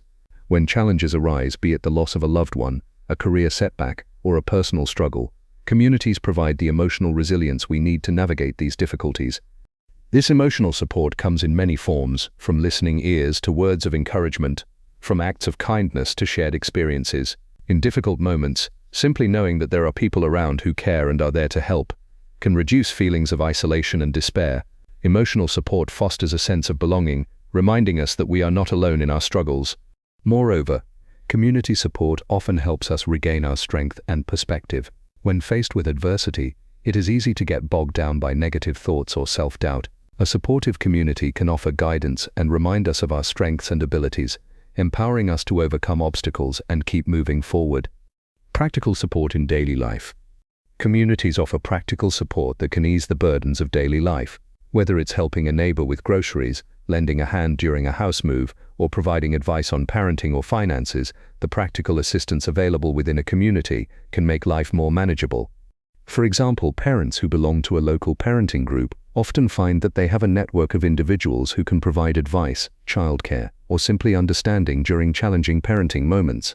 In rural areas, farmers may form cooperatives to share resources, tools, and knowledge, enhancing their collective ability to succeed. On a larger scale, communities often create systems of support that can help people through difficult circumstances. From social safety nets to healthcare resources, community-based organizations provide essential services to those who might otherwise struggle to access them on their own. Additionally, when people feel they are part of a supportive network, they are more likely to offer help to others in turn. This reciprocal exchange of support fosters a sense of shared responsibility and strengthens the social bonds within the community. Building resilience through connection. One of the key benefits of being part of a supportive community is the resilience it provides. Resilience is the ability to bounce back from setbacks, and communities serve as a buffer against life challenges. When individuals face difficult situations, their community acts as a pillar of strength, providing the resources and encouragement they need to persevere. For example, a person who is struggling with their mental health may find solace and strength in a support group of individuals who have gone through similar experiences. The shared understanding and empathy within the group help individuals feel understood and less isolated. Together, they can work through challenges, share coping strategies, and celebrate successes. In the aftermath of natural disasters or economic hardship, communities that are well-knit tend to recover faster. Their collective efforts, whether it's raising funds, offering shelter, or rebuilding infrastructure, help them regain stability and move forward more effectively. The strength of the community lies in its collective capacity to face adversity together. The role of mentorship and guidance. Mentorship is another vital aspect of community support. Mentors provide guidance, wisdom, and encouragement to those who may be struggling or seeking to grow in their personal or professional lives. Whether it's a teacher guiding a student, a senior colleague mentoring a new hire, or a coach supporting an athlete, mentorship is a powerful form of support that helps individuals develop their skills, confidence, and resilience. Mentorship goes beyond just offering advice. It provides a sense of direction and purpose. It allows individuals to benefit from the experiences of others, helping them avoid mistakes and make better informed decisions. In turn, mentors also gain personal fulfillment by being able to share their knowledge and contribute to the growth of others. Mentorship, when woven into the fabric of a community, creates an environment where individuals are constantly learning, evolving, and supporting one another. The mutual respect and sense of shared growth help strengthen the community as a whole, making it more resilient and capable of handling challenges. Support through shared interests and purpose. Communities often form around shared interests, goals, or purposes, which can provide a powerful sense of belonging and support. Whether it's a religious group, a professional network, a sports team, or an online community of hobbyists, people are drawn together by common passions that help them feel connected to something larger than themselves. These communities provide a sense of purpose, as members work together toward a common objective. For instance, a team of volunteers working on a community garden project is united by the goal of beautifying their neighborhood and improving local food security. This shared purpose fosters a sense of accomplishment and belonging, which in turn strengthens individual well-being. When individuals are part of a community with a shared mission, they feel motivated to contribute and support others in their efforts. The collective energy of people working together toward a common goal creates a positive, uplifting environment where everyone can thrive. The healing power of community support in crisis. In times of crisis, the support of a community becomes even more critical. Whether it's the global COVID-19 pandemic, a local natural disaster, or a personal family crisis, communities often rise to the occasion to provide help and solace. This solidarity is a testament to the strength of human connection. During the pandemic, for instance, many neighborhoods saw people coming together to support one another. From grocery shopping for vulnerable individuals to organizing virtual events to stay connected, communities displayed an incredible level of solidarity. These actions not only helped individuals navigate the immediate crisis, but also created a sense of hope and strength that persisted even after the crisis passed. The power of community support during a crisis lies in its ability to create a sense of shared humanity. When we come together in times of difficulty, we reinforce the idea that we are all in this together, and that collective strength can overcome even the greatest of challenges. Nurturing long-term connections. Ultimately, community support is not just about immediate assistance, but about building long-term relationships that enrich our lives. Strong, enduring community bonds are built on trust, respect, and care. Over time, these relationships become a source of constant support, growth, and joy. When communities invest in nurturing these connections, whether through regular social events, mentorship programs, or simply fostering open communication, they create an environment where everyone can thrive. This sense of connection and support is not only vital during times of hardship, but also provides the foundation for personal growth, fulfillment, and well-being. In essence, community serves as the cornerstone of our emotional, social, and practical well-being. By offering emotional, practical, and mentorship support, communities help individuals navigate the complexities of life, build resilience, and foster a sense of belonging. The power of community lies not only in what it can offer during times of need, but also in the long-term relationships and shared values that allow us to grow and thrive together. Highlights. Communities drive innovation and problem-solving. Collective wisdom leads to better decision-making and more impactful outcomes. Building inclusive, collaborative spaces is crucial for harnessing the power of collective wisdom. Activity section. Reflection and action plan. 1. Evaluate your current role in a community. Consider the communities you are part of, both online and offline. How do you contribute to collective wisdom? How can you engage more effectively to share ideas and collaborate with others? 2. Initiate a community-building effort. Identify a group of people who share your interests or goals and create a space for collaboration. It could be a professional network, a study group, or a local initiative. What steps can you take to encourage open dialogue and knowledge sharing? 3. Expand your network. Look for ways to expand your social or professional network by reaching out to individuals with different backgrounds and perspectives. How can you learn from them, and how can you contribute to their understanding as well? 4. Encourage diverse perspectives. In any group or community, diversity of thought enhances collective wisdom.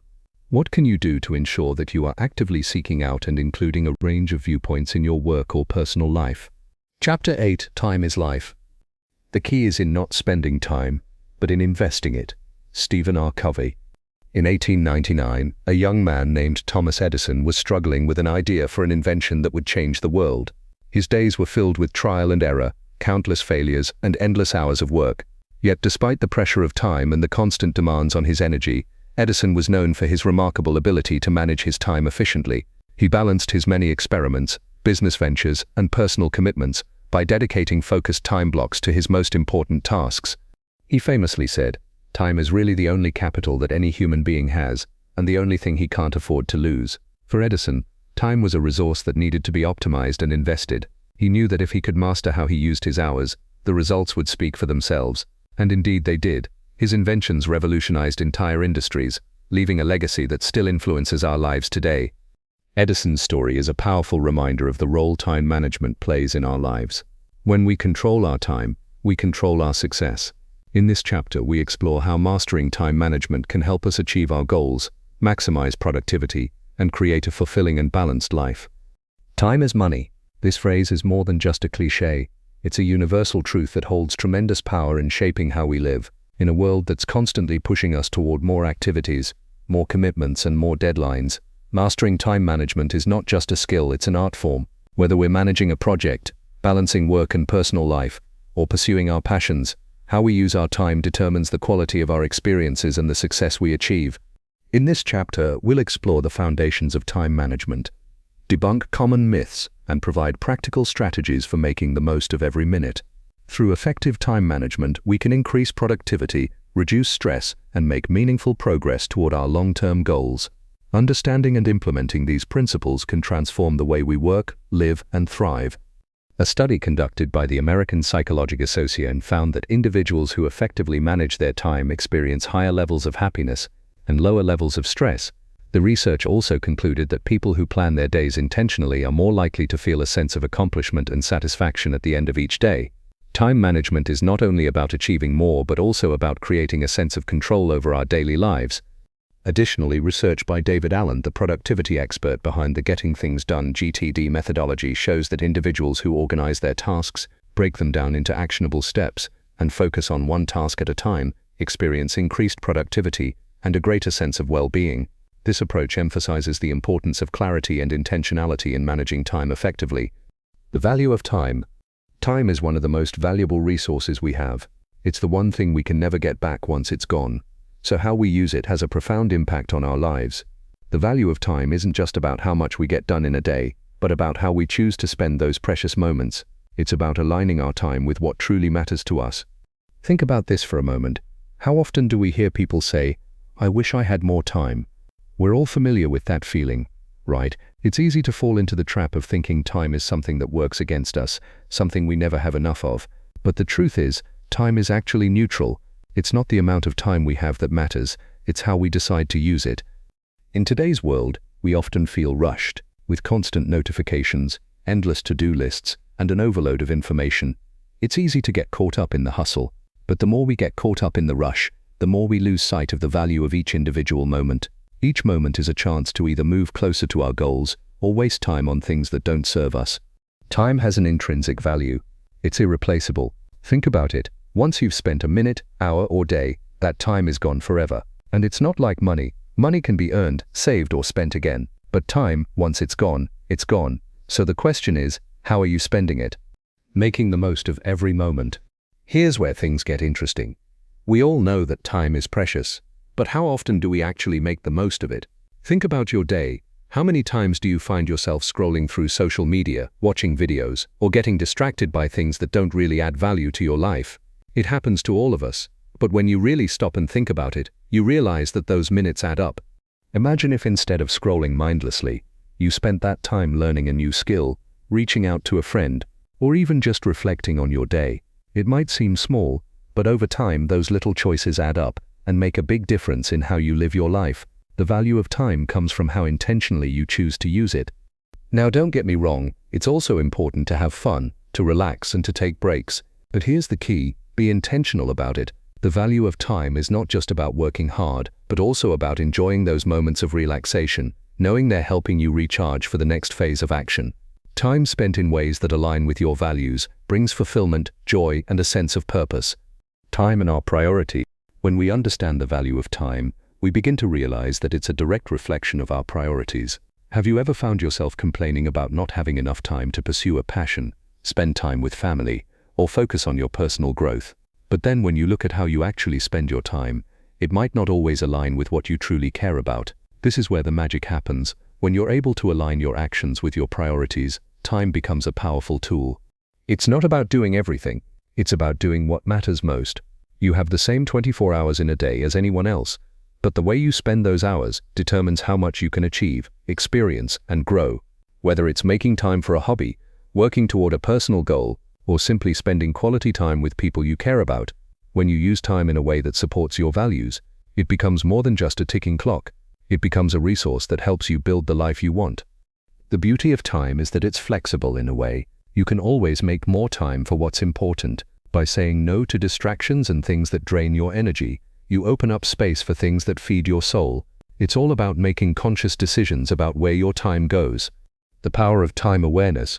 One of the most powerful things you can do is develop an awareness of how you spend your time. Have you ever tracked your time for a week or a day? It's eye-opening. You might be surprised by how much time you spend on things that don't bring you closer to your goals or bring you any sense of joy. The first step in making time work for you is knowing where it's going. Once you have a clear picture of how you spend your day, you can start to make adjustments. Maybe you realize that you're spending too much time on things that don't matter, and you could redirect that energy to something more productive or fulfilling. That's where time management tools come in handy, like creating a schedule or setting intentional goals. The key is to understand that every minute is a choice.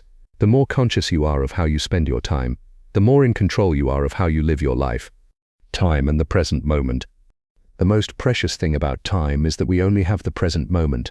We're constantly chasing the future or looking back at the past, but time exists only in the here and now. The moment you're living in right now is the only one that truly matters. When we realize this, it can change everything. Instead of waiting for the perfect moment to start something, or worrying about what happened yesterday, we can focus on making the most of today. Time in the present is the most valuable form of time we have, and learning to be fully present in it helps us make better decisions, enjoy our experiences more fully, and even reduce stress and anxiety. When you start living in the moment, you begin to experience time in a whole new way. It becomes less about quantity and more about quality. Whether you're working, spending time with loved ones, or just relaxing, being fully present makes those moments more meaningful. Time is incredibly valuable, but it's up to you to decide how you'll use it. Understanding the value of time means being intentional about how you spend your days and ensuring that your actions align with what truly matters to you. When you use time wisely, it becomes an empowering tool that helps you create the life you want, one moment at a time. Prioritizing what matters. In a world where we're constantly pulled in different directions, learning to prioritize what truly matters can feel like a challenge. But the truth is, prioritization isn't just about checking off tasks from a to-do list. It's about making intentional decisions that align with your values, goals, and the life you want to create. It's about saying yes to the right things and saying no to the things that aren't serving you. The first step in prioritizing what matters is understanding what those priorities are. So often we go through the motions of life without really thinking about what we truly care about. We get caught up in what others expect from us, or we simply respond to life's demands without pausing to ask ourselves, is this what I really want to focus on right now? What truly matters to you? Is it your family, your career, personal growth, health, or something else entirely?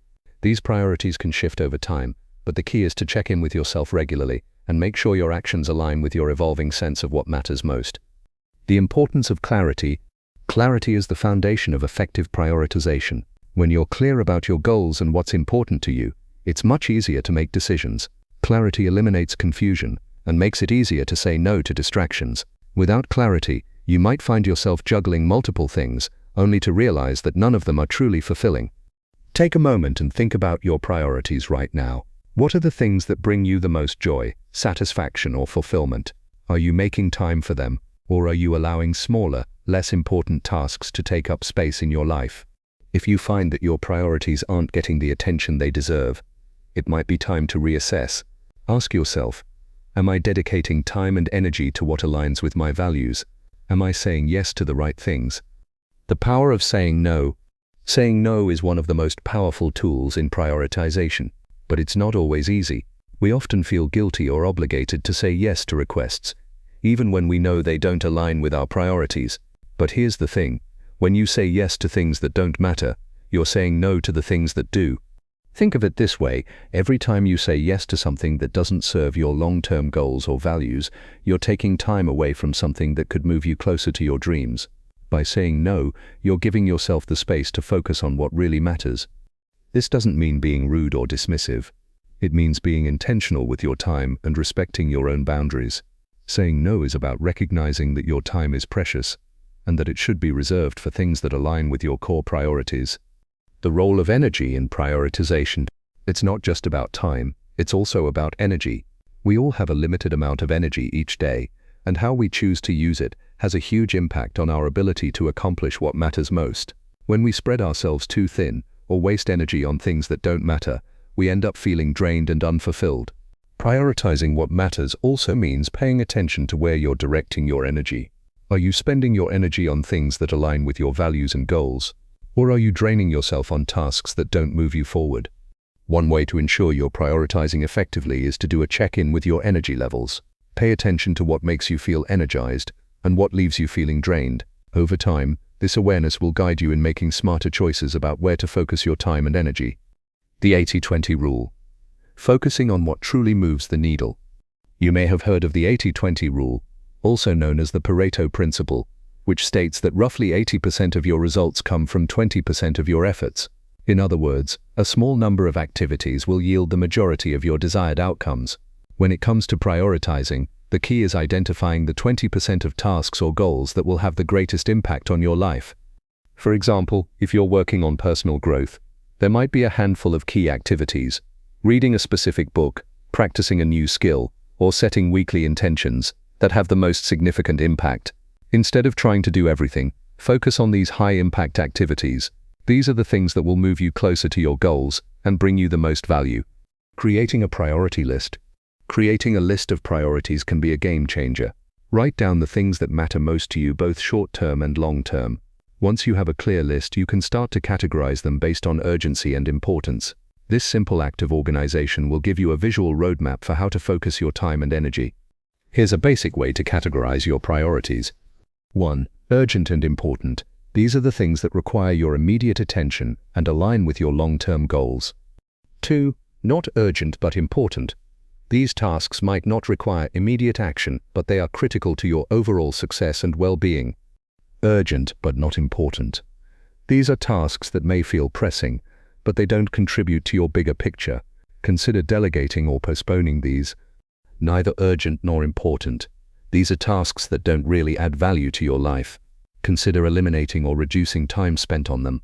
By organizing your tasks into these categories, you'll have a clearer sense of what deserves your attention and what can be left behind. Aligning priorities with values. Ultimately, prioritization is about aligning your daily actions with your core values. If you value health, prioritize exercise, meal planning, and rest. If you value relationships, make time for meaningful connections with family and friends. If personal growth is important to you, set aside time for learning, reading, or practicing new skills. When you take the time to identify what truly matters, you start living with purpose. Every decision becomes easier because you have a clear sense of what you're working toward. And when your actions align with your values, it brings a sense of fulfillment that can't be replicated by just getting things done. Prioritizing what matters is the cornerstone of a fulfilled and empowered life. It's about being intentional with your time, setting clear goals, and making decisions that align with your values. When you prioritize what truly matters, you create the space for a life that reflects your deepest desires and dreams. Tools for time management. Time is one of our most precious resources, yet it can often feel like there's never enough of it. In today's fast-paced world, juggling responsibilities, commitments, and personal goals can feel overwhelming. However, time management isn't just about making sure you have enough hours in the day. It's about making the most of the time you have and using it effectively to accomplish what matters most. Luckily, there are countless tools available to help us do just that. From digital apps to physical planners, time management tools can serve as a powerful ally in creating more balance and structure in our lives. But choosing the right tools is only half the battle. The real challenge lies in learning how to use them consistently to make a tangible difference. Let's explore some effective tools and strategies to manage your time like a pro. 1. Digital tools, harnessing technology for better time management. We live in a digital world. Unfortunately, technology offers an array of tools designed to help us stay on top of our time. These tools can assist with everything from task tracking to calendar scheduling and even focus enhancement. Let's take a look at some of the most popular ones. To-do list, a task manager that allows you to break down large tasks into smaller, actionable steps. It's great for keeping track of deadlines, creating projects, and organizing tasks by priority. Trello. Trello uses boards, lists, and cards to help you visually manage tasks and projects. It's particularly useful for team collaborations, allowing you to break down complex projects into manageable tasks and track progress over time. Google Calendar. For scheduling your day, Google Calendar is hard to beat. You can block time for meetings, appointments, and personal activities, and set reminders to stay on track. The ability to sync across devices ensures you're never out of the loop. Focus Booster. Using the Pomodoro technique, this app helps you break your work into focused intervals, typically 25 minutes, followed by short breaks. This structured method is designed to boost productivity and combat distractions. While all of these tools are helpful, it's important to remember that they're only effective if used consistently. The key to success with digital tools lies in setting up a routine where you check in on your tasks, set priorities, and adjust as necessary. 2. Physical tools. The power of paper and pen. Even in a world filled with digital solutions, there's still something powerful about using physical tools to manage your time. Writing things down can help solidify your plans in a way that typing them on a screen may not. Here are a few physical time management tools to consider. Bullet journaling. Bullet journaling has become a popular method for organizing thoughts, tracking goals, and managing time. By creating simple symbols to represent tasks, events, and notes, you can easily visualize your day and keep track of your priorities. Planner systems. A traditional planner or agenda can help you set appointments, track deadlines, and create daily to-do lists. With so many options available, you can choose one that fits your personal style, whether you prefer a weekly layout, daily pages, or a monthly calendar view. Time blocking sheets. A physical time blocking sheet can help you map out your day in blocks of time where you dedicate a specific amount of time to certain tasks. This can be particularly helpful for visual learners who benefit from seeing their time allocated in a tangible format. While physical tools can be incredibly effective, they require discipline. The best way to use them is to take time at the beginning of each day or the night before to write down your priorities and schedule. 3. The time blocking technique. One of the most effective methods for managing your time is time blocking. Time blocking is a technique where you divide your day into blocks of time and assign specific tasks or activities to each block. This method ensures that you dedicate time to what matters most and avoid distractions. Time blocking works for several reasons. It creates structure. By assigning a specific time frame for each task, you eliminate the ambiguity of what should I do next. You know exactly what's expected of you and when to do it. It minimizes multitasking. Time blocking forces you to focus on one task at a time, which has been proven to increase productivity. Multitasking can lead to mistakes and inefficiency, but when you focus solely on one activity, you're more likely to complete it successfully. It helps with deep work. By setting aside uninterrupted time for important tasks, you create space for deep, focused work. This is especially useful for creative tasks or projects that require sustained attention. To implement time blocking, start by setting aside blocks of time for your most important tasks. For example, you could block out 9 a.m. to 11 a.m. for focused work, 11 a.m. to 12 p.m. for meetings, and 12 p.m. to 1 p.m. for lunch. Be sure to leave buffer time between blocks to avoid feeling rushed. 4. The Eisenhower Matrix. Another powerful tool for prioritizing tasks is the Eisenhower Matrix, named after U.S. President Dwight D. Eisenhower. This tool helps you decide which tasks to focus on based on their urgency and importance. It breaks tasks into 4 categories. 1. Urgent and important. Do first. These tasks require immediate attention and have a direct impact on your long-term goals. 2. Not urgent but important. Schedule. These tasks are important for your personal or professional development, but don't require immediate attention. Schedule them for later. 3. Urgent but not important. Delegate. These tasks might be urgent but don't significantly contribute to your larger goals. Delegate them to someone else if possible. Not urgent and not important. Eliminate. These tasks are neither urgent nor important and can be eliminated from your to-do list altogether. By using this matrix, you can gain clarity on which tasks deserve your attention and which ones can be put on the back burner or delegated. It's a great way to avoid getting caught up in busy work and focus on the tasks that truly move you forward. 5th, creating a routine. Perhaps the most important tool for time management is the routine. Having a consistent daily routine allows you to optimize your time and make the most of each day. Your routine sets the tone for your day, helping you stay on track and achieve your goals with greater ease. Start by identifying the key tasks you need to accomplish each day, then build a routine around them. Consider the time of day when you feel most productive. Do your most challenging work during those hours and save less demanding tasks for later. Incorporating rituals like meditation, exercise, or reading into your routine can also help set a positive tone for the day and increase your overall productivity. While flexibility is important, having a solid routine in place helps you structure your time in a way that's aligned with your goals. Over time, your routine becomes second nature, reducing the mental energy required to plan your day and allowing you to focus on executing your tasks with clarity and purpose. In conclusion, the right tools for time management, whether digital or physical, can have a transformative effect on how we use our time. From apps that help you track tasks to simple planners that guide your day, these tools empower you to take control of your schedule and make intentional choices. But the true power of time management lies not in the tools themselves, but in how consistently you use them to stay focused, prioritize effectively, and create the time to accomplish what matters most. Overcoming procrastination. Procrastination is one of the most common challenges we all face in managing our time effectively. Whether it's putting off a daunting task, delaying a difficult decision, or simply avoiding something that feels unpleasant, procrastination can become a barrier to our progress. It's often rooted in fear, self-doubt, or a sense of overwhelm, making it easy to delay action even when we know it's in our best interest to act now. So, how can we overcome procrastination and take charge of our time and tasks? The key lies in understanding why we procrastinate and implementing strategies that help us break free from this cycle of delay. 1. Understanding procrastination. The root causes. Procrastination is more than just laziness. It's often a defense mechanism. There are several psychological reasons we procrastinate, and understanding them can be the first step in overcoming the habit.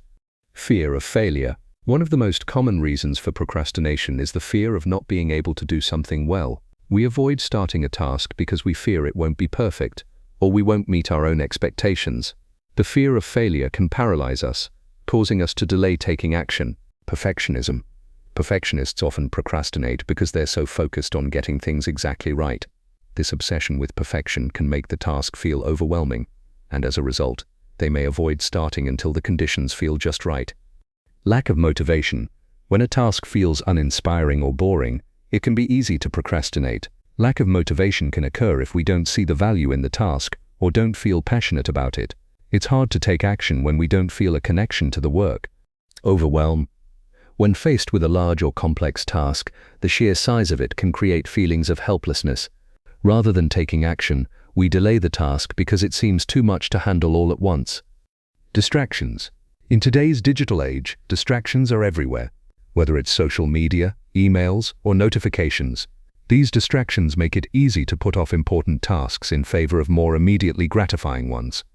By identifying the root cause of your procrastination, you can begin to address it directly with strategies tailored to your situation. 2. Strategies to overcome procrastination. Now that we've identified why we procrastinate, it's time to explore some strategies that can help us break the cycle and take action. The 2-minute rule. One of the simplest ways to overcome procrastination is by adopting the 2-minute rule. If a task will take less than 2 minutes to complete, do it immediately. This approach helps you build momentum and tackle small tasks that can otherwise pile up. When you get into the habit of taking immediate action, it becomes easier to tackle bigger tasks. Break tasks into smaller steps. Large tasks can feel overwhelming, but breaking them down into smaller, manageable steps can make them more approachable. Instead of focusing on the entire project, focus on completing the next small step. This will reduce the pressure and allow you to make progress without feeling overwhelmed. Set clear deadlines. Procrastination thrives in the absence of clear deadlines. If a task feels open-ended or lacks urgency, it's easy to delay it indefinitely. Setting clear, achievable deadlines gives you a sense of urgency and helps you stay focused on completing the task. Even if a deadline doesn't exist, create one for yourself.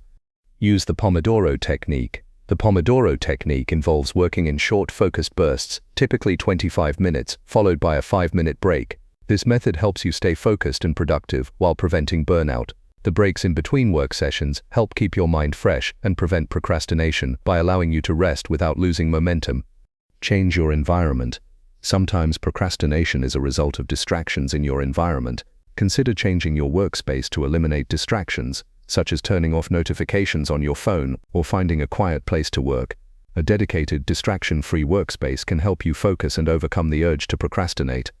Hold yourself accountable. Accountability can be a powerful motivator. Whether it's a friend, colleague, or mentor, having someone who checks in on your progress can help keep procrastination at bay. When others are expecting results from you, it can push you to take action even when you don't feel like it. Just start. Often the hardest part is simply starting. The idea of doing something can feel daunting, but once you begin, it often becomes easier. Commit to just starting the task, even if it's only for 5 minutes. Once you begin, you'll likely find that the momentum builds, and it becomes easier to continue. Be kind to yourself. Finally, it's important to be compassionate with yourself. Procrastination is a habit, and breaking it doesn't happen overnight. When you slip up or fall into old patterns, avoid self-criticism. Instead, acknowledge the setback, reflect on the cause, and refocus your efforts. Building new habits takes time, and being kind to yourself along the way can help you stay motivated. 3. Creating lasting change. Overcoming procrastination as a habit. Overcoming procrastination is not a one-time fix. It requires consistent effort and self-awareness. By regularly applying these strategies and observing your behavior, you can begin to rewire your mindset and develop better habits. The key to overcoming procrastination lies in shifting your perspective. Instead of focusing on the discomfort or fear of starting, focus on the long-term benefits of taking action. By consistently practicing these strategies, you can reduce procrastination and empower yourself to take meaningful action toward your goals. 4. Embracing progress over perfection. One of the most important lessons when it comes to overcoming procrastination is the idea of embracing progress over perfection. Perfectionism often stands in the way of progress and is a key driver of procrastination. By allowing yourself to take imperfect action, you create room for growth and momentum. You don't have to wait for the perfect moment or the ideal conditions. The key is to get started and improve as you go. In conclusion, overcoming procrastination is a powerful step toward reclaiming control of your time and achieving your goals. By understanding the root causes of procrastination and implementing effective strategies, you can break free from the cycle of delay and take consistent action towards success. Remember, overcoming procrastination is a gradual process, and every small step counts. Start today and you'll find yourself moving forward with greater confidence and momentum. Balancing life and work. Balancing life and work is a delicate art.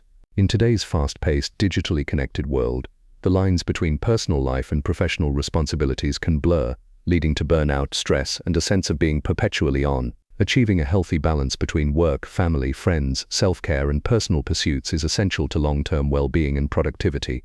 Yet this balance is not static. It requires ongoing attention, flexibility, and the willingness to reassess our priorities. So how can we balance our professional and personal lives without feeling overwhelmed? Here's a deeper dive into the strategies that can help you maintain equilibrium. 1.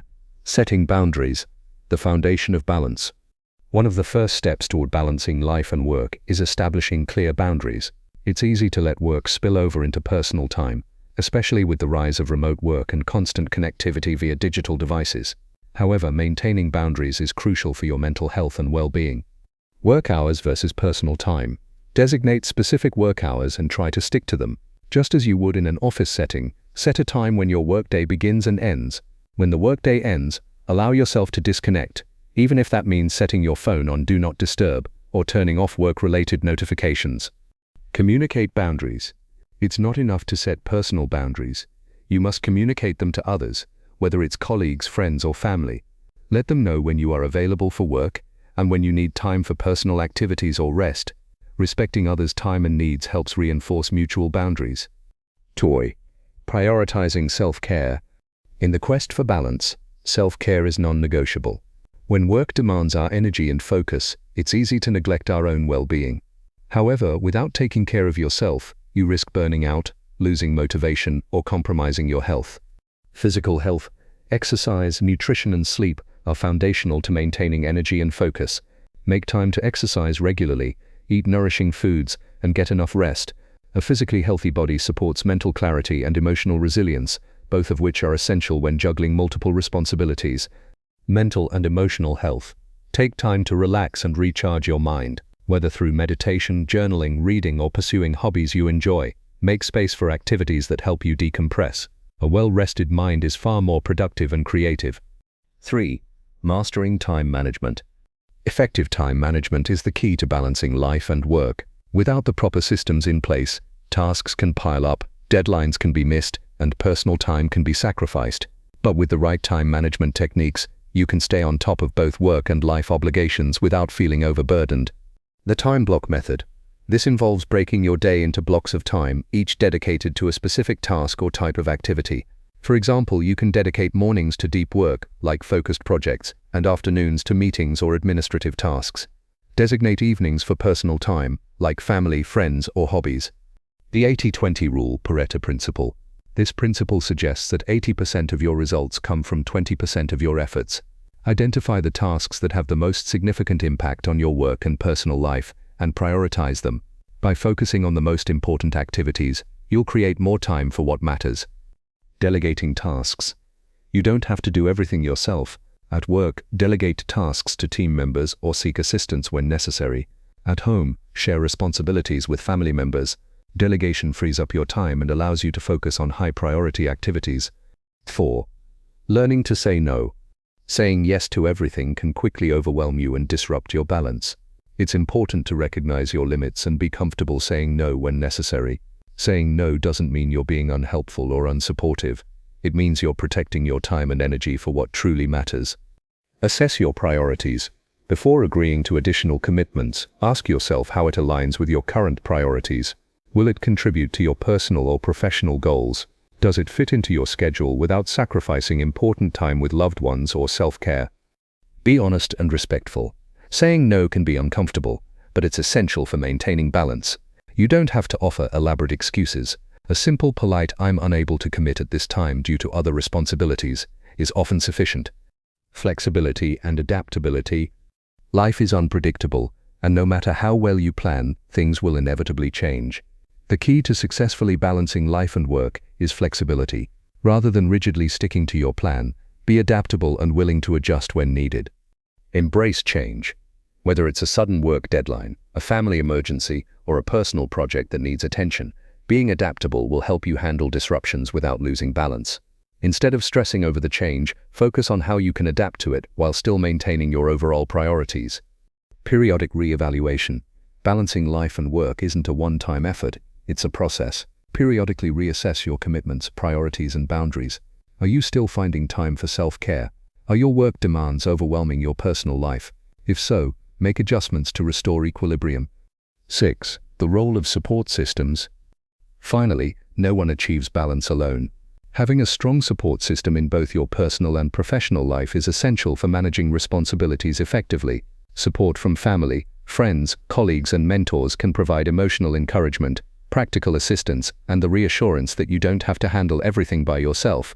Lean on others. Don't be afraid to ask for help when you need it, whether it's taking on some tasks at work, helping with household chores, or simply offering emotional support. Leaning on others can provide much-needed relief and keep you from feeling isolated in your efforts. Building a network. Surround yourself with like-minded individuals who understand your priorities and challenges. A network of people who can offer guidance, advice, and companionship helps reinforce your sense of balance and connection. Balancing life and work is a continuous journey. By setting boundaries, prioritizing self-care, managing your time effectively, learning to say no, and remaining flexible, you can navigate the demands of both worlds. Remember, balance isn't about perfection, it's about being intentional and making choices that honor your well-being and goals. When you take control of your time and energy, you empower yourself to lead a fulfilling and sustainable life, both personally and professionally. Highlights. Effective time management requires prioritization and focus. Procrastination can be overcome by breaking tasks into manageable steps and setting clear deadlines. Time blocking and taking regular breaks help maintain productivity. Technology, when used properly, can streamline time management and increase efficiency. Activity section. Reflection and action plan. Assess your current time management habits. Take a moment to reflect on your current approach to time management. Are you able to focus on high-priority tasks? Do you find yourself procrastinating? Identify one area where you can improve and take action to address it. 2. Implement a time blocking strategy. Try time blocking for a day or week. Write out your schedule and allocate specific time periods for different tasks. How does this impact your productivity and focus? What challenges do you face, and how can you overcome them? Combat procrastination with small steps. Identify a task you've been procrastinating on and break it down into small, manageable steps. Focus on completing just the first step. How does this change your approach to the task? And what impact does it have on your motivation? Evaluate your use of technology. Review the apps and tools you use to manage your time. Are they helping or hindering your productivity? Set boundaries on notifications and app usage, and experiment with productivity apps that may assist you in staying organized. Chapter 9. Resilience is king. It's not how far you fall, but how high you bounce that counts. Zig Ziglar. In the early 1960s, a young woman named J.K. Rowling faced a series of personal and professional setbacks that might have discouraged anyone else from pursuing their dreams. Struggling with depression, a failed marriage, and financial hardship, she was living in near poverty while raising her young daughter. Yet despite these overwhelming challenges, Rowling's determination to write never wavered. While sitting in a cafe, she wrote the first draft of Harry Potter and the Philosopher's Stone, not knowing that it would later become one of the best-selling book series in history. Rejected by 12 publishers before finding success, Rowling's story is one of extraordinary resilience. She once said, "Rock bottom became the solid foundation on which I rebuilt my life." Her journey is proof that setbacks, however painful, can be the catalyst for extraordinary achievements when faced with perseverance and resilience. Rowling's story teaches us a vital lesson: setbacks are not the end of the road. They are simply opportunities to begin again with greater knowledge, determination, and strength. Everyone faces setbacks, whether it's a failed project, a personal loss, or a significant disappointment. Life has a way of throwing us curveballs when we least expect them. While these challenges can seem insurmountable in the moment, how we respond to them is what ultimately defines our success. Resilience, the ability to bounce back, adapt, and thrive after adversity, is a key trait shared by those who achieve greatness. In this chapter, we explore the power of resilience and how it enables us to overcome life's toughest challenges. We will discuss how setbacks can be reframed as opportunities, how to develop mental toughness, and how to cultivate a mindset that turns obstacles into stepping stones. Resilience isn't just about enduring hardship, it's about using those experiences to grow stronger, wiser, and more determined. According to a study conducted by the American Psychological Association, resilience is closely linked to mental health and well-being. People who exhibit resilience are more likely to recover from trauma and experience less anxiety and depression. Research also suggests that resilience is not an innate trait, but rather a skill that can be developed through practice and perseverance. Psychologists like Dr. Susan Kabasa have identified several factors that contribute to resilience, including a strong sense of purpose, social support, and the ability to maintain a positive outlook even in the face of adversity. Studies also show that individuals who view challenges as opportunities for growth are more likely to experience higher levels of resilience and long-term success. Understanding resilience. Resilience is a word that often gets thrown around, but have you ever stopped to think about what it truly means? At its heart, resilience is the ability to recover and grow from life's inevitable setbacks. It's not about dodging challenges or pretending everything is fine. It's about embracing the messy, painful moments and finding a way to bounce back stronger. Let's explore this concept in a deeper and more personal way. What does resilience really look like? Imagine you're hiking up a mountain. Halfway through, a storm rolls in. You didn't plan for this, and it's tempting to turn back. But then you remember why you started the hike. Maybe it's the breathtaking view at the top, or the sense of accomplishment you'll feel when you get there. Resilience is like that moment when you tighten your laces, find shelter for a bit, and then keep going. It's not about avoiding the storm, but navigating through it with determination and perspective. In life, resilience can show up in small, quiet ways. Cutting up after failing a test and preparing for the next one. Taking a deep breath and starting over after a relationship ends. Showing up for work when everything in you wants to quit because you believe in the bigger picture. It's about persistence, but it's also about flexibility, the ability to adapt when plan A doesn't work, and to create a plan B, C, or even D. Why is resilience important? Life doesn't come with guarantees or smooth roads. If you think about the most successful or inspiring people you know, chances are they've faced significant challenges. What sets them apart isn't that they avoided hardship, but how they responded to it. Resilience helps you stay grounded in chaos. It allows you to hold on to your sense of self when life feels out of control. Learn from setbacks. Each challenge becomes an opportunity for growth and insight. Maintain mental health. Resilience acts as a buffer against stress, anxiety, and burnout. Keep going. It fuels the courage to try again when the odds are against you. Many people believe resilience is something you're either born with or not. But that's not the full story. While some personality traits like optimism or emotional stability can give you a head start, resilience is also shaped by your environment, experiences, and choices. It's a skill you can strengthen with practice, just like building physical muscle. The components of resilience. Psychologists suggest resilience is made up of several key factors. Emotional regulation. The ability to manage your emotions without being overwhelmed by them. 2. Problem-solving skills. Finding solutions instead of fixating on problems. 3. A support network. Friends, family, or mentors who remind you that you're not alone. 4. Optimism. Believing that things can and will get better. 5.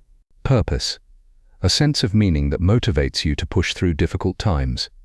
A common misconception is that resilience means toughing it out or suppressing your emotions. But true resilience isn't about being stoic. It's about being adaptable. It's okay to feel hurt, scared, or frustrated. Resilience is about allowing yourself to feel those emotions, processing them, and then moving forward with clarity. Think of resilience as a tree in a storm. A rigid tree might snap under pressure, but one with deep roots and a flexible trunk bends with the wind and survives. Resilience is your ability to bend without breaking. Your personal resilience story. Take a moment to reflect on your own journey. When have you faced a setback that seemed insurmountable? What got you through it? Was it a friend's encouragement, your own determination, maybe even a little luck? Understanding how you've been resilient in the past can help you harness those strengths for future challenges. Why resilience matters now more than ever. In today's fast-paced, uncertain world, resilience is no longer optional, it's essential. Whether it's navigating career changes, managing personal loss, or simply coping with the pressures of daily life, resilience is what keeps you moving forward. And the best part, the more you practice it, the stronger it becomes. Resilience doesn't mean you won't stumble or fall. It means you'll find a way to get back up. It's not a superpower reserved for a select few. It's a skill anyone can cultivate with time, effort, and the right mindset. Resilience is what transforms life's toughest moments into stepping stones for growth. Developing resilience. Understanding resilience is one thing, but how do you actually develop it? Building resilience is a process. Much like strengthening a muscle, takes time, effort, and intentionality. It's not about becoming immune to hardship, but learning how to navigate challenges in ways that empower you rather than deplete you. Let's dive into actionable ways to develop resilience, with a conversational tone that feels like a chat over coffee. Start with self-awareness. Building resilience begins with knowing yourself. Self-awareness helps you identify your triggers, strengths, and areas for growth. Ask yourself, how do I typically react to setbacks? What emotions come up, and how do I manage them? What coping strategies have worked for me in the past? Being honest with yourself is the foundation for growth. Maybe you've noticed that you tend to withdraw when things get tough, or that you rely on humor to deflect stress. Recognizing these patterns is the first step in reshaping them. Strengthen your emotional toolbox. Resilience isn't about avoiding emotions, it's about managing them effectively. Here are some tools to add to your emotional toolbox. Mindfulness. Practicing mindfulness helps you stay present and reduces the tendency to catastrophize challenges. Even 5 minutes of deep breathing or meditation can make a difference. 2. Reframing. Instead of thinking this is the worst thing ever, try asking, what can I learn from this? Reframing challenges as opportunities for growth helps you see setbacks in a new light. Gratitude practice. Focusing on what's going well, even during tough times, can shift your mindset. Try ending each day by writing down 3 things you're grateful for. Build a support network. No one is resilient in isolation. Resilience is often a team effort, strengthened by the connections we have with others. Who's in your corner? Whether it's family, friends, colleagues, or mentors. Having people you can lean on during tough times is invaluable. Here's a challenge. Think about someone in your life you haven't reached out to in a while. Send them a quick text or schedule a coffee chat.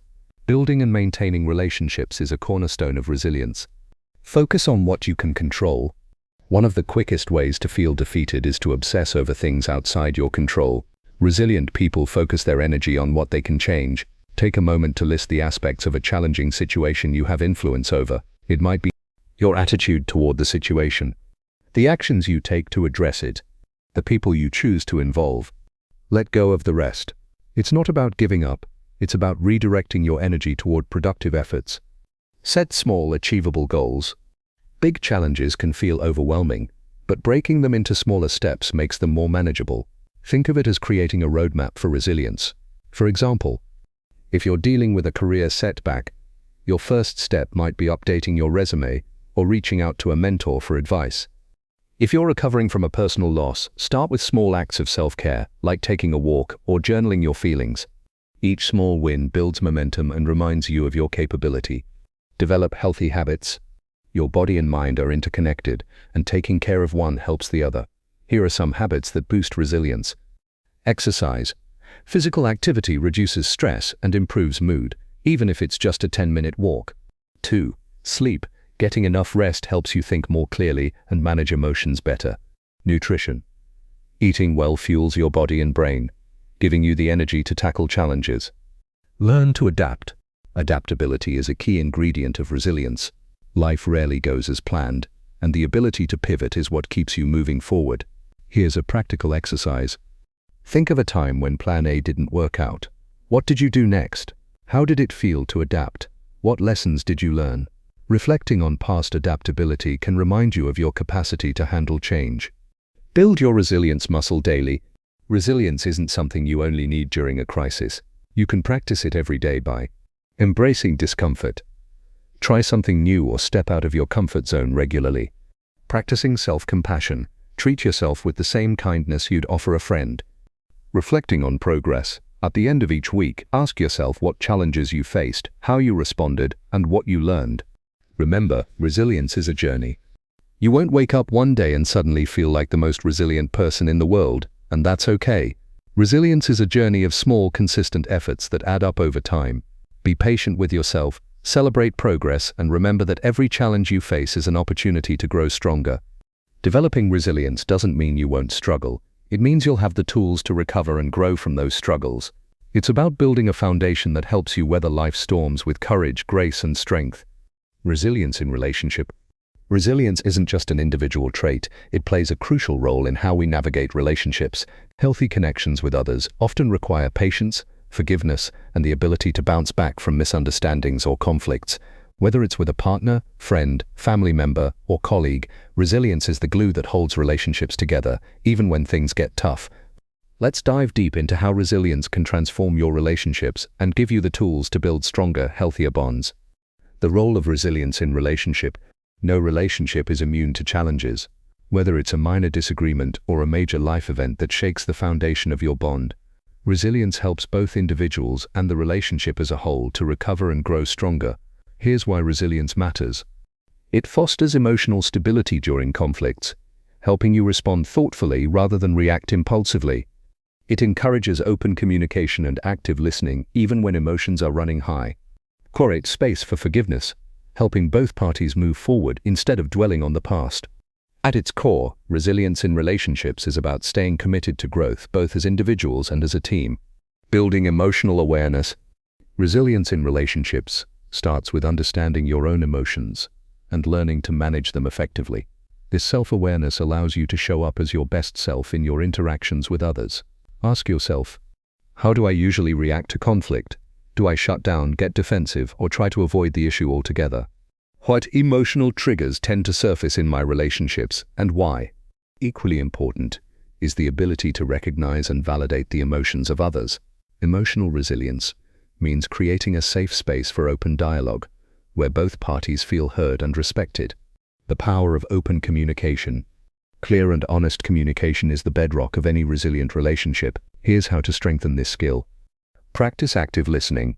Focus on understanding the other person's perspective without interrupting or planning your response.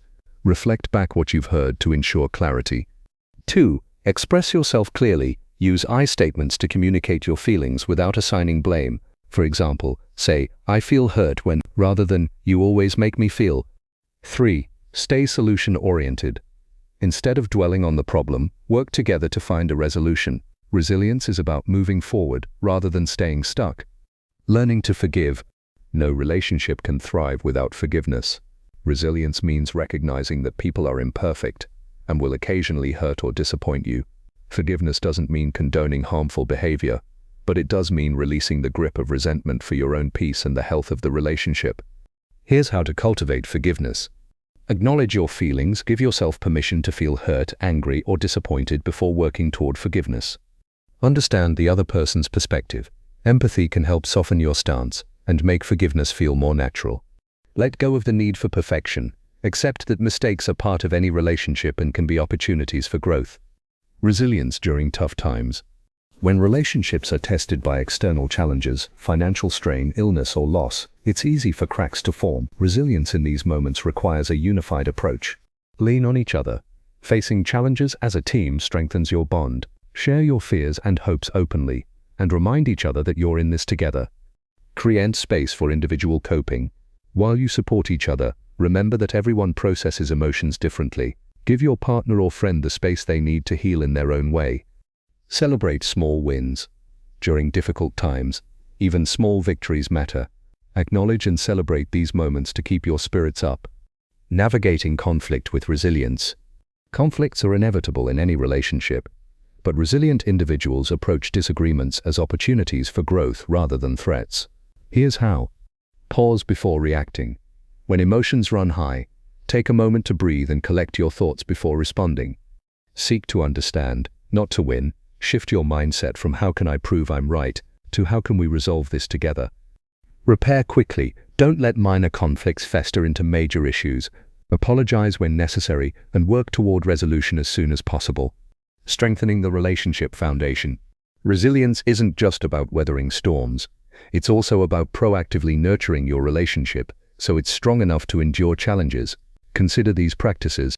Show appreciation daily. Small gestures of gratitude, like saying thank you or leaving a thoughtful note, build emotional reserves for tougher times. Invest in quality time. Shared experiences strengthen your bond. Whether it's a date night, a hike, or simply cooking together, prioritize time for connection. Support each other's growth. Encourage your loved ones to pursue their goals and dreams, and celebrate their achievements. The role of boundary. Resilient relationships require healthy boundaries. These are not walls to keep others out, but guidelines that define what is and isn't acceptable. Boundaries ensure mutual respect and protect both individuals' well-being. Examples of healthy boundaries include clearly communicating your needs and expectations, respecting each other's time and space, addressing issues early before they escalate, creating a culture of resilience in relationship. Building resilience isn't just an individual effort. It's a shared commitment. Here's how to foster a culture of resilience within your relationships. Normalize vulnerability. Create an environment where both parties feel safe sharing their fears, struggles, and insecurities. 2. Practice patience. Resilience takes time, especially if one or both individuals are navigating personal challenges. Be patient with the process. 3. Focus on growth. View challenges as opportunities to strengthen your bond rather than weaken it. Resilience in relationships is about creating connections that can bend without breaking. It's not about avoiding difficulties, but about facing them together, with compassion, communication, and a shared commitment to growth. When you prioritize resilience, you build relationships that not only survive life's storms but thrive because of them. Resilience at work. The workplace is one of the most challenging environments when it comes to resilience. Deadlines, difficult colleagues, unexpected setbacks, and an ever-changing professional landscape test our ability to adapt and thrive. Resilience at work is not just about bouncing back after a bad day or a failed project. It's about maintaining a steady and productive mindset, even in the face of adversity. Let's explore how you can develop and maintain resilience in the workplace while fostering a healthy, positive work experience. Why resilience matters in the workplace. Workplaces are inherently dynamic, and challenges are inevitable. Whether it's being overlooked for a promotion, dealing with a sudden restructuring, or navigating a stressful project, resilience allows you to maintain focus and productivity during high-pressure situations. Adapt to change with a positive mindset. Protect your mental and emotional well-being from workplace stress. Emerge from setbacks with a clearer sense of purpose and strength. Workplaces often celebrate success, but resilience is what keeps you moving forward when things don't go as planned. Developing emotional agility. Resilience in the workplace starts with emotional agility, the ability to navigate your emotions constructively rather than letting them control you. When facing challenges, it's natural to feel stress, frustration, or even fear, but resilience helps you channel those emotions effectively. Here's how to develop emotional agility. 1. Acknowledge your feelings. Don't suppress emotions. Instead, name them. For instance, say, "I feel overwhelmed," rather than ignoring the feeling. 2. Reframe the situation. Shift your perspective. Instead of seeing a missed deadline as failure, view it as a learning opportunity to improve your time management. Focus on what you can control. Identify aspects of the situation that are within your control, and take proactive steps to address them. Building a growth mindset at work. Resilience thrives in individuals who embrace a growth mindset. The belief that abilities and intelligence can be developed through effort and learning. When you view challenges as opportunities to grow rather than threats to your success, you naturally become more resilient. Here are some ways to cultivate a growth mindset in the workplace. Learn from mistakes. Treat every setback as a stepping stone. Reflect on what went wrong and how you can do better next time. Seek feedback. Instead of fearing criticism, actively seek feedback from peers and supervisors to improve your performance. Celebrate effort, not just outcomes. Acknowledge your hard work and dedication, even if the results don't meet expectations. Managing workplace stress. Stress is a major resilience killer, especially in high-pressure jobs. To remain resilient, you need to develop strategies to manage and mitigate stress effectively. 1. Set realistic goals. Break down large tasks into smaller manageable steps. This reduces overwhelm and helps you maintain focus. 2. Practice mindfulness. Take a few moments each day to center yourself. Techniques like deep breathing, meditation, or simply a short walk can clear your mind. 3. Avoid burnout. Know your limits and set boundaries. Taking regular breaks and unplugging after work can recharge your energy. Strengthening professional relationship. Resilience isn't just an individual effort. It's often a team endeavor. Strong professional relationships provide a support network during tough times. Here's how to nurture these connections. Collaborate openly. Share challenges with trusted colleagues and seek input or support. Offer help when you can. Being a source of support for others strengthens bonds and builds goodwill. Resolve conflicts constructively. Disagreements are inevitable, but handling them with respect and empathy fosters a resilient work environment. Resilience during career transitions. Career transitions, whether it's a promotion, job change, or layoff, can test your resilience like nothing else. Here's how to navigate these periods with grace. Focus on long-term goals. Keep your eye on the bigger picture. Temporary setbacks don't define your overall career trajectory. 2. Leverage your network. Reach out to mentors or peers for guidance and opportunities. 3. Keep learning. Use transitions as opportunities to acquire new skills or explore new interests. The role of purpose in workplace resilience. A strong sense of purpose can anchor you during workplace challenges. When you align your work with your values and long-term goals, setbacks feel less daunting because you're connected to something bigger. Reflect on what motivates you to do your job. How does your role contribute to the larger mission of your organization? What aspects of your work bring you the most fulfillment? Practical tips for building workplace resilience. Here are actionable strategies to enhance resilience at work. Develop problem-solving skills.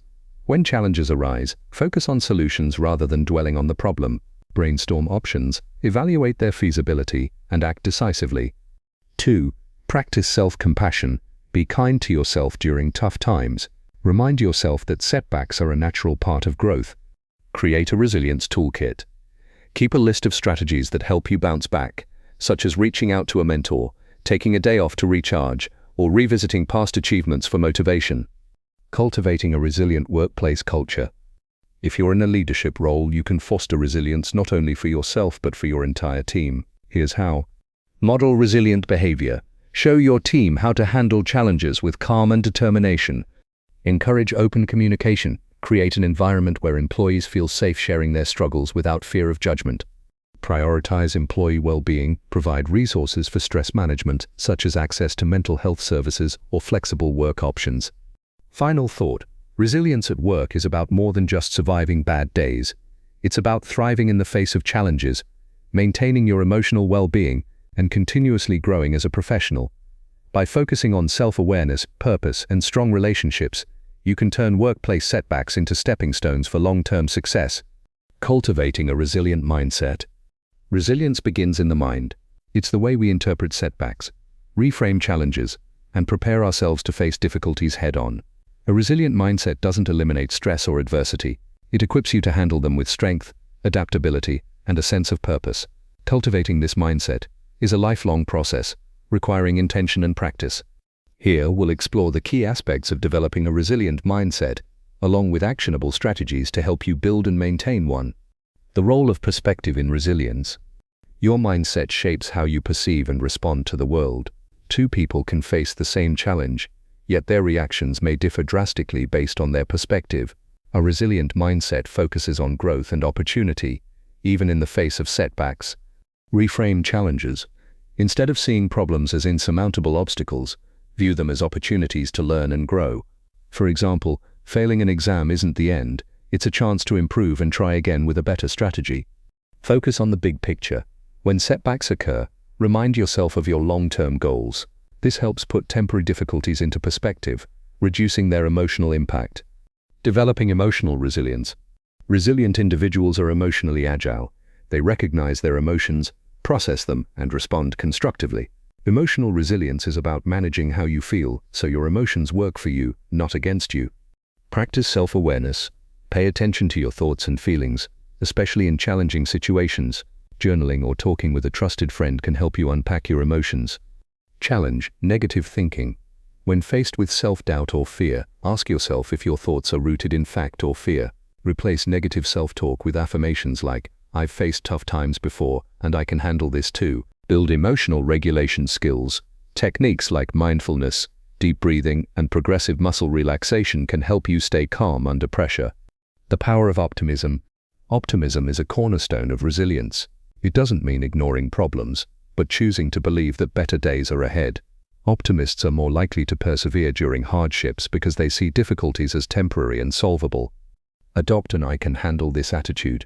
Cultivate confidence in your ability to overcome challenges. Remind yourself of past successes, no matter how small. Surround yourself with positivity. Spend time with people who uplift and inspire you. Their optimism can be contagious and reinforce your own resilience. Look for silver linings. Even in tough situations, there are often hidden opportunities or lessons. Train yourself to find the good no matter how small. Building resilience through self-compassion. Resilience isn't about being perfect or never failing. It's about being kind to yourself when things go wrong. Self-compassion involves treating yourself with the same care and understanding that you would offer a close friend. Acknowledge your humanity. Everyone makes mistakes and faces challenges. Remind yourself that it's okay to stumble as long as you keep moving forward. Practice forgiveness. Let go of past mistakes or perceived failures. Holding on to guilt or regret only weighs you down. Celebrate small wins. Recognize and appreciate your efforts, even if the outcome isn't perfect. Each step forward builds momentum. Resilience requires flexibility. A resilient mindset thrives on adaptability. Life rarely goes according to plan, and rigid thinking can make setbacks feel catastrophic. Flexibility allows you to adjust your expectations and find new paths forward. Embrace change. View change as a natural part of life rather than a disruption. The more you practice adapting to change, the more resilient you become. Stay curious when faced with uncertainty. Adopt a mindset of curiosity. Ask, "What can I learn from this situation?" or "How can I approach this differently?" Create backup plans. Being flexible doesn't mean being unprepared. Having multiple options or contingency plans can reduce stress and build confidence in your ability to adapt. Building mental strength. Mental strength is the foundation of resilience. It's your ability to persevere and maintain focus, even in tough times. Cultivating mental strength requires consistent effort and self-discipline. Set realistic goals. Break large challenges into smaller, achievable steps. Progress, no matter how small, builds confidence and resilience. Commit to lifelong learning. Continuously expand your knowledge and skills. The more tools you have in your mental toolbox, the better equipped you'll be to handle adversity. Practice gratitude. Gratitude shifts your focus from what's going wrong to what's going right. This simple mindset shift can boost your resilience and overall well-being. Surround yourself with support. Resilience isn't built in isolation. A strong support network can provide encouragement, guidance, and perspective during difficult times. Lean on trusted relationships. Share your challenges with close friends or family members who understand and support you. Seek mentors or coaches. Learning from others who've navigated similar challenges can provide valuable insights and encouragement. Join communities. Being part of a group with shared goals or interests can create a sense of belonging and collective strength. Creating a resilience routine. Building resilience is an ongoing process, and daily habits play a crucial role in strengthening your mindset. Here's a sample routine. Morning mindset practice. Start your day with a positive affirmation or visualization of success. 2. Midday pause. Take a 5-minute break to reflect on what's going well and adjust your focus if needed. 3. Evening reflection. Write down 3 things you learned or appreciated during the day. Over time, these small habits can create a strong foundation for resilience. The journey toward a resilient mindset. Cultivating a resilient mindset is a lifelong journey. It's not about never experiencing hardship, but about learning to face challenges with strength, adaptability, and hope.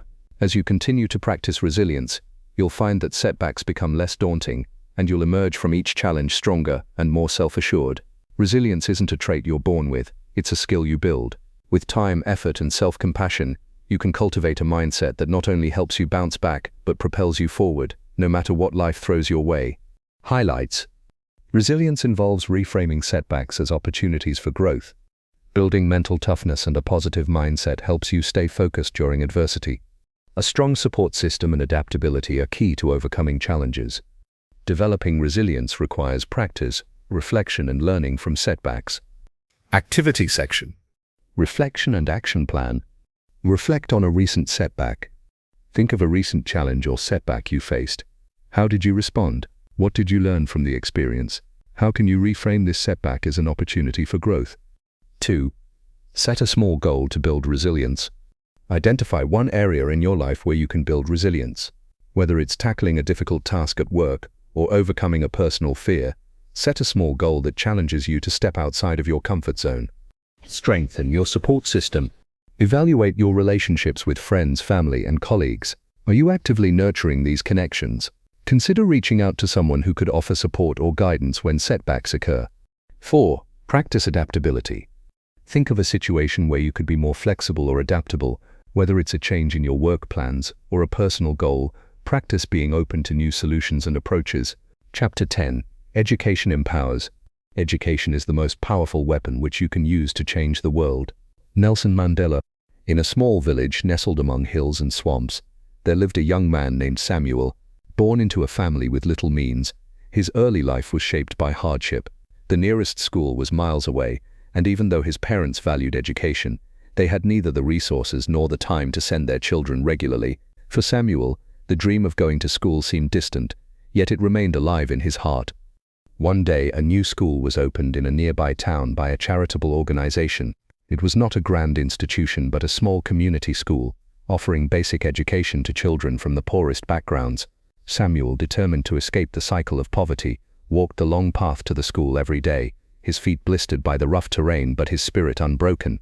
Through sheer persistence, Samuel earned a scholarship to attend university.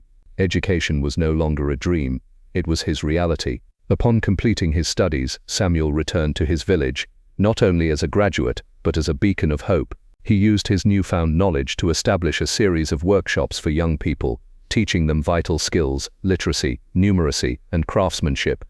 Samuel's story is one of many, but it serves as a powerful reminder of how education can transform an individual's life. It is not only the foundation for personal success, but also a tool that can uplift entire communities.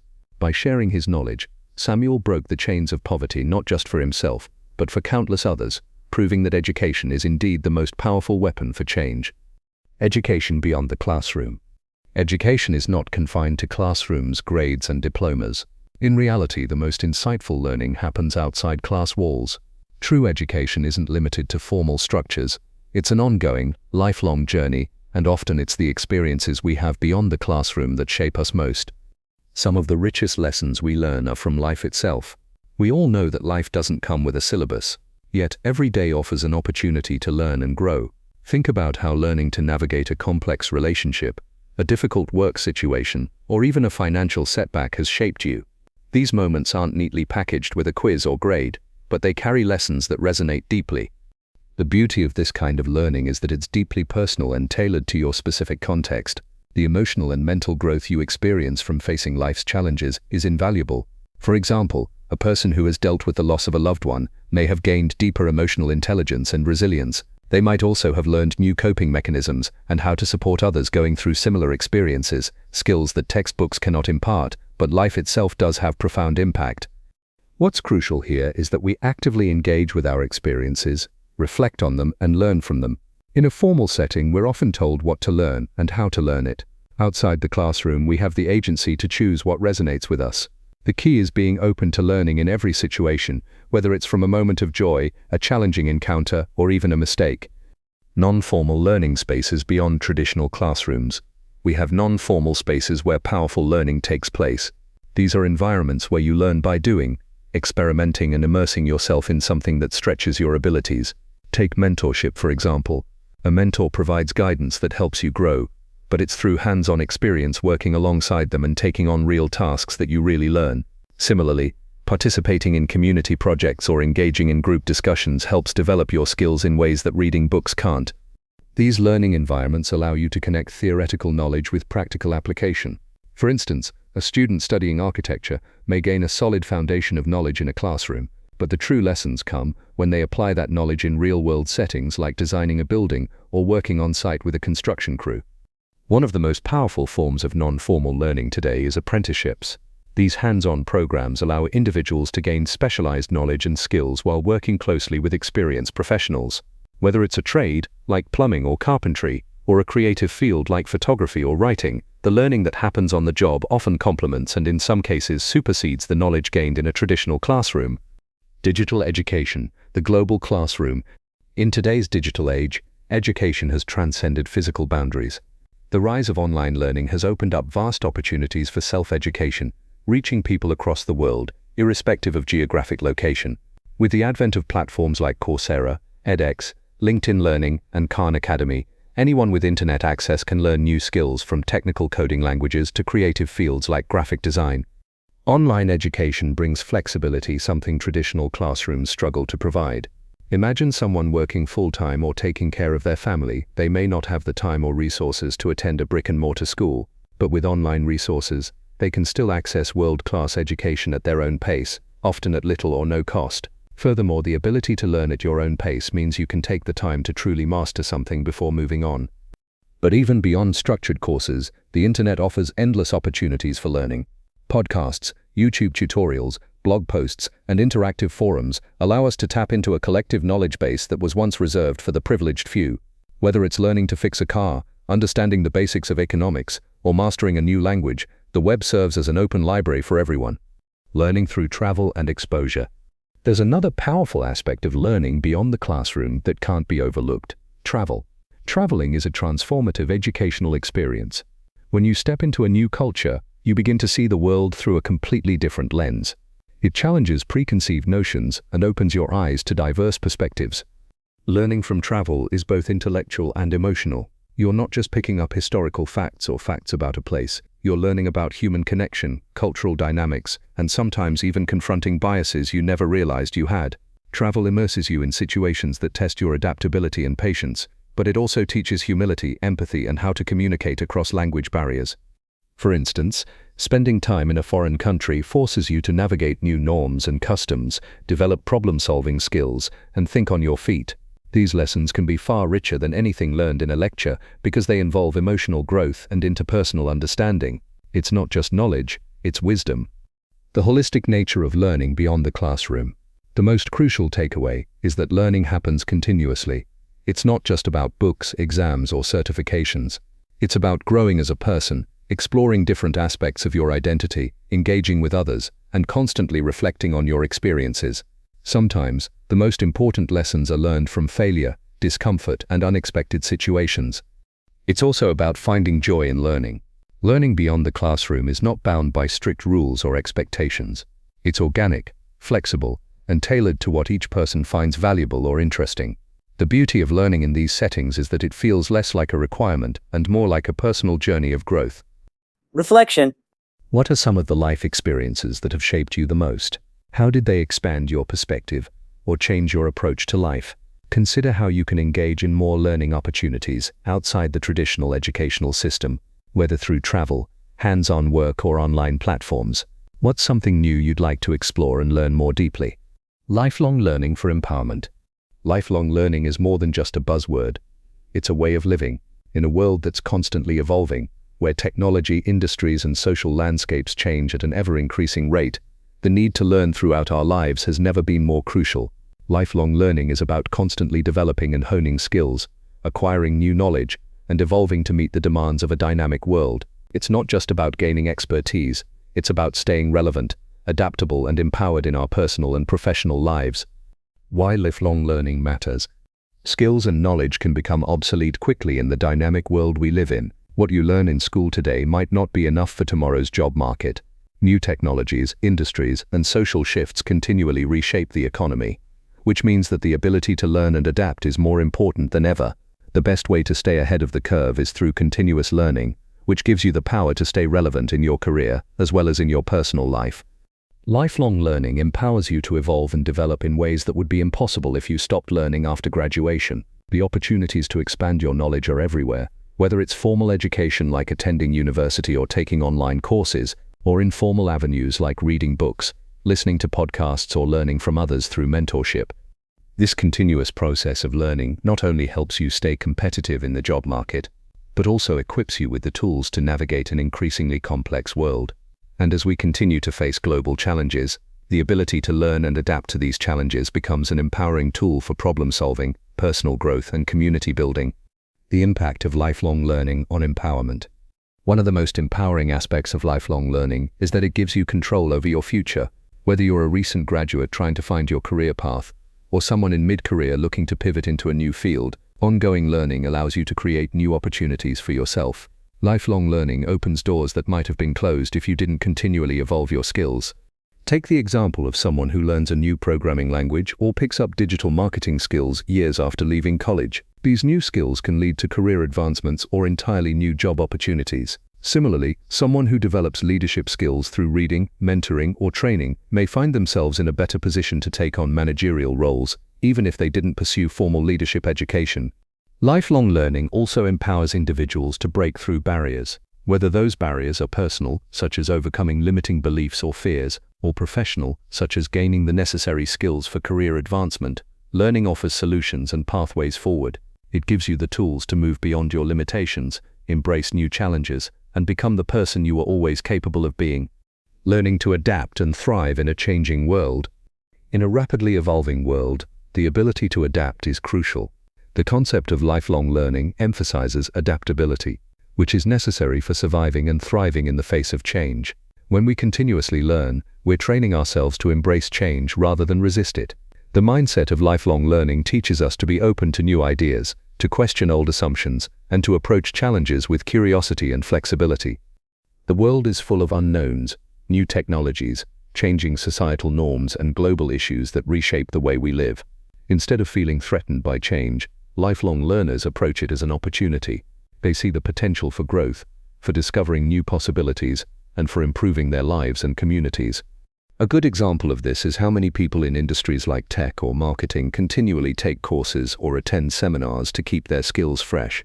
These industries are evolving at a fast pace, so their professionals know that if they stop learning, they will become obsolete.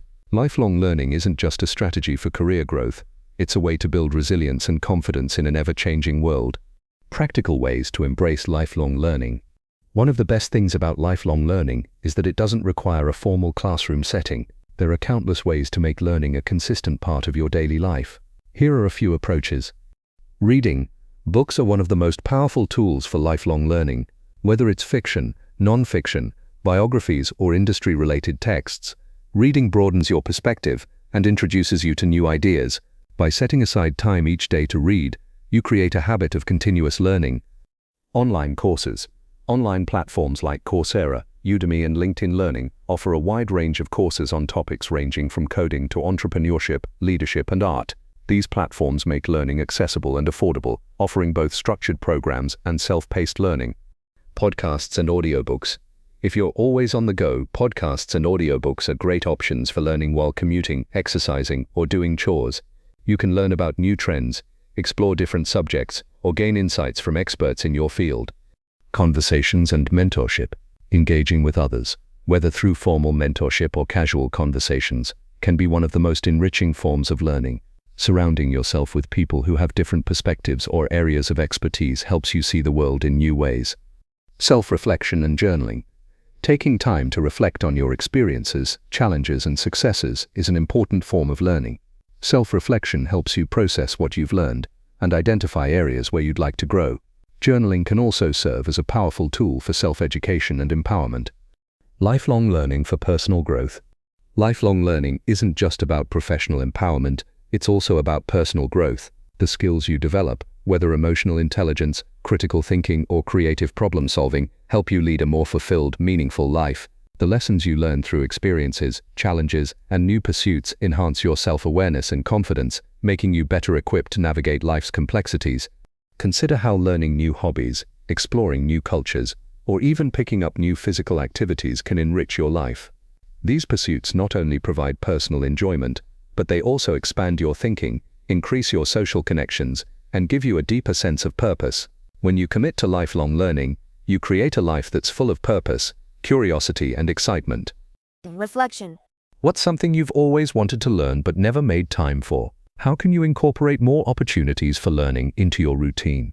What small steps can you take today to start your journey toward becoming a lifelong learner? Education as a tool for change.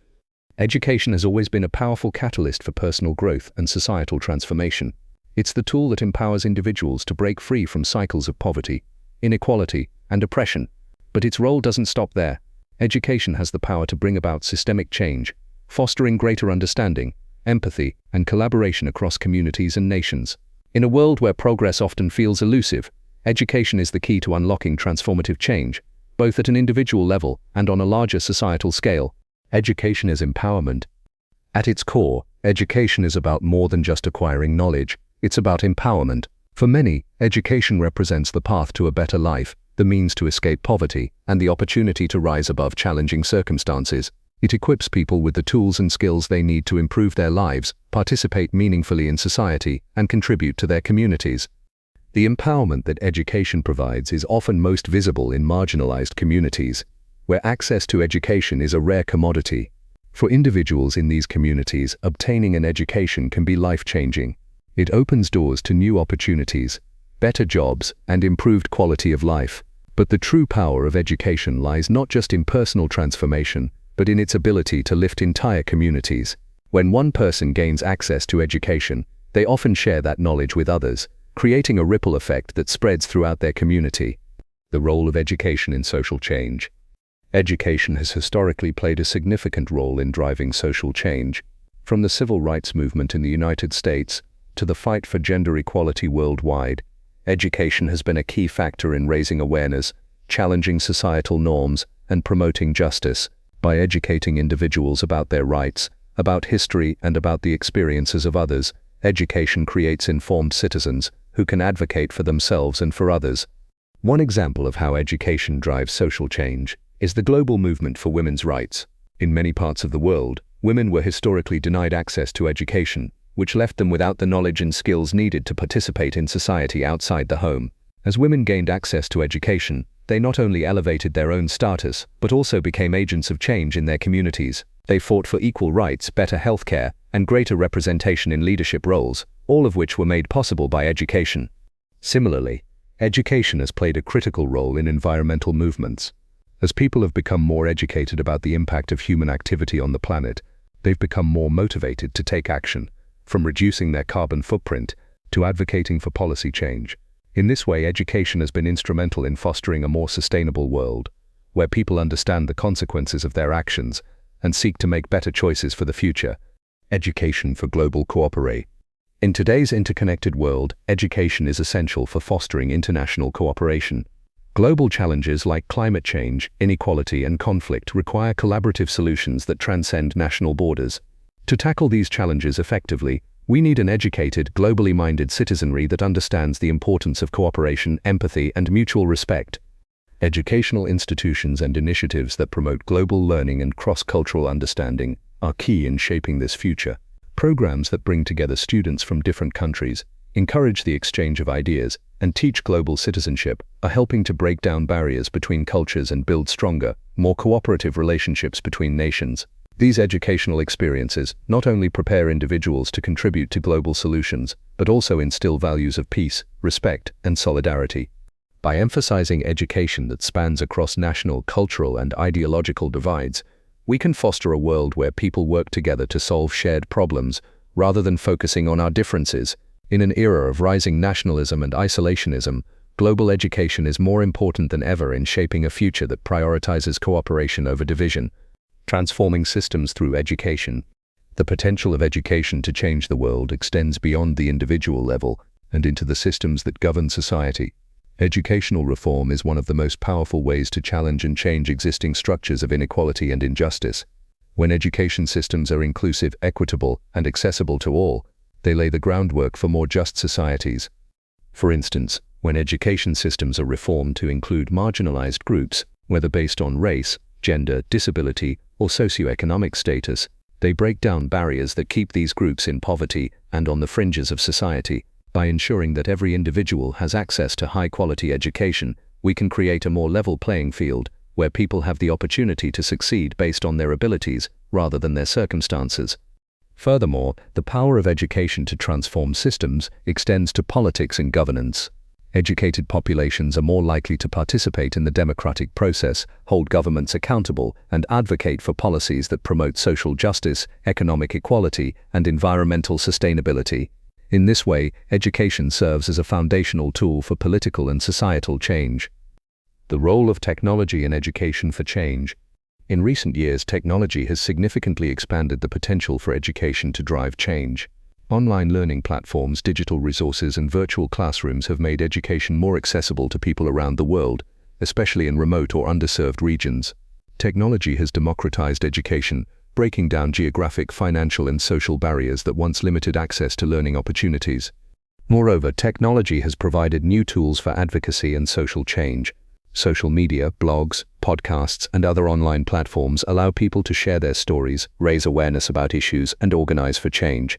Education and activism have become intertwined as people learn about important causes and use their knowledge to advocate for justice, equality, and human rights. Education as a bridge to the future. Ultimately, education is not just a tool for individual or societal advancement.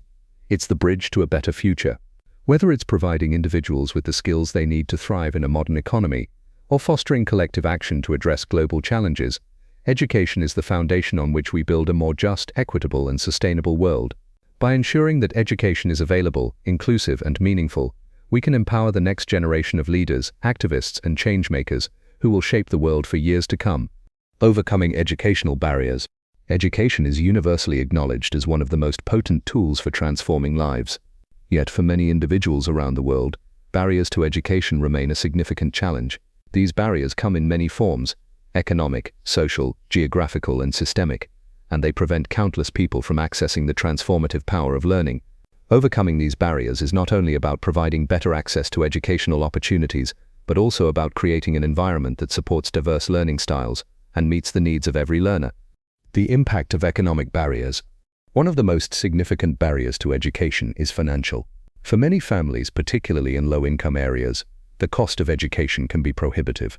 Tuition fees, school supplies, uniforms, transportation, and other expenses can make education unattainable for children, particularly those in impoverished communities. When families are already struggling to meet basic needs, the cost of education is often seen as a luxury they cannot afford. Addressing these economic barriers requires a multifaceted approach. One solution is making education more affordable, whether through government-funded programs, scholarships, or subsidized educational materials.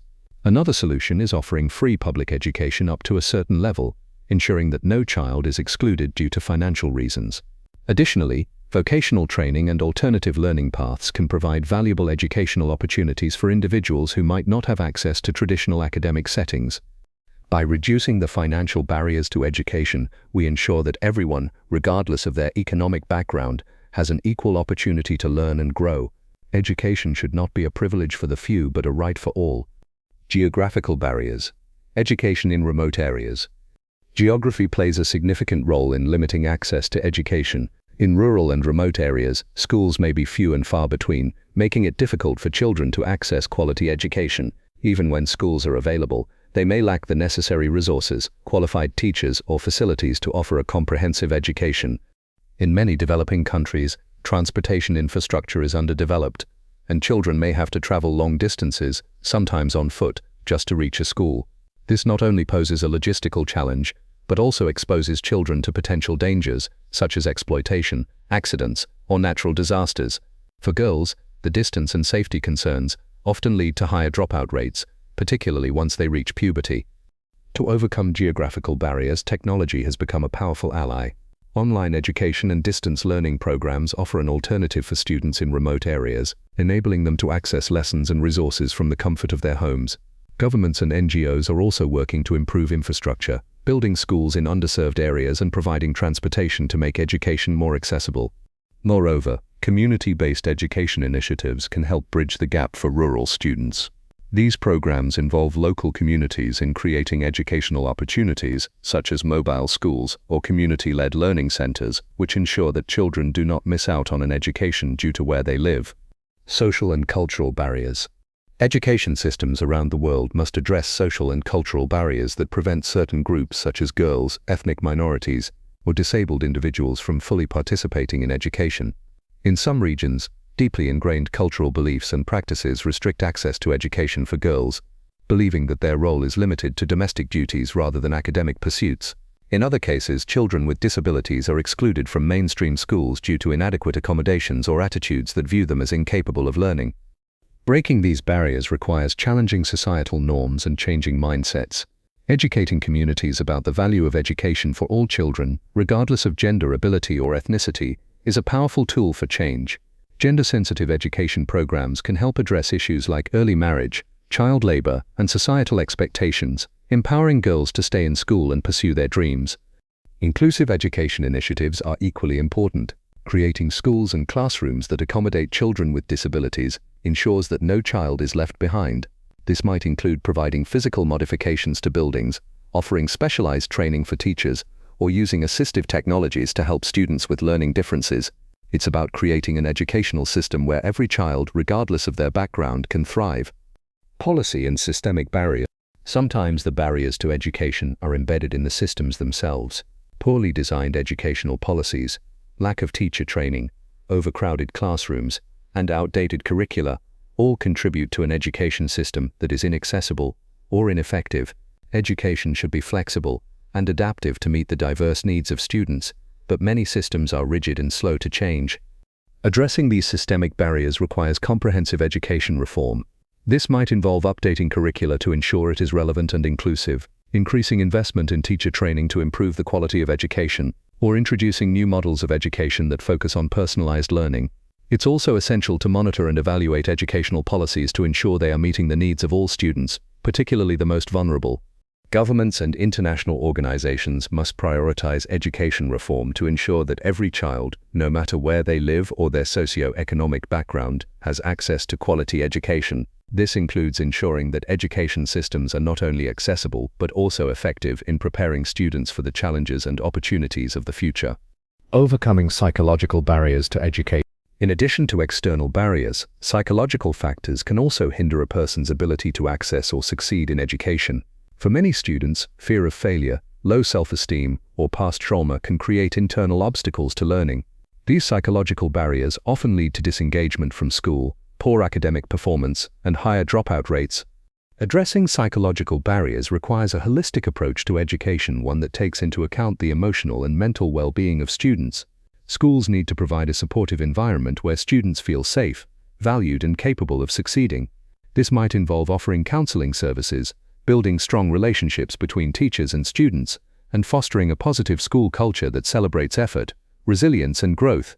Resilience-building programs that teach students how to cope with setbacks, manage stress, and develop a growth mindset are also vital. When students believe in their ability to overcome challenges and learn from failure, they are more likely to persevere and succeed in their education. The role of technology in overcoming educational barriers. Technology plays an increasingly important role in overcoming educational barriers. Online learning platforms, educational apps, and digital resources have made it possible for students from all backgrounds to access high-quality educational materials. For students in remote areas or those with disabilities, technology offers a lifeline, connecting them to a world of knowledge and learning opportunities. Additionally, technology can help break down language barriers, enabling students to learn in their native language or access translated materials. It can also provide personalized learning experiences, allowing students to progress at their own pace and receive the support they need to succeed. However, it's important to note that while technology can be a powerful tool, it should complement, not replace, traditional forms of education. Bridging the digital divide is also critical to ensure that all students have equal access to the technology needed for learning. Reflection. What barriers to education have you personally encountered or observed in your community? How can you or others work to overcome those barriers and make education more accessible for everyone? Sharing knowledge for community growth. One of the most powerful ways to uplift and transform communities is through the sharing of knowledge. Knowledge is not just power, it is the key to fostering sustainable growth, improving living standards, and empowering individuals to create positive change. By sharing knowledge, we create an environment where people can learn from one another, support each other, and work together to build stronger, more resilient communities. The ripple effect of knowledge sharing. When knowledge is shared, it has a ripple effect that extends far beyond the initial exchange. A single piece of information, skill, or idea can spark innovation, inspire action, and lead to solutions for a variety of community challenges. For example, teaching farmers sustainable agricultural practices can not only increase crop yields but also improve the local economy, promote environmental sustainability, and enhance food security for the entire community. Similarly, the sharing of knowledge about health and wellness can improve public health outcomes, reduce disease transmission, and enhance the quality of life for everyone. Whether it's a community organizing a workshop on nutrition or a group of volunteers providing education about hygiene, these small acts of knowledge sharing can have a profound impact on the community as a whole. Knowledge sharing and social capital. Communities that actively engage in knowledge sharing develop a valuable asset, social capital. Social capital refers to the networks, relationships, and norms that enable people to work together for mutual benefit. When people share knowledge, they build trust, strengthen relationships, and create a sense of solidarity. This in turn fosters collaboration and increases the collective capacity to address challenges and achieve common goals.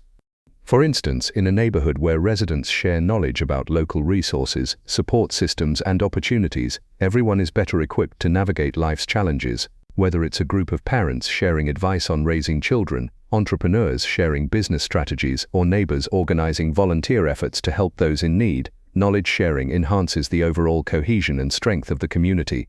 Moreover, communities that value knowledge sharing are more resilient. They are better able to adapt to change, solve problems collaboratively, and respond to crises with innovative solutions. The ability to share resources and information creates a sense of collective empowerment that makes it easier to overcome obstacles and build a brighter future. Breaking down barriers to knowledge sharing. Although knowledge sharing has the potential to transform communities, there are several barriers that can prevent it from happening effectively.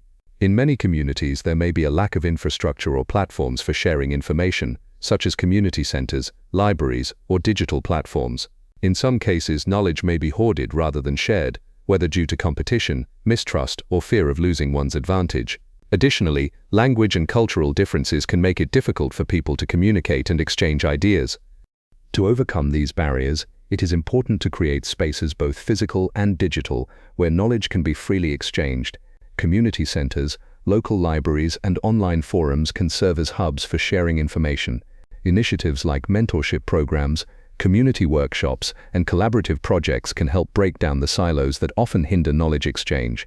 Fostering a culture of openness and trust is also key. When people feel safe to share their ideas, experiences, and expertise without fear of judgment or exploitation, the sharing of knowledge becomes a natural part of the community's fabric.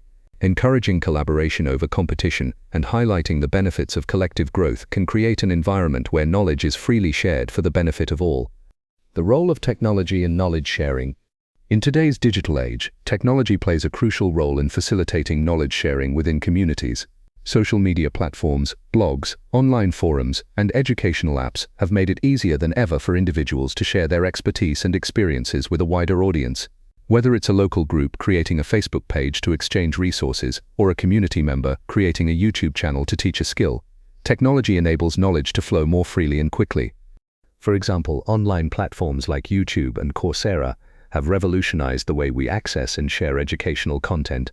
Communities that are geographically distant can now connect with experts from around the world, access learning materials, and participate in global conversations. This is especially valuable in areas where formal education resources are limited. In addition to providing access to educational resources, technology can also enable collaboration across borders. People from different backgrounds and countries can collaborate on projects, share insights, and learn from each other's experiences.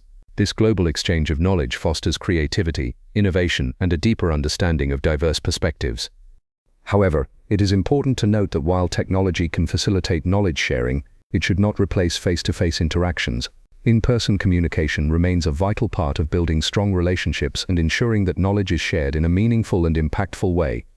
Promoting knowledge sharing through community initiative. Communities can promote knowledge sharing through a variety of initiatives that bring people together to exchange ideas and learn from one another. Community-led education programs, workshops, and skill-building initiatives provide opportunities for individuals to share their knowledge and experiences. These initiatives can be as simple as a group of neighbors organizing a gardening class, a local business offering free workshops for aspiring entrepreneurs, or a volunteer organization providing tutoring services to help students excel academically. One powerful example of community-driven knowledge sharing is the concept of community of practice. A community of practice is a group of people who share a common interest or profession and come together to learn from each other, share experiences, and improve their skills. These communities can exist in various sectors, such as education, health, technology, or entrepreneurship. By creating spaces where individuals can come together to learn, share, and collaborate, we foster a culture of collective growth. The role of storytelling in knowledge sharing. Storytelling is a powerful tool for sharing knowledge. Stories have the ability to convey complex ideas, emotions, and experiences in ways that are both engaging and memorable. In communities, storytelling can be used to share lessons learned, preserve cultural traditions, and impart wisdom from one generation to the next. When community members share their stories, they not only pass on knowledge but also build connections with others. Through storytelling, we learn about the struggles, triumphs, and experiences of others, which helps us gain empathy and understanding. Storytelling also has the ability to inspire and motivate others to take action, whether it's starting a new project, pursuing a goal, or helping others in need. Building a culture of knowledge sharing. Ultimately, sharing knowledge is about creating a culture that values learning, collaboration, and mutual support.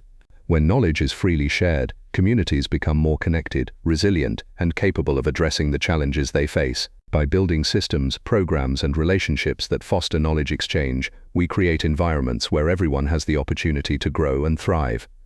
As individuals, we can contribute to this culture of knowledge sharing by being open to learning, offering our expertise to others, and actively seeking opportunities to share what we know. Whether it's through mentorship, volunteering, or simply having conversations with those around us, we all have the power to share knowledge and make a difference in our communities. Education, in its deepest form, is about transformation. It transforms individuals, it transforms communities, and it transforms the world. Empowerment through education is not about simply acquiring knowledge, it is about using that knowledge to improve the lives of others, creating a cycle of positive change that can endure for generations. As we reflect on the story of Samuel and the countless others who have used education as their weapon for change, we are reminded that the true power of education lies not in the individual, but in its ability to uplift the collective. Let us embrace education, not just for personal gain, but as a tool to empower and transform the world around us. Highlights: education opens doors to opportunities. 2. It's not just about degrees, but about learning. Education empowers individuals and communities. Activity section: mentorship and lifelong learning. 1. Mentor, someone in your area of expertise. Reflect on a skill or area of knowledge where you excel. It could be anything from technical skills to personal growth strategies. 2. Identify someone in your life, whether a colleague, a friend, or a young person in your community, and offer mentorship. Share your expertise and provide guidance that can help them achieve their goals. Whom did you choose? 3. Learn something new with the intent to teach it. Choose something new to learn this month.